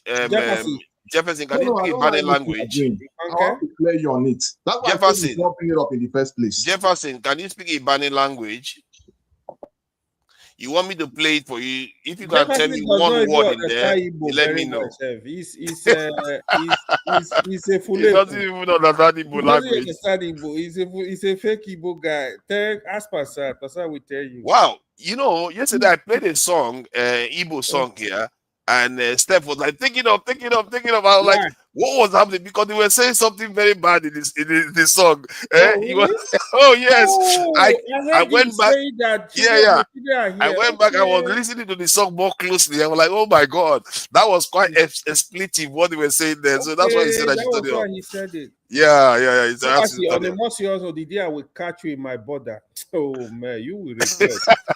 you will What see are I'm you not going to nice. do? What are you going You to will do? see I'm not nice. Oh my God. What are you going to do? I think, see, Nigerians should not take it that I'm trying to. All I do is I like to ask questions that people don't ask. They just pretend as if it doesn't exist. That Now, question is there. this Even thing if you're they talking act about, based on right? that There are question, even you have to ask it. people that are Yeah, but even if you, sorry, Jefferson. that even did a tour, went to all these places that you're talking about, say they are not Igbo, and did his own research. And of course, the truth of So all Ijo the people are not controversies Igbo. Okay. has been revealed. Ijo are Igbo. I How? On the more serious note, Ijo will even wage a war. Only Ijo will wage a war against you. You No, will run. I don't know why. I don't know why. I hope he's not saying that. The word is because of the Nigerian whatever. They have Wow. everything. Ijo have everything. What did they Wow. If the same resources, if everybody goes ballistic, nobody will last in the whole South. Jefferson, let me tell you, people like you are the reason why the South region and the Southeast hasn't made, they haven't been able to work together. People like you. It's not people like me. It's people like because you refuse to see them and respect them. You just think you can tell them who they are. You are not respecting them. That is not. That is not it. You sure? That's exactly what you are doing here. No. That's not it. They tell you who they are. You are supposed to respect that. In what context? They tell you, okay, this is my language. This is who I am. I'm different from you. And you like, okay, yeah, I know. Where do we work together now? That's how it's supposed to be. See, I don't have to explain it, because it's a lag grabber for father. Just call a lag grabber. Let me tell you, the reason why we're in this crisis in today is because when lies have been how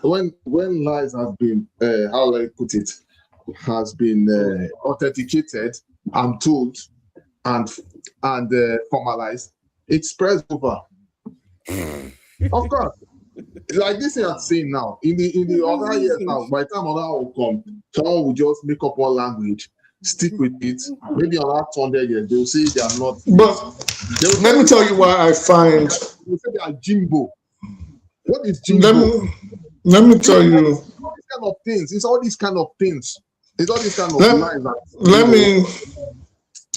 me tell you why I find topics like this, they ache my head. They're redundant, and I think they're very infantile because they're not intelligent at all. They're not intellectual. Again, I don't know. I've always put a caveat and say, please don't take it anyway. I'm talking on the topic, not any. But why is it that whenever you talk, you have to insult people first? If you do that again next time, I will take you out. Okay, so this is why I did not. Let me finish talking.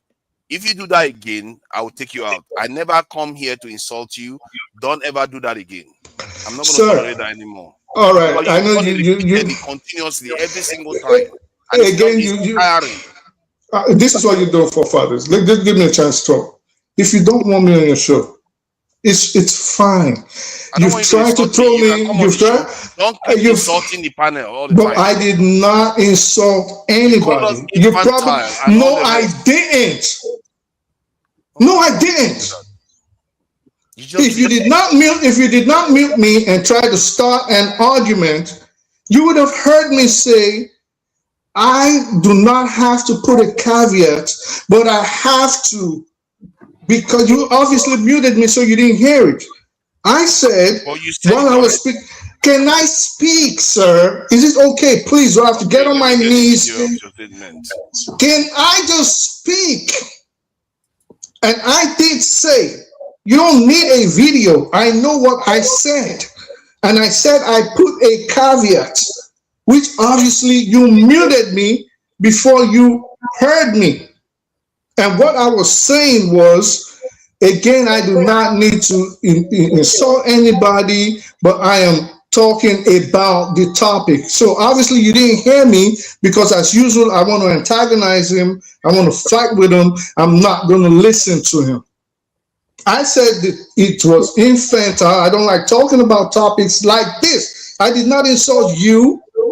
I did not insult Jefferson. I did not insult AY. This is what I said. And let's there goes. I said it. Are you listening to me? I did say it. Hold on. I did say it. Let me just play for the viewers to listen. There's no need for you to get angry. What the redundant, and I think they're very infantile because they're not intelligent at all. They're not intellectual. Again, I don't know. I've always put a caveat. So what we are discussing is unintelligent and not. No, I did not say that, forefathers. You've tried to put me under the bus with the Igbo topic. This is what I said. If you listen, play it from the top. Play from the top, please. Okay, let me go back then. I don't know if comprehension is an issue or what it is. Maybe. Let me play it again. They ache my head. Rewind it, please. I'm rewinding. Let me tell you why I find. What is let me tell you. It's all these kind of things. It's all these kind of lies. Let me tell you why I find topics like this, they ache my head. They're redundant, and I think they're very infantile because they're not intelligent at all. They're not intellectual. Again, I don't know. I've always put a caveat. So there you go. There you go. No, it's not. I was talking about the topic, and I put a caveat. Let me speak. I know you're looking for a way to suck up to the Igbos. Let me speak. Wow. It's okay. Yes, you are. So this is what I said. I said, let me put a caveat because I know that speaking to Nigerians, I would have to explain that I am speaking on the topic and not on the individuals themselves. But already, because you have taken umbrage and you've decided to skew the narrative because you're seeing the comments of what they're saying about you, now you want to take attention away from yourself, and you're fond of doing this. And why did I take offense? Okay, now let's restrict it to the topic that you said you are addressing. Now, I will respond to that topic itself. I've not done. I'm not done. You can't. I'm not going to do this. I see. I don't want to go round and round. This is what you do. Now, you said the topic is what you were addressing. By saying the topic we are discussing is infantile, is non-intellectual, and whatever, you use one other language again that was derogative. That is also an insult to, like, me that bring the topic up. I'm infantile. I don't know what I'm doing. That's basically what you're saying. I shouldn't have to do that because it's a childish topic. All right. So this is the thing. And it's okay if you let me speak. I know you don't like divergent opinions. I let you speak, but don't try to pretend when you're actually doing it. All right, but let me speak. Sir, if you know me properly, you've known me for at least a year. I'm not scared of anybody. Yeah, so I don't pretend. Don't pretend as if you are not insulting. Is it okay if I'm not going to engage in the debate? If you want to be pretending as if you are not doing it and pretend as if we are silly, you are going to be out of here. I'm not interested in that. Right. If you do something wrong, just admit that you have done it and move on. Stop pretending as if you are not doing it. Can I speak? I speak? I know you. Can I speak? And again, I don't think Jefferson is going to take offense to what I said, and I definitely know AY is not taking offense to it, and I know, and the comment knows why you're taking offense to it, because what you tried to do was start a topic, and I know you're going to try to shut me down now. You try to start a topic where people are going to start attacking the Igbos. This is what you always do. Now it has backfired on you. What you decided to do is, who is going to now take responsibility for the carnage that you caused? You start a topic which I try to keep intellectual, and this is my position. Why I called it infantile is it is not, now it became a you and AY and John Aber versus Jefferson. And what I'm saying is, if we are looking to nation building, maybe we should stop bringing up all these little tribal conversations. It is not helping anybody. You can go ahead and mute me now and throw me out if you want, but it's not going to change the opinion of people, and it's not going to change the opinion of the comment section, because they can see through what you just did. See, they can see through whatever they want to see through. My opinion is still the same. I talk about every single tribe. I don't hide anything from anybody. If you say I'm trying to brown nose to the Southeastern, good luck with that one. Because the next minute I will say something that will offend them, like I've already said to Jefferson here. My point is that if somebody is discussing stuff honestly and topics that people don't broach in a mature way, would you rather people that are not balanced are the one having that conversation? No, I'm not going to sit that ground to bigots having that conversation that nobody can actually challenge what they are saying. And that is part of the problem, because what you are saying here, don't have that conversation. Let's leave it to the bigots to only control it. That is what you are saying. Let other people, the politicians that like to divide people, let's leave it for them, because that is too much for you to handle. If that's too much for you to handle, then I can assure you, you are not ready to build a nation. Now we can move on. Let me remove this stuff from the screen. All right. So is it forefathers at your time? I just sent something to you in person. So at your own time, whenever you have chance, you can go and do your research. You can go and read about it.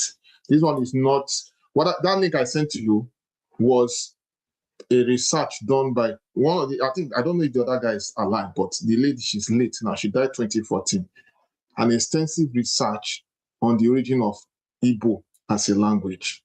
You see, it's not a small research. It's not me. It's not even about the fact that the person did it is Igbo or whatever. And it's not because anybody was trying to prove anything, but was giving down detailed analysis of the origin of the language. It's very, very extensive. It's very, very extensive, but due to mixed views, whether you believe me or not, there's a lot that have to do with it anyway. So I'm going to, anybody that wants to, it's up to you. It's up to you, whatever you want to do. So I'm looking into it right now.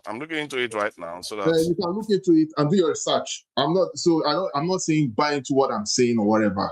It's just to tell you the extent, how far things have gone over the years. You know, just like you said, it's good we have this kind of conversation, because we need to know, as apart from, yes, the politicians are actually having a field day because they are dividing us, you know, based on our divergent views. But basically, we as a people, we owe it to ourselves to be highly informed and not just hold on to the what they call it, to the everything that the mainstream media has to give to us. Doing our own individual research goes a very long way to help us to be informed. You see, of course, Nigeria wouldn't have been in this mess.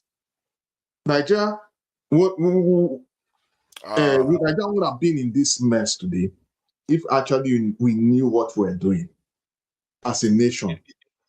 If we knew what we're doing as a nation, you know, our fighting ourselves, we have been fighting ourselves all these years, fighting, even up till now, we still fight. And I can tell you now, it doesn't seem to be nice. It's not going well for us, you know. But Yeah, it's all right. for what I can see here, look at the conclusion that was reached on that article that you sent me. It says the controversial and non-mainstream aspects, many of the connections drawn, for example, between Igbo, Egyptian, and Sumerian words, are not part of mainstream historical, linguistic, or accepted academic consensus. Yes. The linguistic, hold on, the linguistic archaeological claims are presented from a specific ideological and cultural perspective rather than established comparative methodology. That, in other words, compared with the way he relates with others. The article frames Igbo not only as a Central African language, but as a modern language of a global linguistic heritage, a viewpoint that is controversial and not broadly endorsed in academic linguistics. So that is basically, they are saying that it's a kind of driven more by that. Okay, I wouldn't say driven more, partly by ideology than actually following the normal method I used to establish language hierarchies. Because at the time, when they were doing all these things too, don't forget to, they did their own, how I put it, they use another methodology, which is another ideology for establishing older languages, if you know what I mean. So, it's a very sensitive, it's actually very, very sensitive discourse. But like I said, it's not what we'll just leave it at that for now. But you can't go with just one professor. You want to go with the majority, where the majority generally believe that the language. There's a reason why. Look, go and watch Oni of Ife. You can go and watch his videos. He has been stylishly saying some things as part of origin of language and some of that. He has been saying it. This is not me. It's him that said it. He's not an expert. No. He is not. This is not about him being an expert. It's him actually working.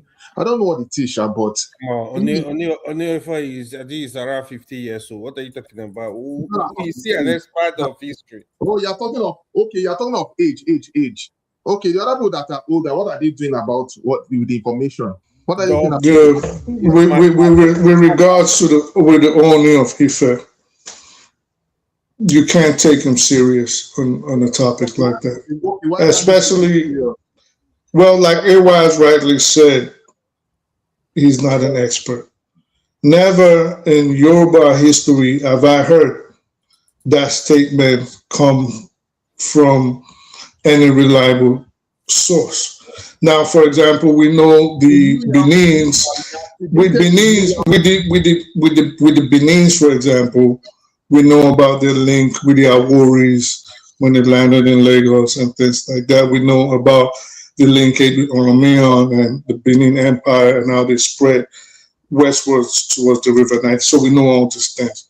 Never in Yoruba oral history have we ever heard of such a link. Now, why he said it, that is up to him. That is up to I guess that's his prerogative. But authentic Yoruba, this is beyond prerogative. Authentic Yoruba history, oral history, it has never been said ever. And I don't think the ordinary Yoruba will even take that serious. They will not. Right now, they are not going to take it, which is fine. And I totally understand. Because it is what it is. So it's left for us to do our own individual research according to fact. Like what exactly? Like the history that has been around for centuries, supposedly over for thousands of years, does not have that. Whether archaeologically, linguistically, whether based on hold on, sir, based on oral tradition, there's no evidence of such. There has never been evidence of such. How we came about that is you can't present evidence for Jefferson. Jefferson that, for example, people are saying they are not Igbo. Jefferson will say no by force. You Which evidence you want to present?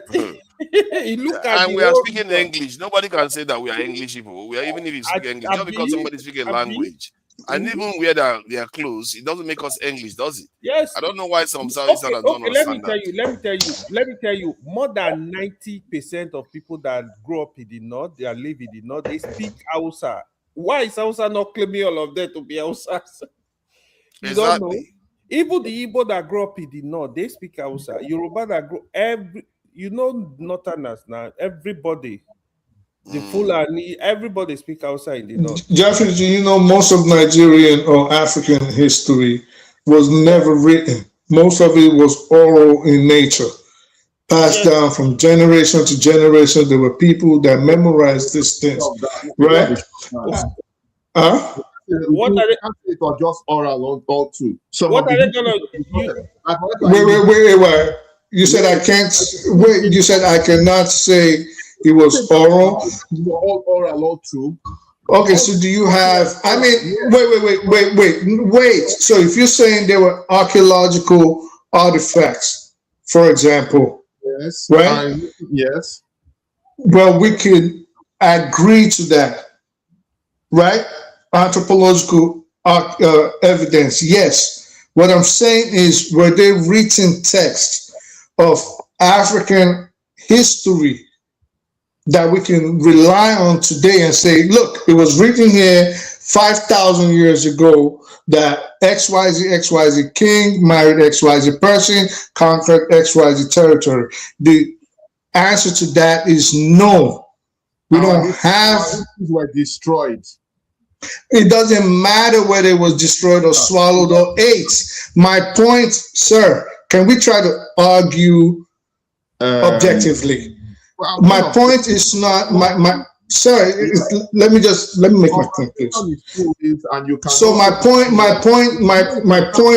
You can calm your aura when you are talking, right? Right. So my point, whatever. So my point is, whether it was smashed to bits, eaten, burnt, used as toilet paper is not the issue. My statement still remains. Do we have any written evidence or any evidence even that these things were written that we can refer to? Again, the answer is no, which means my point is correct, that history in Africa was passed down and recorded orally. I don't know what we're arguing about. So if we agree that it is oral, for example, you take the Yorubas as an example, then again, that lends credence to my position and AY's position that never in history, until the claims by disowning that they were linked to the Southeast or the Igbos as a family unit. This is just my position.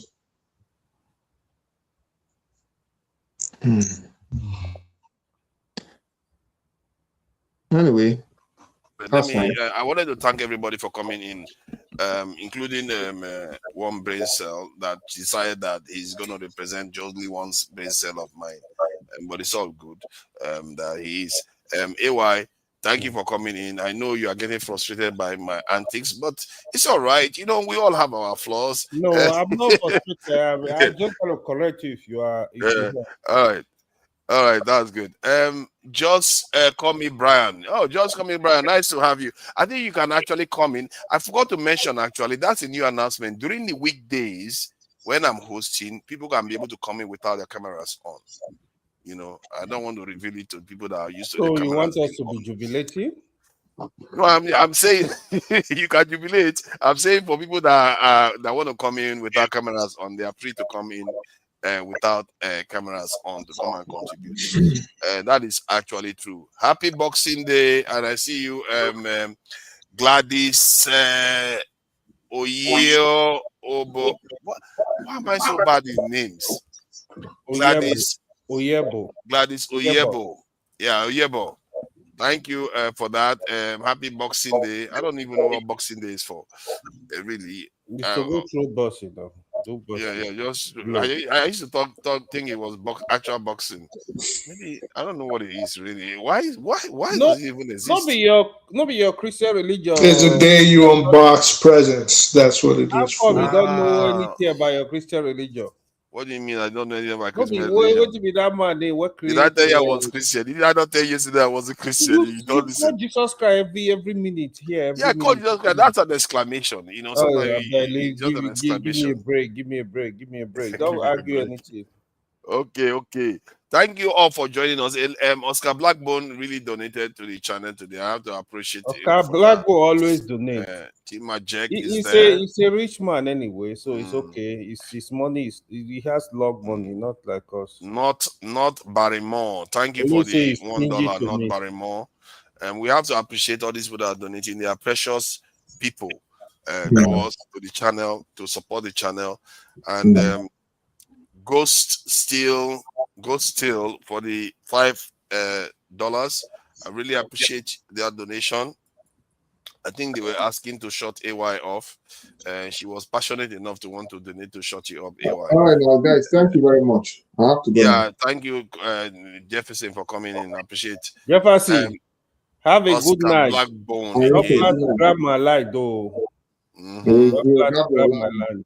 A banker is coming with us. Look at it. I think what AY said about that was actually apt, because what you said was that they might be Igbo if you want to claim them as Igbo, but they don't have any claim to the territory. They are just immigrants. Kind of. That's so. We'll get to And that. you see that people Jefferson, when you want to discuss that issue, don't say anything because the kind of things you say is very incendiary. Very annoying. It's very, very you represent the Southeasterners very badly when you do that. I can imagine Jefferson going to the heart of Port Harcourt, heart of Benin, heart of Oh God, it's going to piss people off. They go chop you raw. They are waking up gradually. Oh, you say they are waking up, man. Some people will wake up. Some of them are waking up. They deceive yourself. Just go to the heart of Bayelsa of Port Harcourt and say, this is Now I wish you good luck. How are they supposed to wake up? They are the ones that used to capture. Did you know that they used to go and capture people from in the hinterland? That's how they capture King Jaja Bobobo. How do you think it happened? King Jaja Bobobo is from my village.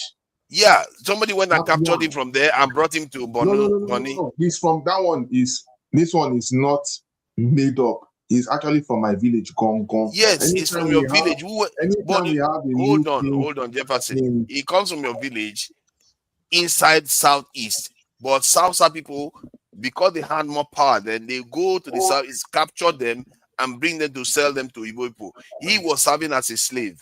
Then he became the ruler of the house.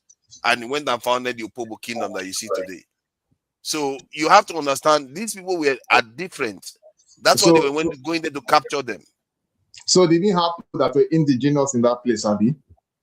The Bani people are the indigenous people there. The Opobo people that are indigenous, some of them are Igbos. Are you aware of that? No, they are not indigenous. You know what indigenous means? I beg. Good night. Bye-bye. You know what indigenous means? Even king of England, indigenous means you evolve there. That's what it means. You evolve some traits there, yes. Okay, if that be the case, that all of us evolve now. Make everybody live like Jam, look hear one. You guys, you are Southeasterners now. So, bro, sleep that one, I beg. Good night, guys. It's nice seeing you guys. Thank you for coming in. And I think Oscar Blackbone is the winner of the day. He seems to have really contributed on a day that Nigeria is being bombed. I really appreciate that. And shout out to everyone on the panel. Yeah, just call me Brian. Thank you for that, and I appreciate you. And how do you donate? I think there should be a dollar super sign. chat. Yeah, dollar sign there. Like donate, you want where you want to set the make comment, you see a dollar sign on your right. Yeah. Click on it. You'll be able to just pass through there. You'll be able to donate. Yeah, that would be cool to get some extra change for not the damages and to Nigeria. To Nigeria you can donate to. I think you can donate to Nigeria too. So I don't collect donation. I think what I'm gonna do, if the people donate to my channel, I'll just keep it there because I don't need the money technically. Of I'll just course. keep it there Why would and you need keep the showing money? it. Oh, look at that. See that? Yeah. No. I'll be letting it build up. Then later on, start maybe it's fine looking for something to do with it. You know, that would be cool though to be able to do that. But it's just that I don't get a lot of subscribers. That's the problem. You are not serious now with your channel. I'm serious. I'm No, here you are every not. weekend. I'm here every weekend. Weekdays I'm streaming now. You know. So yeah, that is it. And let me greet some of the people on the chat. Jimmy Aga. Yeah, Jimmy Aga. See you there. Wow, you know new names. Imani Scarborough. I see you there. OJBK BAK. OJBAK. Or it could be anywhere really. Thank you. I see you That there. one has been insulting you. Yeah, they like to really insult me, but they are attacking you too today. You know, you are like one I of their know. biggest I target saw today. them. I saw They the really came for you morals. today. You know, Sabito. Yeah, JBK. I'm not the everybody has accused me of not knowing how to talk. I really need to once learn a bit of English, really. You know, let's go and learn English properly so I will learn how to talk better. Comprehension. That's what you need to learn. Oh, Comprehension. look at this one. Maybe you should. No, learn how you always take things out of context a lot, and then you don't listen. Nigerians tend to have a bad problem with listening. That's why they tend to talk over each other, and they think you can actually interject someone in a polite way. You know, either you take permission or you interject. That's good, but communication is very. I think it's because English is not the first language of most Nigerians. So, like you can say, "Oh, you insulted me," or you should talk permission. But there's ways conversations can flow, and it's something I think Nigerians just need to learn. No, Just to be sincerely, I think real. the problem we have as Nigeria is active listening. Yeah, we have problem. They don't know how to listen. They like already have an answer. Yeah. Even it happened to forefathers today. He's trying to tell Obi, and he's like, I haven't even asked the question, and Obi's already like, no. Let me tell you, no. It's like let the person land, and then I let think there are the two times conversation. that I see two types of people that want to have conversations. Some people want to learn new things, they want to engage, while others actually just came to bear their chest. And as a matter of fact, more people came to do that. Actually, they want to come and tell people what is in their mind, whether it's good or bad. They don't care. They just want to come and say they are not there to take your own decision on. Most people are like that. Like people like AY is listening, wants to give, want to also discuss. He responds in real time to the answer you're giving him, and sometimes you can see that he shifts his position a little bit. And so sometimes you do that to the one brain cell, my one brain cell. You do that a little bit, and Masca does that. You know the kind of people that actually engage in conversation. They are the ones that people regard as intellectuals because they want to engage, while others just come to want to. Can you imagine trying to change Constance's mind? Yeah, but people like us, AY, like people like myself and AY, and even Dr. Damages are the people most people tend to dislike. Because if you are basically neutral in a lot of, or you start off as neutral before veering off to a side, people on this side don't like you, and people on this side don't like you. And if you're with them today and you come here tomorrow, like you said we do, then in life you just have to move with new information. You don't have to be rigid. Once new information, logical information, fact, and evidence is presented to you, there's no shame in changing your opinion. And this is another means of communication where I think Nigerians lack. Oh, you said this, so you're against me. Oh, you said, I don't care. Like, why do you think I would care about your tribe of your president or the religion of your president? How does that help me? It doesn't. They double down. If you try to change their mind, they are not in. most people come, they are not there to change their mind. They are there to change your mind. And whether you show them information that is contrary, they are not interested. And I think we have to recognize those types. If they are not there for you to change your mind, then just let them have their say, then just move on. You're not going to change it, at least not at that time anyway. You will not change your mind until they come on. I think there are a few cases where I've encountered people that they actually change their mind on a topic, and often it's not on the panel. Femi. It's when they go away and they come back. That's when they change their mind. Femi is a good example of that. Yeah. Femi, and this is why I like him. The reason I like Femi is because, and why I respect him, he has shown that he is a very, very objective person that really wants to learn. Femi's views, when I started listening to him, is not the same now. But his views now are entrenched in facts, evidence, and research. You can tell he goes, studies it before he starts spewing it. So Femi is a good example of that which you are talking about now. Femi is a good example of that. Yeah. He literally goes and learns, and he can come back tomorrow and change his mind based on new information that he got.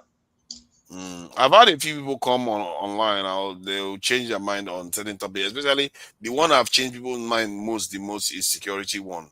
Because they will say, when you were saying it at first, I thought you were talking nonsense. Then they will go back, and then after a while, then they'll come and tell you, oh my God, you are correct.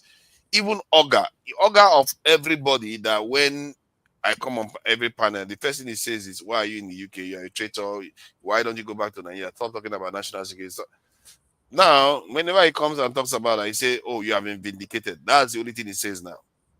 And it's one of my biggest critics, just like Tracy Jacobin and all the rest. And you know what will save the world, and why more people will start thinking critically like that? Social media. Because most of us are our own news sources now. So the traditional media does not have the benefit of brainwashing masses or multitudes at a time. You know, imagine CNN tells you there's nothing happening in northern Nigeria right now, for example, but Masker can show you a video and say, look, they just drop a bomb next to my, God forbid, my XYZ house in northern Nigeria. So we are our own news sources, and what that's going to do is help everybody become more intellectual and critically thinking minded. But again, we have to be very careful, because the rulers and the powers that be will not like that. If they cannot control the information that we take in, they're going to have a problem with it. So people all over the world have to be mindful about that. This is why they're trying to buy up TikTok, and they bought on Twitter, and they're trying to buy CBS and all the influential means of mass communication. So we have to be on our toes too, and we also have to be careful what we allow to be broadcast. This is why I always push back if I hear something false, like AY's friend from yesterday, Lani Kafidin, Sekou. You know, they come, they speak, because some people are very good speakers, but if you're not versed on the topic, they are liars. They are liars. They know how to bamboozle people. But yesterday one, I think objectively, he was on the stronger footing, and to an extent, because you're not versed. No, hold on. You have to ask yourself, because you have an interest on the other side. You have to check yourself whether you are a little bit being blind. No, okay, exactly. So no, wait, let me let, please. So this is the issue. Notice I said something, because you are not versed. I just used an inside joke for AY. He got it. And this is why Sekou, if you go rewind it, he could not refute not even one thing I called him out on. Not one. But that's not what he was. Well, let me land. Let me know. You're doing what we're criticizing now. What he did, and this is why I say we have to remember, I'm talking about mass media and how it is put out to the people and how it is swallowed by the people, which is what started my position, which you now took on Quaker. He was right. Listen, this is the issue. When he was speaking about Islam, for example, he lied. I gave him 5 instances, and I told him, you lied here. There's no Sahih Muslim, it's Sahih. You lied about the Hanafi. You lied about what Lakum Dinukum Waliyadin meant. You lied about 22, Quran 24, verse 33. I called him out on all that. He couldn't refute it. This is what I'm saying. If there was someone like myself, and this is why I said he could get over on you, and why it sounded good. Remember, Father, let me finish my position. Okay. Thank you. So he could get over on you because you have no idea on all of these things. I left a comment. Go read it. Lanifaka Afidin. He said it. Lanifaka Afidin. What the hell? That means nothing in Arabic. Then he said, he just made up stuff. It sounds Arabic to you. I speak it. Everyone understands it. Hassan was trying to call him out and tell him, like, no, are you trying to say lakum dinukum waliyadin? So what I'm saying in essence is we also have to be careful, even though we are fighting against the old style of media, we also have to be careful the kind of people we allow to give messages to the world, because they can deceive people easily, like he easily deceived you. I'm not talking about the whole. I'm not talking about the whole Africanism, come unite, kumbaya thing he was talking about. That's not what I'm talking about. I'm talking about when he decided to speak on specifics of Arabic and Islam and pretended that was the word. And I told him truthfully, he couldn't refute it, that you're lying and you're pretending like you know. Let me say something. Mm-hmm. Stop explaining to Tunaja. Even Tunaja is guilty. I will tell Oh, you. yeah, he was trying to do it now. Wait. You see that issue of slavery, for example. Tunaja he know what I was explaining. He's aware of it because we've discussed it before. Tunaja was on ChatGPT. I'm watching him. When I say something, he will check it out. He know it's correct. He'll hide it. He will say it. When they say something, go to, look at it on Google. Look at it on Google. But look at how he was ready to start defending. Ignore everything I said. Wanted to start defending Kweku now. Seiko. Hold up. If you want to know, like Tunaja, all those issues we discussed yesterday, take some minute, go on ChatGPT, go through all of them. You will come and meet me. The truth is, you see, it's just like when they mentioned something about Bible yesterday. You see how those guys got agitated. The truth is, both in scripture, right? If it's Bible, Quran, or dude, I know both texts like the back of my hand. Right? What's Apple, right? Majority of things you see, they are based on context. Is the truth. You will see where something in the Bible, you're like, oh my God, what is this? Weren't you shocked that Tony did not even know the verse and is supposed to be a preacher? He didn't even know the verse. Let me say this. Due respect, You see, both of you are talking to each other. Let me finish this. No, I'm talking to you and him. I'm talking to you and him. A lot of Nigerian Christians are very ignorant. With due respect, let me tell you why. The very first time I remember I said, what is it called? The word Christian, Jesus did not know what is meant by Christian. It was given by the people of Antioch. People wanted to slaughter me. I remember Bubu Ray saying that, Jesus was born in Palestine. They almost wanted to slaughter, but it's true. I'm like, how come you guys don't know this little stuff? It's the brainwashing we're talking about by the mass media. That is the problem. Yeah. It's sad. Can I respond now? See, one. Yeah, you most of the argument that was made yesterday didn't even tackle his points directly. And all the points, most of the stuff he statements he made, all the ones I checked up, all the ones I checked, I don't know all of them, but all the ones I checked up was factually correct. And also regarding the slavery issue, it's still correct. That's why I say you are too close to it. Okay, forefathers. What was his position? I don't have much of a grind. I'm not for Christianity, and neither am I for. Yes, you are. Yes, you are. Yes, you are. Yes, you are. Listen, again, your bias is showing that you're not seeing it. You actually think I'm biased against Muslims. No, but I'll tell you why I think I'll tell you why I think you're biased and why I know you're biased. Why I know he is very extremely biased. When I started, if you notice when I talk, I try to take a balanced approach. One, I know I am not a dummy.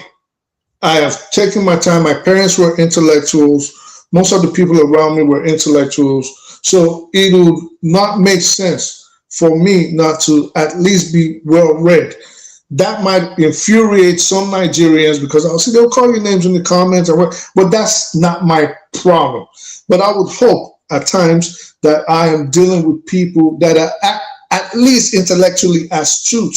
So even if not, I want to learn too, but at the same time, I think I have a lot of knowledge to give out. But most times I try to take a backseat because I know people start getting offended. And if you remember, Jadwin used to fight me and said, no, you have to speak up in the back. And this is why he used to get mad at me, that you just ask questions.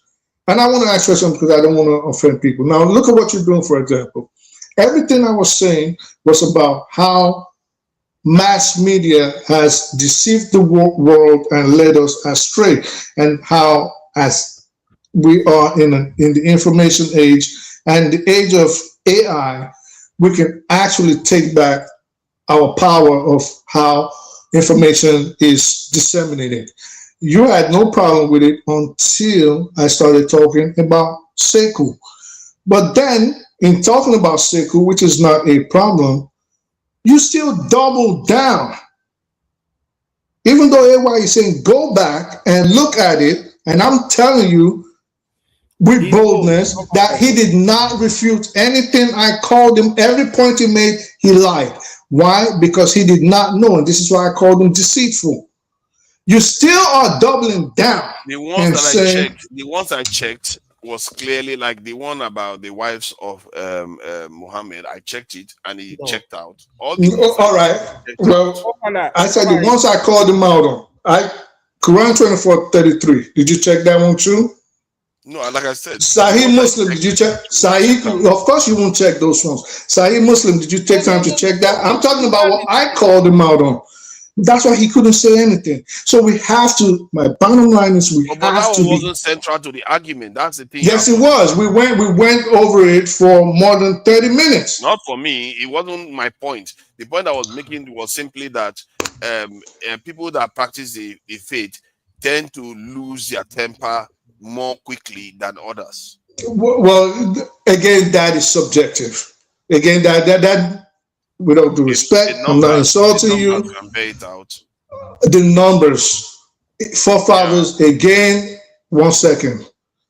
What numbers, what data, what poll can you quote? What scientific study can you quote that says, let me finish. What scientific study, what poll, what numbers can you pull out and say, these are the poll that says, when it comes to anger, Muslims tend to be more angry than Christians when they're speaking on their faith. So this is why I said we have to be careful about the kind of languages we use and try to pretend that they are fact. What you said is just subjective. It is subjective, but I want to defend this guy because I like his position better, which is, there's nothing wrong with that. But let's not start turning lies into truth and pretending they are facts or evidence. Let's learn to stop doing that. And I don't know why with Nigerians this seems to be a problem. See, the reason why, even when Fofana is saying something, I just looked at it and I'm laughing. I know Fofana, if he will find out the truth one day, I'm strongly believe Fofana is going to die as a Muslim. Because you find out the truth, you will be converted. No, it will never. That's A my lot point. of people, listen, I you know have to you are a man remember. of truth, right? So you will find out the real truth. You will find it But out. Have you what considered that matters? you might actually leave the religion? Exactly. So why does it matter if he takes your position as the truth or whether he thinks it's right? I It want doesn't. him to Let follow me the truth, finish. not Let me to finish. guide it. So he doesn't have to. That position doesn't even matter. That situation doesn't even matter whether he dies as a Muslim, as a Christian, as an atheist, as a fire worshiper. It doesn't matter. What matters is what can you prove? This is just my own position. If you, for example, are Sekou and you come in and say, Lakne Frakadin, it means no this and then you start making up stuff or you start lying about things that are evidence-based, chapter 24, verse 23, things of that nature, provable stuff. If you lie about it, then for me, that is where we can have a problem. But for someone becoming a Muslim or a Christian or thinking it's the truth, it doesn't matter what you think. Subjectiveness is your prerogative. You can eat your subjection, but what can you prove? What is evidence? Like now, when I ask the information, the question about is there any evidence indicating that Muslims are more prone to violence when blasphemed? I think when blasphemed, when their religion is blasphemed. And he says evidence suggests that a link between blasphemy laws and increased Islamic terrorism in Muslim majority nations, creating a culture where extremists justify violence as defending Islam. But it isn't about a general Muslim propensity. That is what involves Bob Ray is saying now. Yeah, it involves specific extremist interpretation and political factors. So yeah, that is for Islam. But I think I need to put it compared to other religions. But this is okay. So see my position on things like this. Even though, are you asking ChatGPT? Other religion. This is Google. All right. So I want you to hear me out. So you don't say. So you don't. Can you hear me out? So you don't say I insulted you. Can you please take 1 minute to hear me out? So you don't turn around and say I insulted you. With all due respect, your method of trying to decide if Muslims are more prone to anger when their religion is spoken about versus other religions, but you ask Google, does that make sense to you? Sorry, repeat that again. There you go. This is why I said take a minute out and hear me out. And so you won't be distracted and say I insulted you. Could you please take 1 minute so we can have a serious... Repeat the question. All right. So you're going to Google asking Google if Muslims or people of the Islamic faith or creed are more prone to anger versus people of other faiths. I said, does that make sense to you? Asking Google that, knowing that I asked for why I told you your position was subjective at best. It cannot be fact-based if you do not have empirical evidence, maybe a peer research, polling, or any other verifiable, credible data backing your position up. So you going to Google makes no sense. Now, then. That would even make lesser sense. Because I will ask you for reports. Would you appreciate that better if there are reports on it? Well, again, it goes to, do you have credible sources? Now, if you have credible sources, which I think, you really think people are going to go and say Muslims get... If you went to Saudi Arabia and conducted the research to the question that you seek an answer to, what do you think the answer would be? The answer will... I don't know what the answer would be. That's the whole point. If I don't know, well, the answer would be favorably to the Muslims. If you went to Southeast Nigeria, for example, and asked the same question, it would be against them. So do you see why I said your position is subjective? But there is objective truth. There are objective truths. The objective truth is when you compare all of them together, if they are all subjected to the same kind of blasphemy, which one is more likely to get but that cannot be objective. I have seen Muslims that do not have my sort of temper. Someone like I know. Well, let me just out of 10, one of them have it, but the other group, out of 10, half of them have it. What do you mean out of 10? How many? Listen, this is why I said this makes no sense. Because you would have to take, for example, cultural behavior into account, right? Because you're trying to make something subjective into a fact or evidence. It's subjective. It's your culture. Let me, forefathers, is it okay? So you're trying to take something subjective and make it into fact. I am not saying it cannot be objective because it is based on your own position. Based on data, not my position. Where is the data backing that up? You cannot find any credible. Hold on, let me see. If I ask you now, do you know of one case where somebody blasphemed against Christian and they were killed? Can you have one? I'm not going to get into that. We're not going to see goalposts. I can give you okay, but that is now. But again, that is not what we were talking about. Forefathers cannot land. Again, you will say you don't side with one side, but you do it when you hear but you like are this. choosing not to take responsibility. Can I lie? I compared Christianity and okay, hold on. Let's compare it objectively. Is it okay if I lie?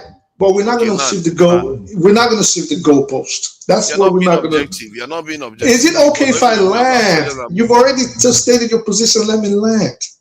Okay. Let me land. Especially if you claim to be neutral, let the other person land. You're not as neutral as you try to proclaim yourself to be. This is why I said it's subjective. And I'm not saying your position is wrong because we have to take, maybe these are the kind of people you met. And this is why I've made mention of Saudi Arabia, for example, versus the southeast of Nigeria, if you ask the same question, which is why I'm saying, barring any credible research or the results of such, your position at best is subjective. Now you're saying, well, blasphemy laws. Well, the blasphemy laws, we know that the Muslims have taken things into their own hands, but that's not what we were talking about. You were talking about Muslims getting angry when, and you implied like it was on an individual basis, which it actually is. And I'm saying you're not getting anything that will say, yeah, Muslims are more violent. Google that, you check, just gave you the answer. And it was favorable to the Muslims. And I'm still disputing it, that this is not how you check things like that. Oh, right, okay. And so now let me ask the question directly to, in terms of with Judge GBD. I said, compared to Christians, have some Muslims, I use the word some, Muslims more frequently resorted to violence. The question was, your initial statement was not violence or blasphemy and all these things you're putting on. You said they get angry when their religion is spoken about, based on how myself and AY were talking about the conversation with Sekou yesterday. But as usual, you're shifting the goalposts, adding nuances that were not included originally, just hoping you get a favorable answer. This is not how to approach a conversation. There we go. I want to explain why I use it, because I want to get a clear answer. Because if you don't use something offensive, I can say, okay, I can remove the blasphemy and say when people say something offensive. Which is what you started off with. And which I'm telling you, your position. Let me change it. Let me change it so you will have. It doesn't matter what you change. It is still going to be subjective in the absence of credible research. That's why I'm going to see now. I will ask you for references. Oh my God! How do you? Forefathers. Pretend you are the one organizing a poll, right? How do you reasonably think you would frame the Muslims get angrier when their religion is spoken about versus Christians getting angrier when their religion is spoken about? You cannot get an answer because a lot of study has to be done. Their mindset, their temperament, I stated this to you, their environment, the cultural aspects of how these kind of statements are taken into account. These kind of things will have to be included. Let us just agree to disagree. You're not finding an answer. At best, your position is subjective. You can't say it's objective. It is subjective. It is not fact-based. It is not evidence-backed. And it is not the truth.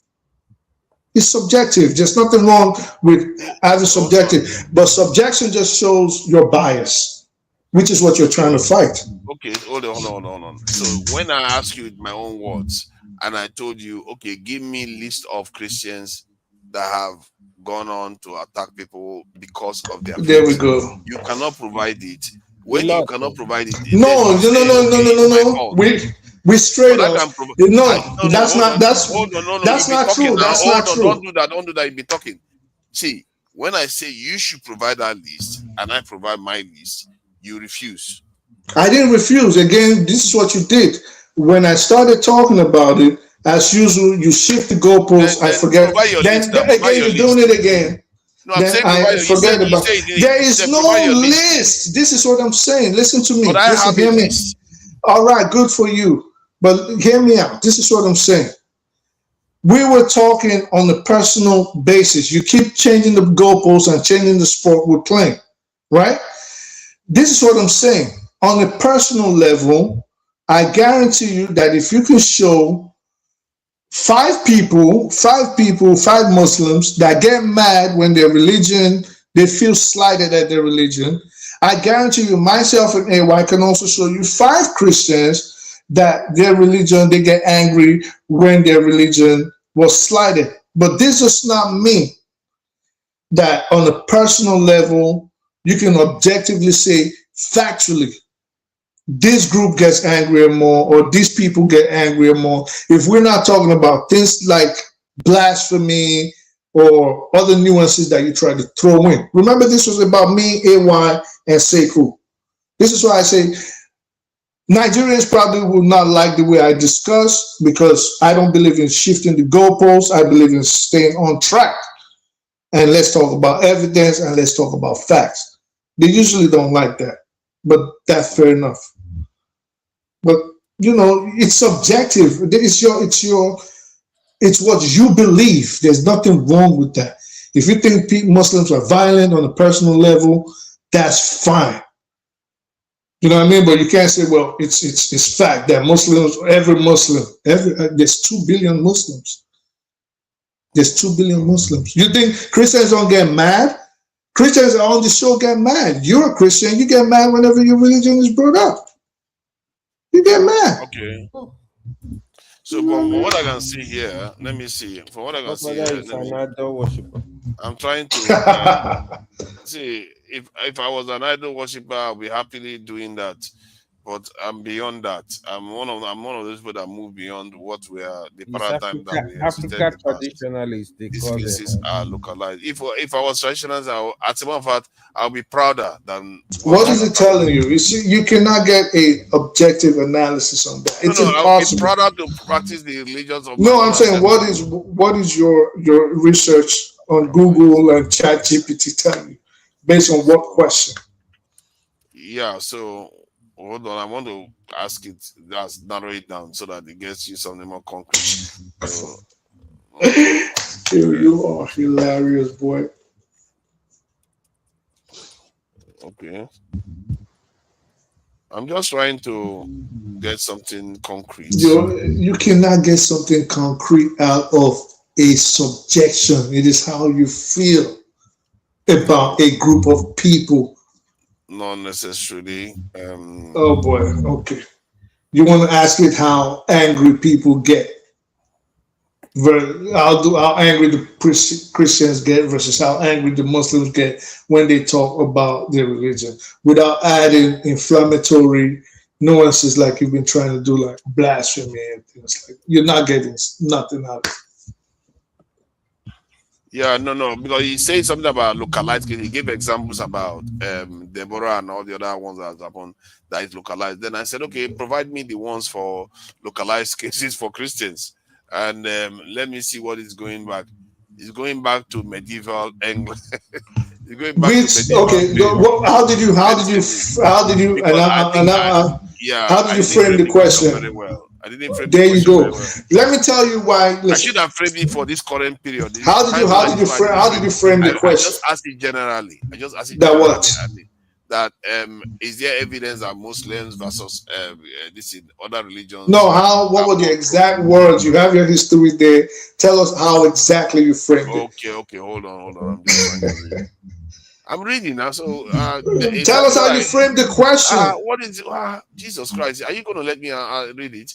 Is there any evidence indicating that Muslims are more prone to violence when their religion is insulted compared to other religions? That's the framing. And then he decided to talk about Deborah in Nigeria, not all the killings in Syria. Hold on. He says there's no clear evidence of it.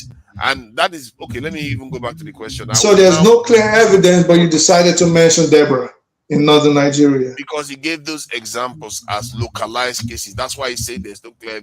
What I'm going to do is I'm going to constrain it. But listen, this is my point. Just hear me out. For every 40 years, in the last 40 years, that way it's constrained. That it doesn't just ram. In the last 40 years? Yes. That what? In contemporary times. Forefathers, your answer is still going to be subjective at best. How do you read polls? How do you think? Let me. You see, the answer has changed now. No. See, because AI doesn't know what you are implying. When you ask it generally, it will think about medieval times and everything. But when you restrict it, then now he's going to see what is going on in the ground in the recent times. So it says, answering the question, is there a credible evidence indicating that Muslims are more prone to violence when their religion is blasphemy or compared to other religions in the last 40 years? Requires careful separation of empirical evidence, contextual factors, and bias versus reality. You see, he's trying to make sure there's no bias there. So, what is different from everything I've said? Not that much. Okay, let me carry on. Empirical evidence on blasphemy-related violence.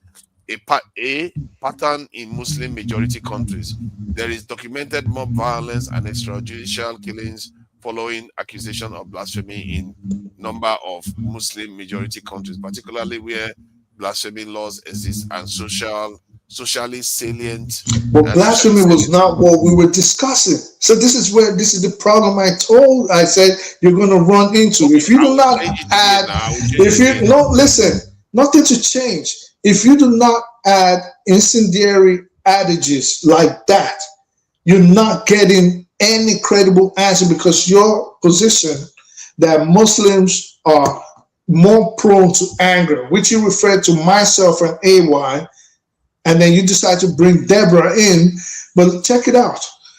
If we're for every Deborah that happened in the north of Nigeria, right? I can give you 1,000 incidents from the archives of Christian southern Nigeria extrajudicially maiming suspected robbers, burning them, beheading them, and killing them right there before the justice system takes effect. You get what I'm saying? So I'm not saying changing it now. Now, when something but obviously you're not listening. Is said or done to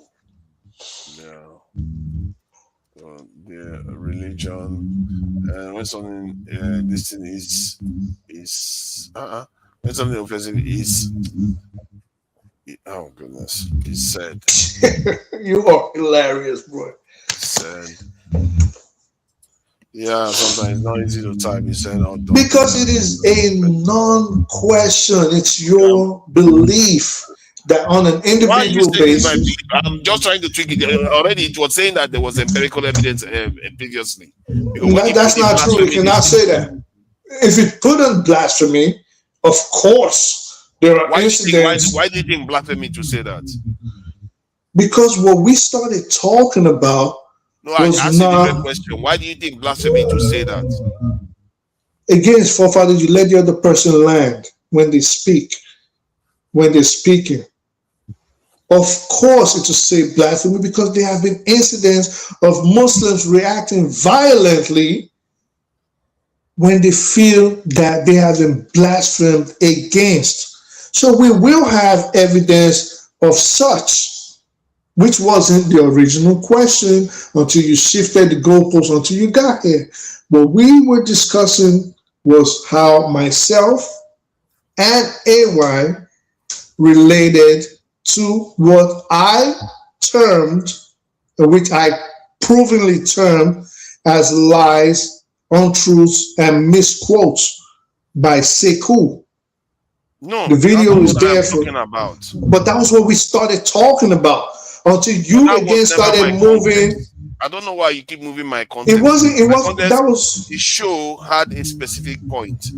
I'm saying that I'm seeing violent behaviors, like in the case of Deborah, with the case of that guy in India, Bangladesh, and everything. That generally, when you say something that is considered blasphemy or offensive to the faith, then like trying to draw the image of this in Muhammad, that is highly offensive, and then they react violently to it.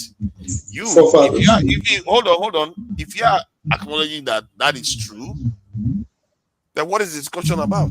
The discussion is you are on I'm not going to lose crusade right now. If you rewind it to what we were talking about, it wasn't about the show.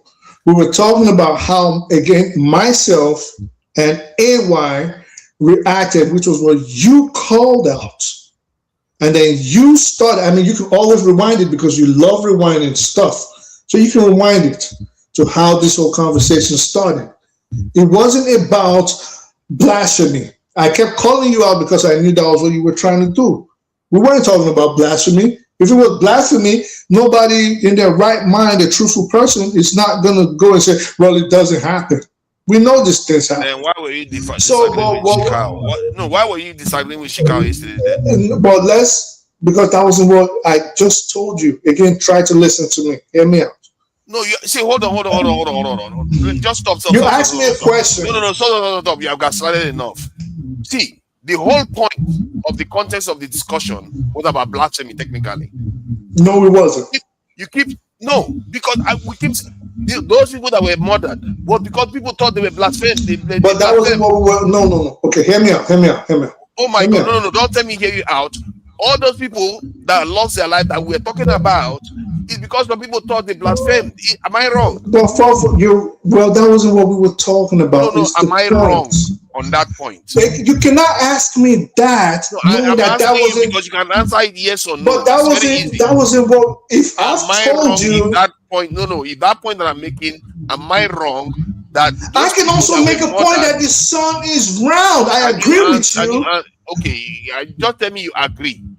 If you tell me you agree, you cannot. Forefathers, this is what. Hold on. This is where it reveals your bias. You are not trying to acknowledge a simple point. You have to go round. Did I say no? And everything else. Let's not argue and let's not fight. All right. Let's not throw it away. Just relax. It's a simple question. Those people that lost their lives, is it not because which people that lost their lives? Deborah, the man that was burnt on the listing on the tree. Of course it's wrong. But that of course it's wrong. I'm not saying it's wrong. Hold on. I'm not saying whether it's wrong. I'm asking you the reason why those things happened to them. Was it not because the people believe that they blaspheme against their faith? And have I not said that Muslims are, let me finish. I am answering. Let the other person speak. It's only fair that you let the other person speak. You just say yes or no. No, I cannot just say yes. Don't teach me how to speak. I spent over 20 years learning. You're not. Let me finish. Okay. Let me finish. You're trying to skew the conversation now. Of course it is wrong. That is the whole point. Of course, the premise of our you're conversation. trying to let me finish. Of course, it is wrong. You're trying to skew the conversation because I didn't say forefathers. whether it is wrong or right. I am saying, is it true? That is the context we're Can talking about. I finish? No, that wasn't what we were talking about. That wasn't what we were talking about. See, that tells you that you are completely misunderstanding. Why would I say the entire conversation? But hold up. This is why I say you always try to win. Why would I call that subjective if it is a factual evidence that Deborah got killed by Islamic fanatics? We all know this. Let me finish. You completely misunderstand the topic then. That's why. No. If I know and you know and the audience knows that Deborah, for example, got murdered by Islamic fanatics acting under the impulse that their religion was blasphemed upon. I have repeated this over and over. But forefathers has to win. That was not what we were talking about. Why would I call that a subjection? Why would I say that was subjective, which led you to run to ChatGPT and Google? Yes. Because that wasn't what we were discussing. We were discussing on your position that myself and AY and other Muslims, well, you basically said myself and AY. I'm talking. See, let me do this. The point is very simple. Hold on. Let me make this clear. While you were talking, it looks like we were discussing totally different topics. Yeah, I was busy focusing on the idea that people are getting murdered, and that needs to be addressed. And you are saying I'm trying to malign Muslims with just being every single Muslim just being violent. And you even use the term when they say something hurtful. But the context I was talking about it from was the context that results in the loss of life. And if we are going specifically to that, all those cases involved people that believe that they blasphemed. So if that is the case, then why are we talking about the other context? The other context is not what we are talking about, because I know you guys, AY is not violent, is he? I know you guys. I'm talking about the other context that is happening more frequently in that religion than in other religions. Again, forefathers, you love rewinding stuff. You can feel free to rewind it. What you're doing now, because I kept calling it out, that you're shifting the goalposts, you're adding nuances to it that was not part of the original topic. You're adding words that are not part of the original topic. This is why each time you claim you ask a source on the internet, I ask you, who did you ask? You said Google. What exactly did you say? What exactly was it? And I'm like, this is not what we started off saying. Your position, it wasn't about the violence. You started out, yes. It wasn't about the violence. Why would I talk about it then? What you ascribed to myself and AY was me saying Sekou did not know what he was talking about. Then you claimed that we are biased. And see, you guys are getting emotional, and we're not getting emotional. You guys are getting angry. And this is why Muslims get angrier more than other faiths when you talk about the religion. This was your position. And you said, I'm gonna check, and I'm gonna check chat, and I'm gonna check, and I'm gonna check chat GPT. And I said your position, forefathers, your position was subjective. I kept telling you. You're not listening at all. See, you say that you have comprehension. This is where it's very, very important we understand. When I talked about Shekau, I said everything that he said, and I checked, it turns out. Then I also went on to say, in the bigger argument, which was something that I was more interested in, I wasn't interested. No, you didn't. No, father, sorry. Remember, yesterday I tried to stop it. I wasn't interested in all the details of what Muhammad did. I wasn't that much interested in all that. That wasn't the context of my debate. I even got cross once when I said, while we are busy talking about it, people are actually dying. That is what my focus was on the idea that, okay, if people of a certain faith tend to get crossed and people lose their lives, and that needs to stop because it has implications for Nigeria too. That has That was my only focus. I wasn't going into what Islam does. And as I tried to stop you from even talking about Islam. I'm not interested about talking about Islam faith itself. I'm interested in stopping the killing. Whatever needs to be done to stop that. Because sooner or later, people are going to just start feeling like, okay, Hindu is feeling the same way, Christians are feeling the same way, Jews are feeling the same way, Buddhists are feeling the same way. What do you think is going to happen? Is gang up. And nobody needs all that. That for all the preaching, that was not what we were talking about, and that is not what led us up. What I was talking about. It cannot be what you were talking about if we were talking about the fact that Sekou was wrong in his quotations of the Quran. Sekou was wrong in his quotation of the Hadith. Sekou made up Arabic words. Sekou mispronounced a lot of things, and Sekou lied about being a Muslim because the basic questions that I asked him, which even the 3-year-old would know, he didn't know. But you kept just saying, well, he's right. And we started talking about biases.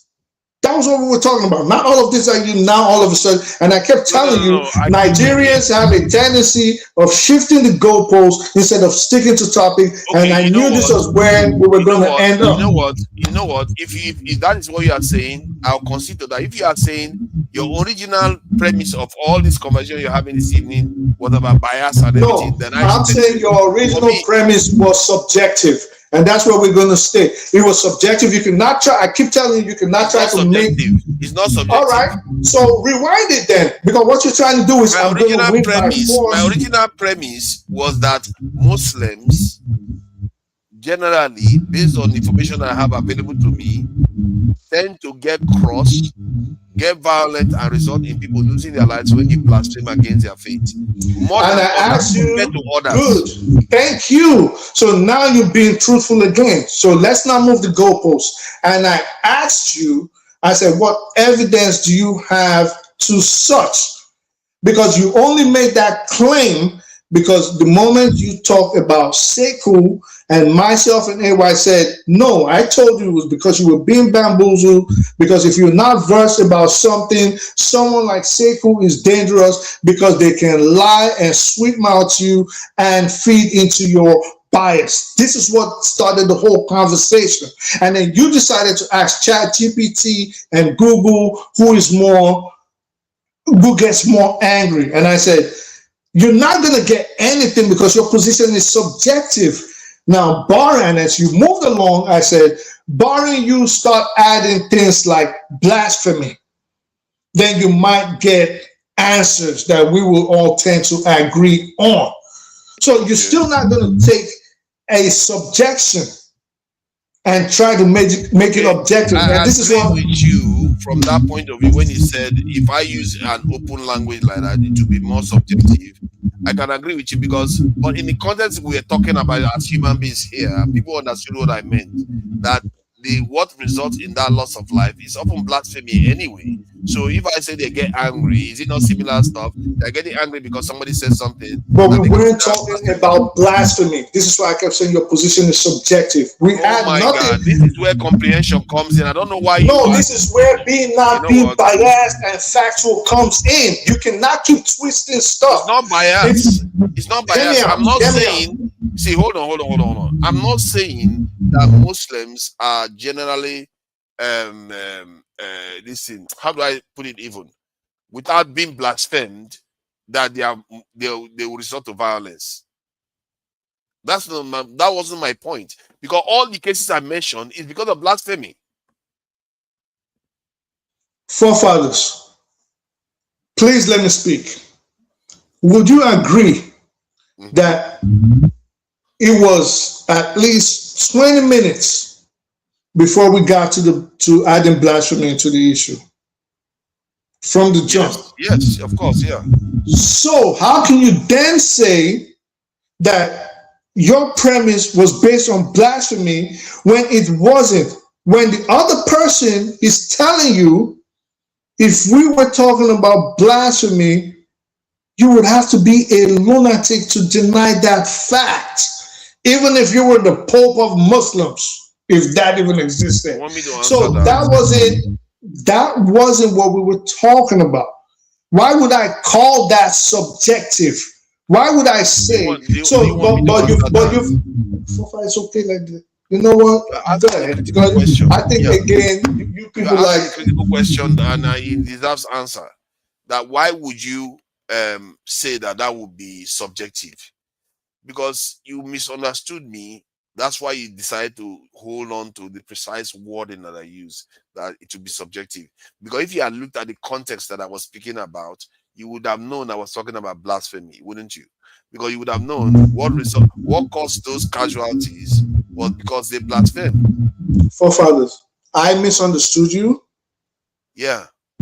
I told you something earlier when AY was asking you about Google. This is why I say you cannot enter every conversation hoping to win. It reveals your bias. Even when the other person is conceding because you want to win, you're going to keep harping on non-issues.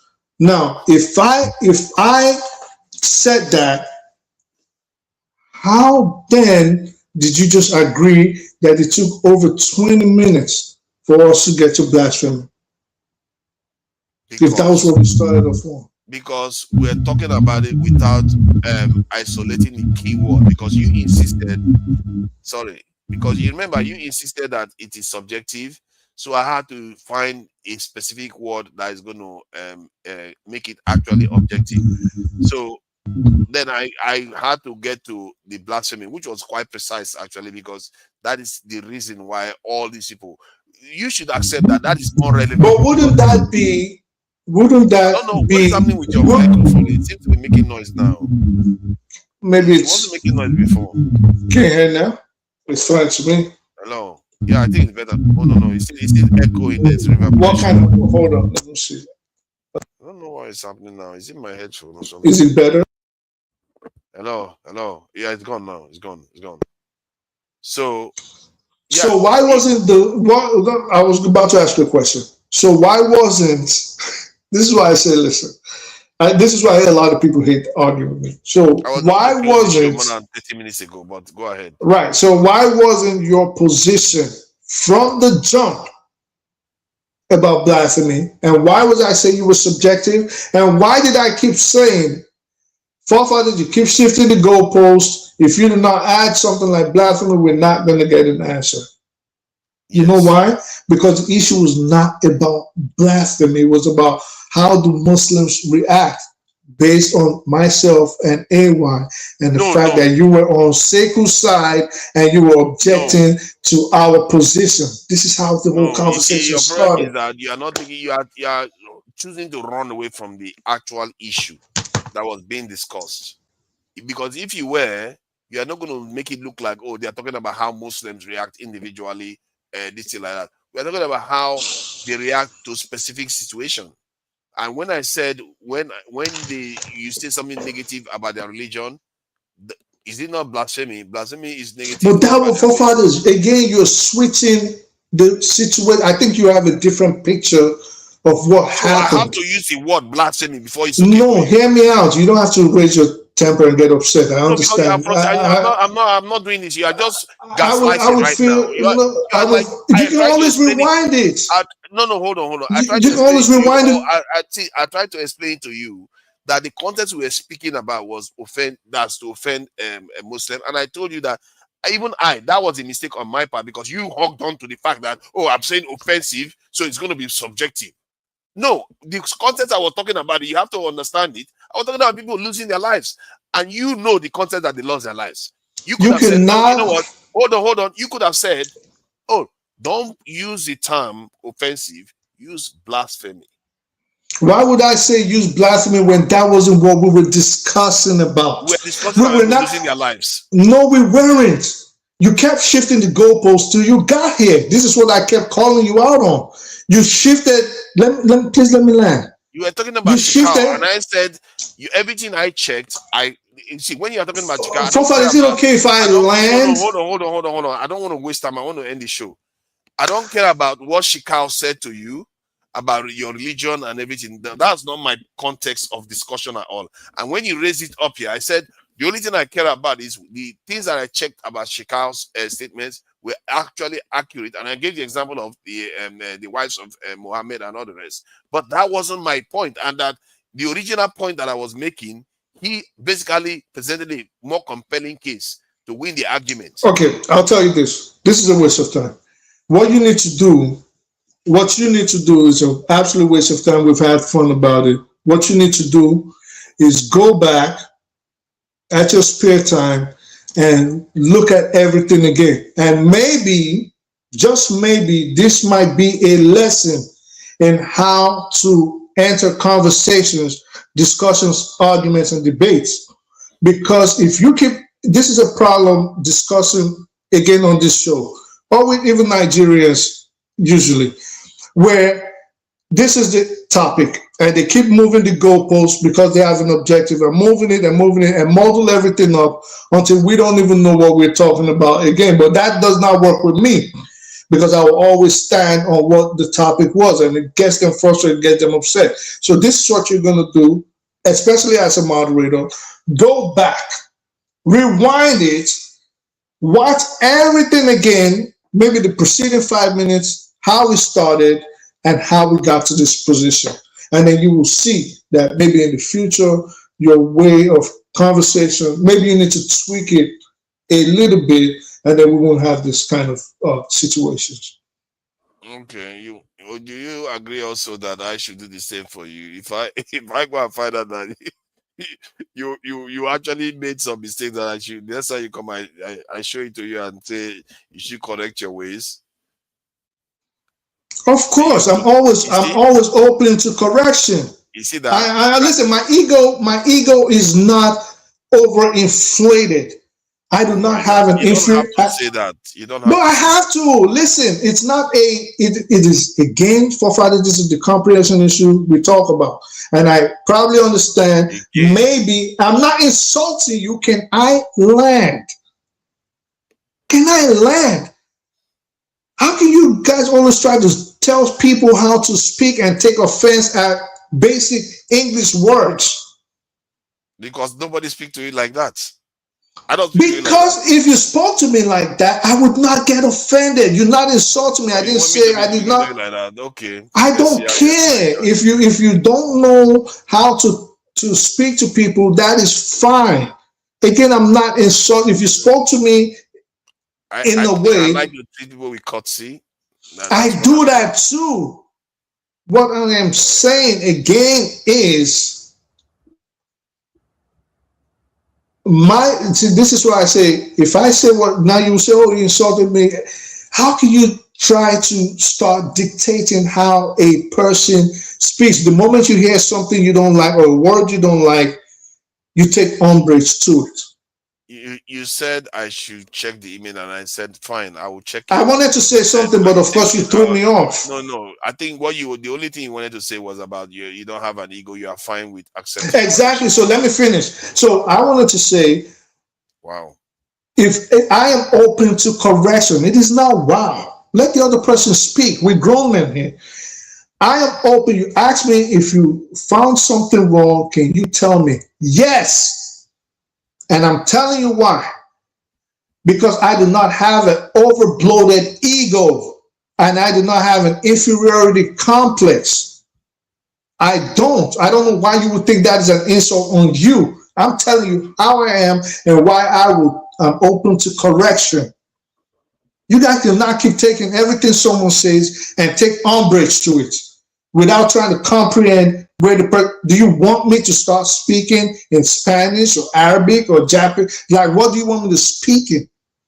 Okay, if you correct me, I have no problems with it.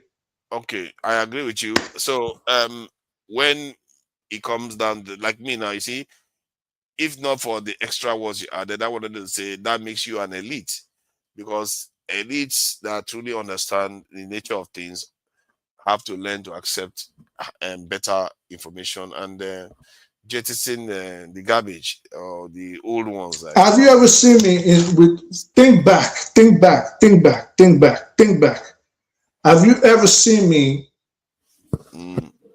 get mad at something that was factual? You can't prove, you can never say you've seen me do that. Maybe, I don't know. I'm not no, checking. you can't. Because if it's factual, it's just like, because again, if I say what I want to say, you're going to say I'm insultive. Now, it's just like now, we kept harping about blasphemy. And I keep telling you that yes, Muslims have been guilty of blasphemy, of being violent when they said that their religion would blaspheme the poor. But you chose to ignore it. I don't get mad. Again, I don't have an inferiority complex. I don't have a bloated ego. That's why I didn't ignore it. The question I was asking was a different question. It doesn't even matter.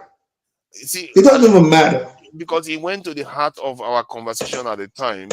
Then you were like, oh, I know it's wrong. And I was like, but that's not what the question I was asking. I was just basically asking, was that what we were discussing at the time? So that you can straight that that's the original conversation we're having. At this point, that by the side, at this point, it doesn't even matter. My point is, it's okay for us to see eye to eye. And if the person uses a word in a certain context, you can't say, oh, well, because I think this is the meaning of that word, it must be insulting me. No, I just said, I don't have an inferiority complex and I don't have an overbloated ego, so I'm open to correction. That does not mean you have an inferiority complex or you have an overbloated ego, because this is what Nigerians tend to do. They'll say, if you say this about yourself, that means you're talking about me. No, I'm not. I'm talking about me. All right, then. Thank you. Till next time, I will see if I can play some of our favorite people's songs out. My Southeastern brothers, like they said, I'm trying to brand those to Southeastern brothers. Don't worry, tomorrow I'm going to offend them again. I'm an equal opportunity offender. And who is that person that's calling me a hot-tempered man? Who? Where is he? Who is that? I hope your wife is safe. You see, this kind of statement, Imani Scarborough. I don't know where you stand on this issue. Maybe you are a Muslim, so you don't like what I'm saying. What is the anger issue there? Why is it that I'm the one that has to take anger? What kind of attitude is that? Who is he talking to? You have an anger issue and all the rest. And who else is there saying all kinds of stuff that you are saying? This is slow for me. And Panzer wanted a link. No way, that's not happening anytime soon. And why do people just listen? I don't know, man. I really don't know. This is why I always say that when I want to have a conversation, I just want to restrict it. Otherwise, maybe I'll just start doing monologues and just close out. And I just want to restrict it because it's exhausting sometimes to just exercise. People will just drag you around. Just answer the question, we'll get to the next one. Answer the next one, get the next one. And if we exhaust the point, then we can go to something else. Because I would rather do that now than just keep going round and round, not learning too much. Sometimes people want to teach me history. I don't want to learn history. I just want to get to the end of the point. And that debate yesterday was quite clear in terms of. But how can you not want to learn history when most of what we talk about is history? No, when I want to learn history, I will go to, like, let's say, Have Your Say, or when he's interviewing people. That's when you want to listen to people just have their own.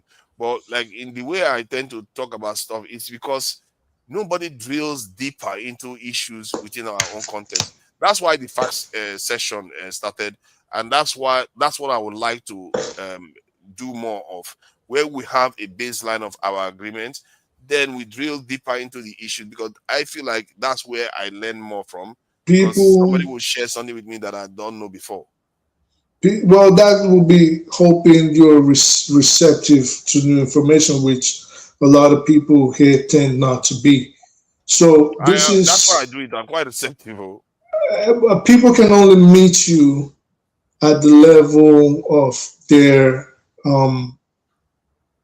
intellectualism or understanding or knowledge. I wish for this show a lot of times that people like Dr. Damages, Femi, Dr. Dominic, Show, People like Show, I really wish they were more regular on a show like this, because sometimes it's like some people come on and then they speak way over people's heads. Temperaments are different and things like that. I just wish maybe Dr. Damages has to fashion this show somehow where like yourself, like you said. But then again, this is with due respect. I'm not insulting you. I wish you were more versed in certain subjects. So you could bring, maybe you and Show have a discussion for a minute. When I mean a minute, I mean a long while. Or Dr. Dominic, for example, that is an expert in. But what I gathered, again, not just in you, I have to always apologize when I'm shooting to you guys, because you guys, what I gathered was people tend to talk about what they don't even know. And even if you bring in, like someone like Pansat, for example, Pansat, I wish would speak more and come on more. Extremely intelligent guy. I don't know what's wrong with you, but I will leave it at that. The fact that you say Pansat should come up more, I don't know where your mind is. Why? I'm talking about this intelligence. The moment saying Pansat is good, I don't know where your intelligence is there, because Pansat telling me that Pansat that comes here every time insult minorities and is disruptive. I'm not the country. No, I'm not discounting that fact. I'm not talking about that. Of course, I disagree with that. I'm saying on an intellectual level, on an intellectual basis, Pansat is very versed on topics. Like you could really, Pansat could tell you 10 things, and he's right 7 or 8% times out of 10, right? Of course, he throws in his usual ethnocentric positions and objections, but you cannot deny Pansat is very intelligent. Femi is very intelligent. Show is extremely intelligent. Show is a different character altogether. See, Show has the ability to summarize information very concisely and with simple language, and he's very, very gifted at that. Pansat may be very, very intelligent. His conclusions are often very wrong. And I don't know whether you call that intelligence. Even intelligence is supposed to be able to, translate data. Well, he's very fact based. Pansat usually doesn't just talk out of his ass. He's fact based. He's evidence based. I don't know when he says he's going to defeat the entire country, but it's all well, right. that is his own that is his objective, and that is what he aims to get. That's not what I'm talking about. I'm talking about. We shouldn't conflate people with knowledge for intelligence. We shouldn't conflate people with knowledge for wisdom. Wisdom is a totally different thing. And someone like, I think this is one of the things I value someone like Show for. Show demonstrates a high level of discernment than most. Very few that I've seen on this panel. The only person I would see that I can compare to people like Show is AY, Masca, and maybe some YouTube. Yeah, but that's not what I'm in many ways. But in terms of discernment, yeah, he has but that's not what I'm talking about. I'm not going by knowledge. I'm not going by knowledge. I go by the way you discern things that it's actually going to be valuable in terms of the real world. Yeah, but if we're talking about things, this show, to move forward, you have to be knowledgeable. You have to be factual, and you have to be evidence-based. What you're saying about discernment and all that leads to more on the emotional and sentimental side, which does not matter on this program like this. Your emotions, how you feel, probably doesn't. It really doesn't matter. What I mean by discernment is that, you see, people with wisdom, I think even in ancient times they know it. You don't have to have knowledge of how warriors behave. You don't have to have knowledge about how finance works in the country. But yet, as a leader, also, you might have wisdom to know how to borrow knowledge. You see, the thing about people with wisdom, they know how to borrow quality information and use it to reach appropriate conclusion. They don't have to have knowledge of their own necessarily. I think that's people really have issues with that. Based on your comment, you actually made similar errors where you are looking at it from the point of view that yeah, it's good to have a base of knowledge, a critical base of knowledge, but you also have to have the ability to learn when to borrow knowledge from some other person. Most of the stuff I talk about is not mine. I take it and I take a quality one. I know how to pick quality information, then use it to reach my own We're talking conclusion. about, you realize we're talking about this show and how it should preferably be structured in the future, right? You realize that's what we're talking about. No, you are talking about how Dominic and the others should come in and this and All that. right, so that will be knowledge based.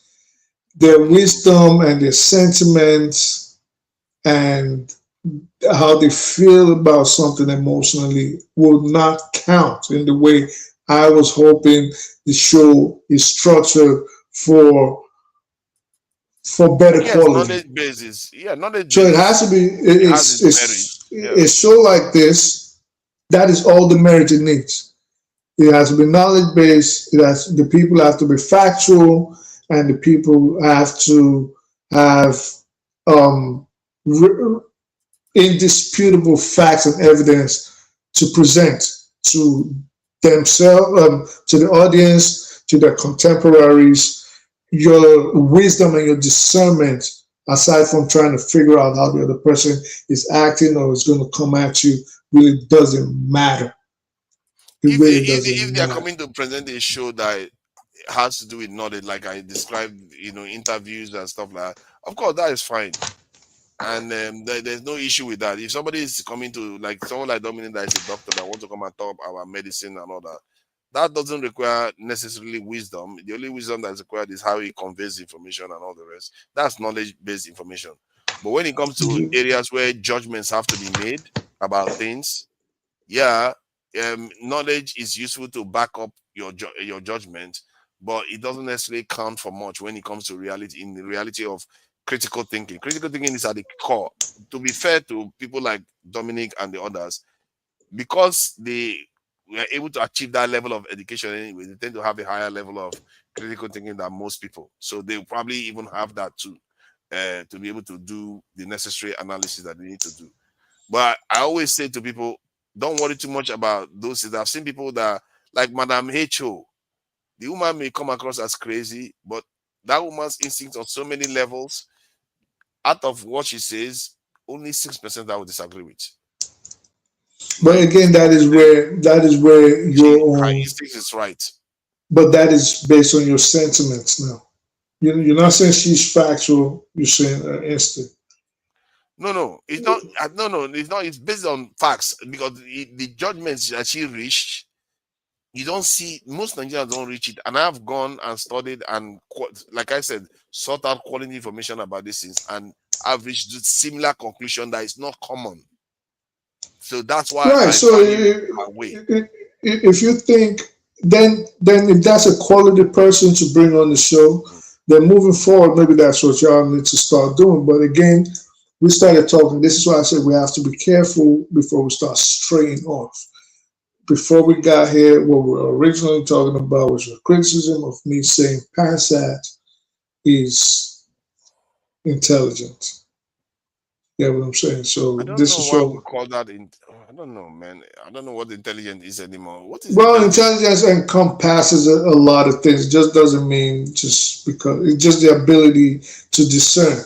Discernment is part of intelligence. It's the ability to present knowledge. Encompasses. I mean, that's just the basic. Yeah, intelligence is the ability to learn, understand, reason, and solve problems. That is just what intelligent means. Panzer reached very, very wrong conclusions on problem solving. I don't know about reasoning too. I have an issue with its reasoning. It has knowledge, so in other words, it has the ability to learn.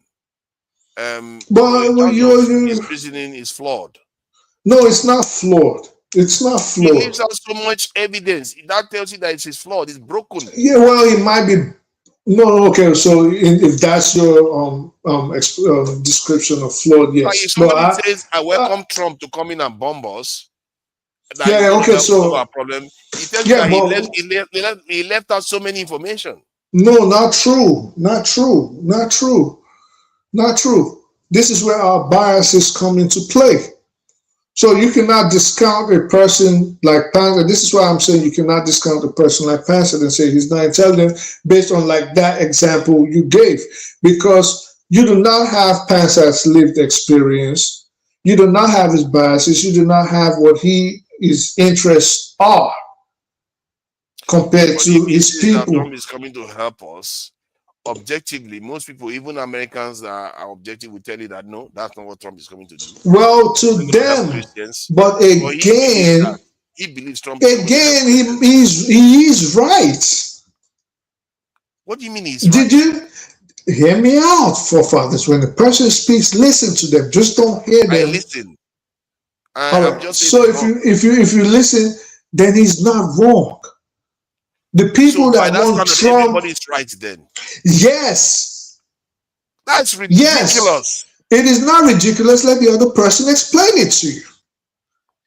Do You know I? there's objective truth. Let me land before we start shifting the goalposts and talking about what we are moving away. Let me land. Why do I say people like Pansa and people that call for Trump to come into Nigeria are right in their own way? Remember, we're talking about Pansa's intelligence. Again, you brought this in as an example. Do I want Donald Trump to come into Nigeria or any invading force? Absolutely not. I don't. But you haven't lived, and this is why I said you haven't had their lived experience. You do not have their biases. You do not have their expectations. This is why I always try to listen to me. So you cannot say just because he chose what is against yours, he's not intelligent. He is intelligent, but he might be biased as opposed to your position or my position. I'll look at him as flawed. You look at him as flawed, but it doesn't mean he's not intelligent. For me, This intelligence is what we're talking about. Intelligence. If somebody tells you that they are intelligent and they tell you that their solution to their problem is let's go back to where we were in 1960 or 90, before that, or they tell you that Trump is coming to help us, in other words, to help Nigeria do better.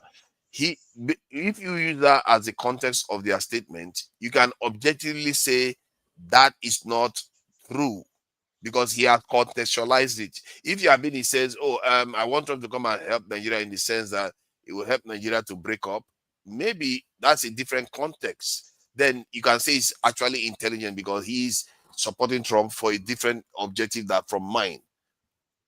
That's the only conclusion you can reach. If it comes out openly and says, okay, it's not to destroy Nigeria, it's just to go after those bandits and everything, and that is going to help this in Nigeria.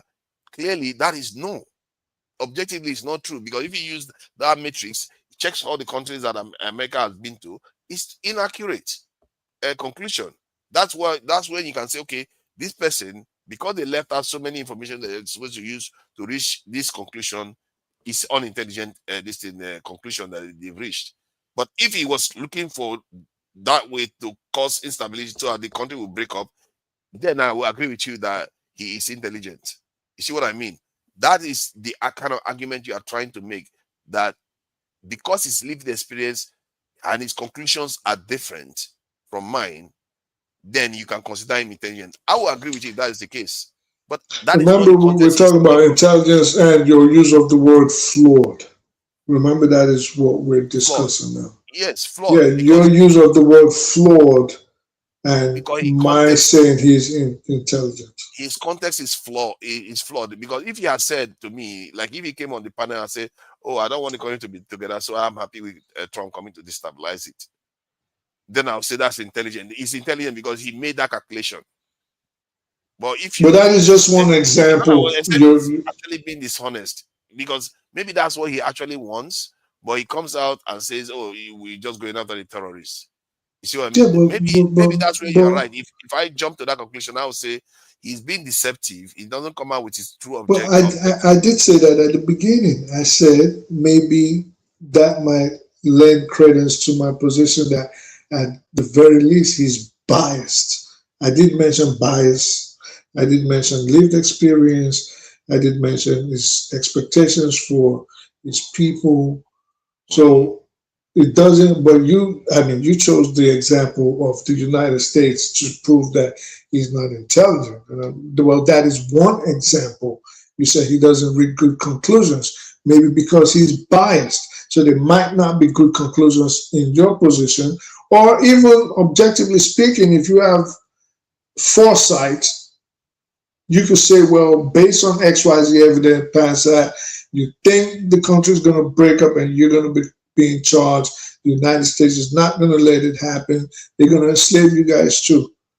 I can see that. But again, that is just one example of you trying to argue why he's not intelligent. My point in the end is people like him and the others that I mentioned are very versed in what they try to discuss about. And I told you, I'm not insulting you, but I tend to see or know, not just believe, that a lot of things you talk about, you are not versed in them to discuss them.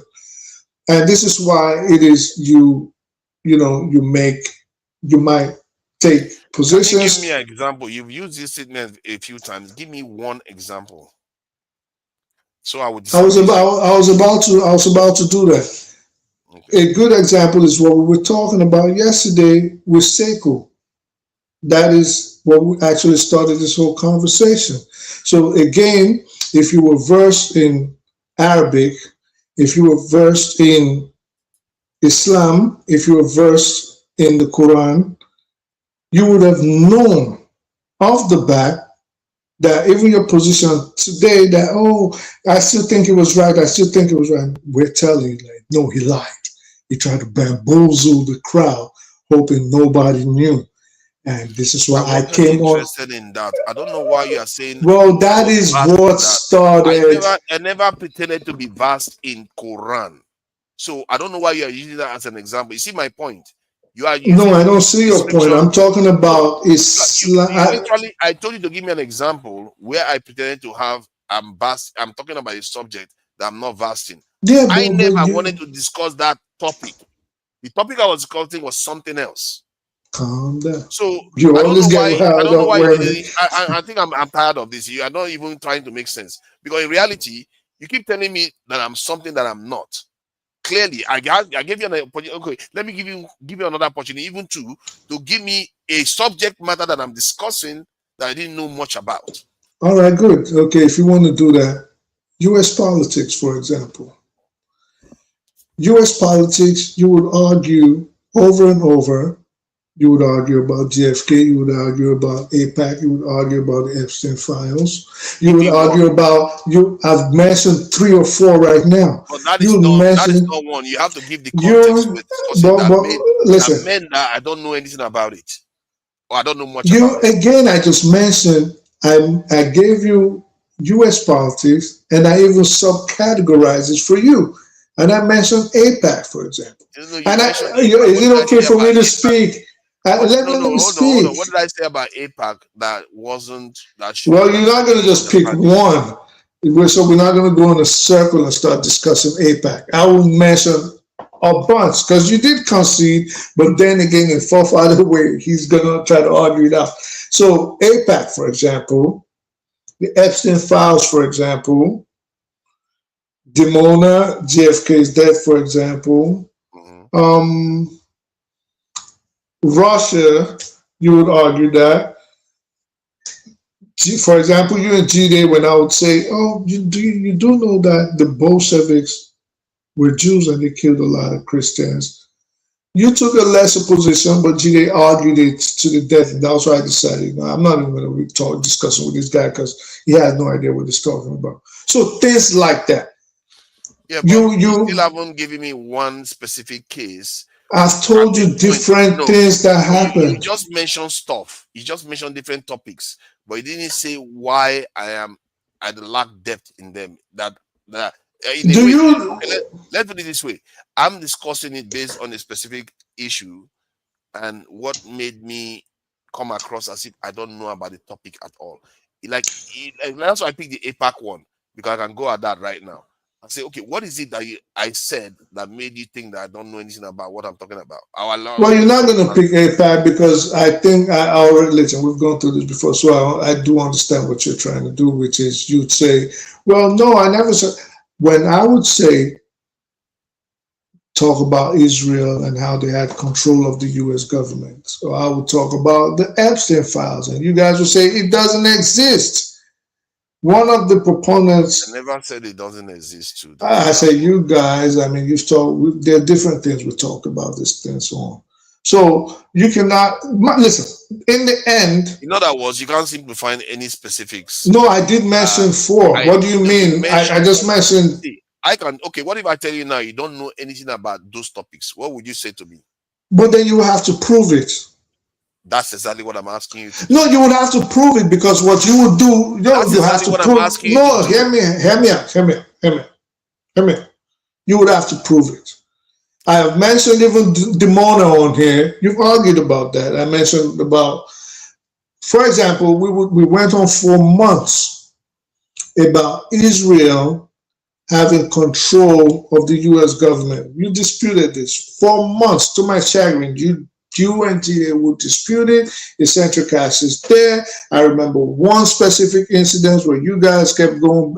Eccentric Cast even claimed, when I mentioned that there are APAC handlers, and I don't want to discuss this topic, that there are APAC, exactly, that there are APAC handlers. You didn't dispute it. And Gina was on here, and you were showing the mic when APAC has not given. APAC is number 8. He didn't even know what lobbies was. APAC is number 8. They are not important in American politics. They are not. And Eccentric Cast was saying, "Oh yeah, sure he is." And G-Day and Eccentric Cast, someone that didn't even know how lobbying groups work, is right, objective, sure. And Eccentric Cast kept talking about the defense lobbyists, the defense industry. And I said, do you think the defense industry, I'll never forget that, have handlers for congressional members? And he said, yes. And he started talking about Raytheon and all that. I'm like, what are you guys even talking about? So things like that, people just need to be versed. That is the problem. It's like, if I was to argue the Quran or Islam with Sekou, when he was saying a debate, that's like talking to a freaking wall. See, because let's not go to Sekou. See, when you said about now let me just end this with these 2 seconds. Because how can I argue something that is not factual with facts, and the person is insisting that it is factual? How is that even going to proceed? How are we going to proceed on that? Okay, so that's why I told him, like, just go sit down somewhere. When you said about APAC, we're cross-talking each other, because I always felt like America, that the Israeli lobby has influence in America, very, very powerful influence. And I also even can concede that they are controlling America in so many ways. But my contention was that whenever the West truly wants their power back, they will get it. Because generally they've proven that in history. I even gave the example of what happened to the Jews during the Nazi period was able to happen. Because you have to look, for me, I don't use one data point. I have to look through time. When somebody tells me that, okay, Israelis, Jews have so much power, I'll say, okay, yeah, that's true. But when did their power start? Did it start before 1945? Yes, it started before 1945. It was around in the 18th century. They had power all that time. Russians have existed, God knows how many 100 years they've existed. So they had a lot of power for a very long time. But that is a known discussion. Yeah, but yet Germany happened, I'm just trying to show you my No, my but you've way of always. thinking, my I way of thinking understand. about stuff. So Germany happened, then it tells you that okay, yeah, they have power, but it's not absolute. They've always had power, even in the Middle Ages, they've always had power, but it's not absolute. The population that they are in tend to take the power back now and again and do whatever they really wanted to do when it's necessary. And I Yeah, went on to say that that's what is happening now. They want to but take the that power is back. a non-discussion. That was never what we will argue about. And this is why I always told you when you mentioned that, which I knew was going to be your position, it was a non-discussion. Whether they're going to take it back, if we look back at historical context, they will take it back. But nobody has a crystal ball. What if they don't take it back and Israel decides to make this Israel 2.0? We don't know, but that was not the discussion. The discussion No, was I agree with you on that. the discussion was. Let me concede a point. I understand, but let me I land. remember during that time I was playing a video of Biden during that time. I remember that conversation. Right. I played a video of Biden talking about how it was valuable to invest in Israel as saying that the Europeans are still controlling Israel in one way or the other. Right. I played that video to defend that. So right. So you've considered it, which it doesn't even really matter if you did or don't, but you did in the beginning of your statement. But with the discussion was always how much influence does Israel have on the United States government? And my position was always they had an overwhelming influence on the infrastructure of the. I think it's on foreign policy. You have to restrict it to that. Well, That's why Jide was objectively correct, because the list. No, Jide cannot be objectively correct because come on, the list included were not foreign policy people. Jide is just from at the risk of sounding condescending, Jide is still a new egg in the shell. He does not understand America. Let's stop it. All right, he doesn't. He's not using his own knowledge. He's reading from documents. Okay, well, that is good. You can defend him all you want. Jide does not understand. You have to be factual now. All right, without straying off, I really don't care about Jide and his opinions at this point. Let me just land. So I don't care about his opinions, or I'm having a discussion. So my position was never about how. My position was always how much influence, if any, does Israel have? Not categorically, oh, it's on education, or it's on this, it's on that. No, because we can pull out different spheres of influence. The point was Israel had control, or near total control, of the U.S. Congress. This was my position. So y'all's position, and if you want to take yourself out of it, that is cool. At least Jide's position, and eccentric cast again, because he joined in once or twice, was that they had no control on the U.S. government. And I called bullish on that all the time, as we can see now. You get what I'm saying? So that is one aspect where it took months for you to. So this is what I'm saying. I'm not insulting you I'm not versed in everything. Definitely not. You know what I mean? But I'm saying if we want to speak about topics, I tend not to get into topics I do not know about. But I see a lot of people have that problem. And then it's not necessarily true. You see, you have to understand that some people may not have in-depth knowledge about something, but they will bring out the knowledge of somebody that has actually studied. They will show you the summary, like that list that Jide showed about the influence of the gun lobby and pharmaceutical, and they are real.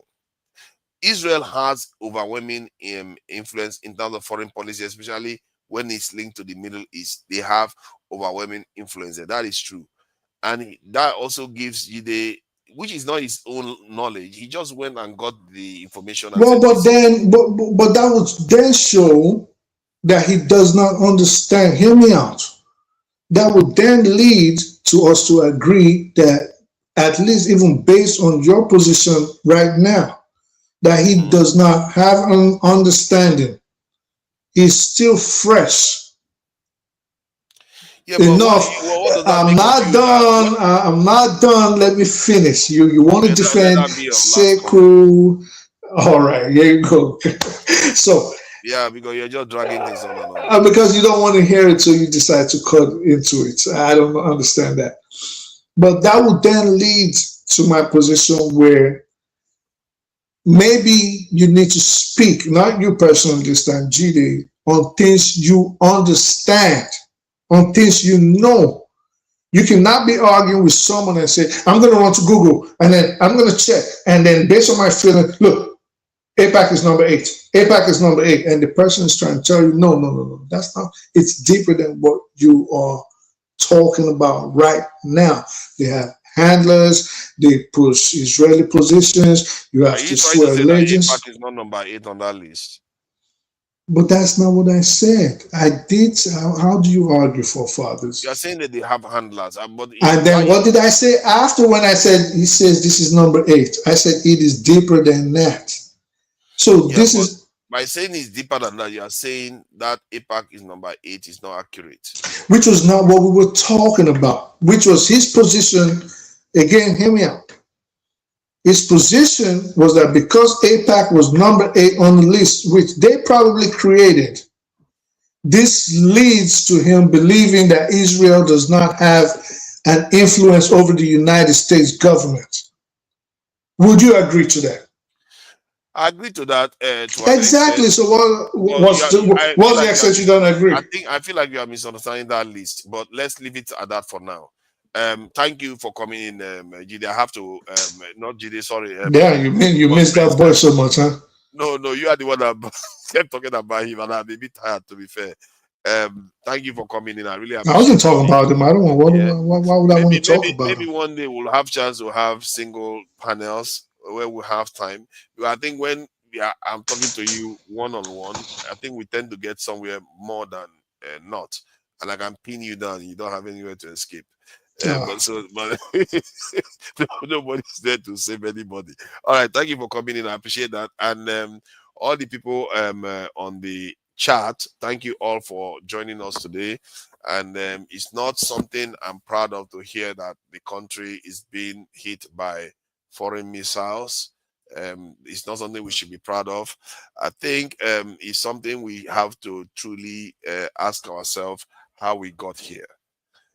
Because if our nation was secure, we wouldn't be experiencing this sort of situation where people will come and bomb us to sort our issues out for us, and it's not even going to do that.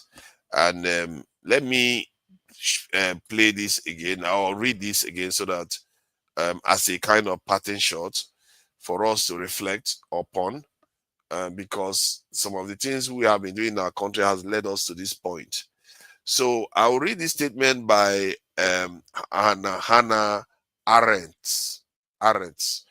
She said, constantly lying is not aimed at making the people believe a lie, but at ensuring that no one believes anything anymore. A people that can no longer distinguish between truth and lies cannot distinguish between right and wrong. I'll repeat that. A people that cannot distinguish between truth and lies cannot distinguish between right and wrong.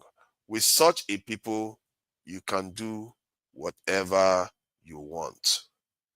And I think this is something that should make us reflect. And our politicians and our elders, when they lie and think these things are not consequential, it is consequential. When you divide the people and you think it's not consequential, it is consequential. There will be day of judgment. This one doesn't even come close to a day of judgment. It's just a prick just to show us what is possible. And it's not even, this is just nothing. If you are putting on the scale of 100%, this is just about 1% or 0.5% of what is out there. And we have to be careful what we are asking for here. Because when the anarchy arrives, all the people, all the gnashers of teeth, all the wailers, all the complainers, they will not have complaints to make then. Because the problem will be so much, they will be traumatized into silence. Our politicians have to do better. Our people have to do better. Our problem is not that serious. It's just our minds that is a problem. We have to demand what we want to change the country. If you want security, demand it and know what you're asking for. When I keep telling our people, recruit your people to protect your country, it doesn't mean you shouldn't arm them. It doesn't mean you shouldn't give them technology. Just get the people into the forces to protect the country. Then hold your politicians accountable. When they do something wrong, you hold them accountable. You may be hungry, but it doesn't mean you shouldn't hold them accountable. But I truly believe if we can figure out how to protect that country, we can figure out the rest. We can rename our country. We can get our own national anthem. We can make our own local languages national official languages. There's no reason why we can't elevate ourselves. Look at where we are. We can't even change our name. That's how debilitated we are. And that is what makes that statement very relevant. Because we don't even know what is right and what is wrong anymore. Our lawyers are wearing white people's headgear. Our name cannot be changed from somebody, a name that was given to us by an Oyibo woman. Our national anthem was changed back to that written by an Oyibo woman. We have to truly ask ourselves some serious question. That's how I will leave it. And then let this be a day of reflection for many Nigerians, instead of those that are just, which I understand why they are doing it. Some people are jubilating that Trump is doing what he's doing.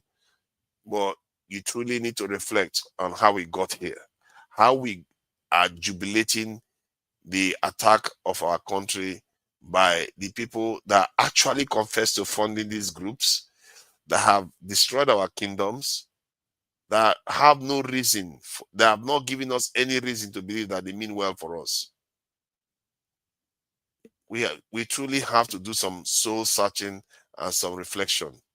Yeah, repent. Maybe I will repent too. Thank you for joining me. Till next time, I will see you all. Bye.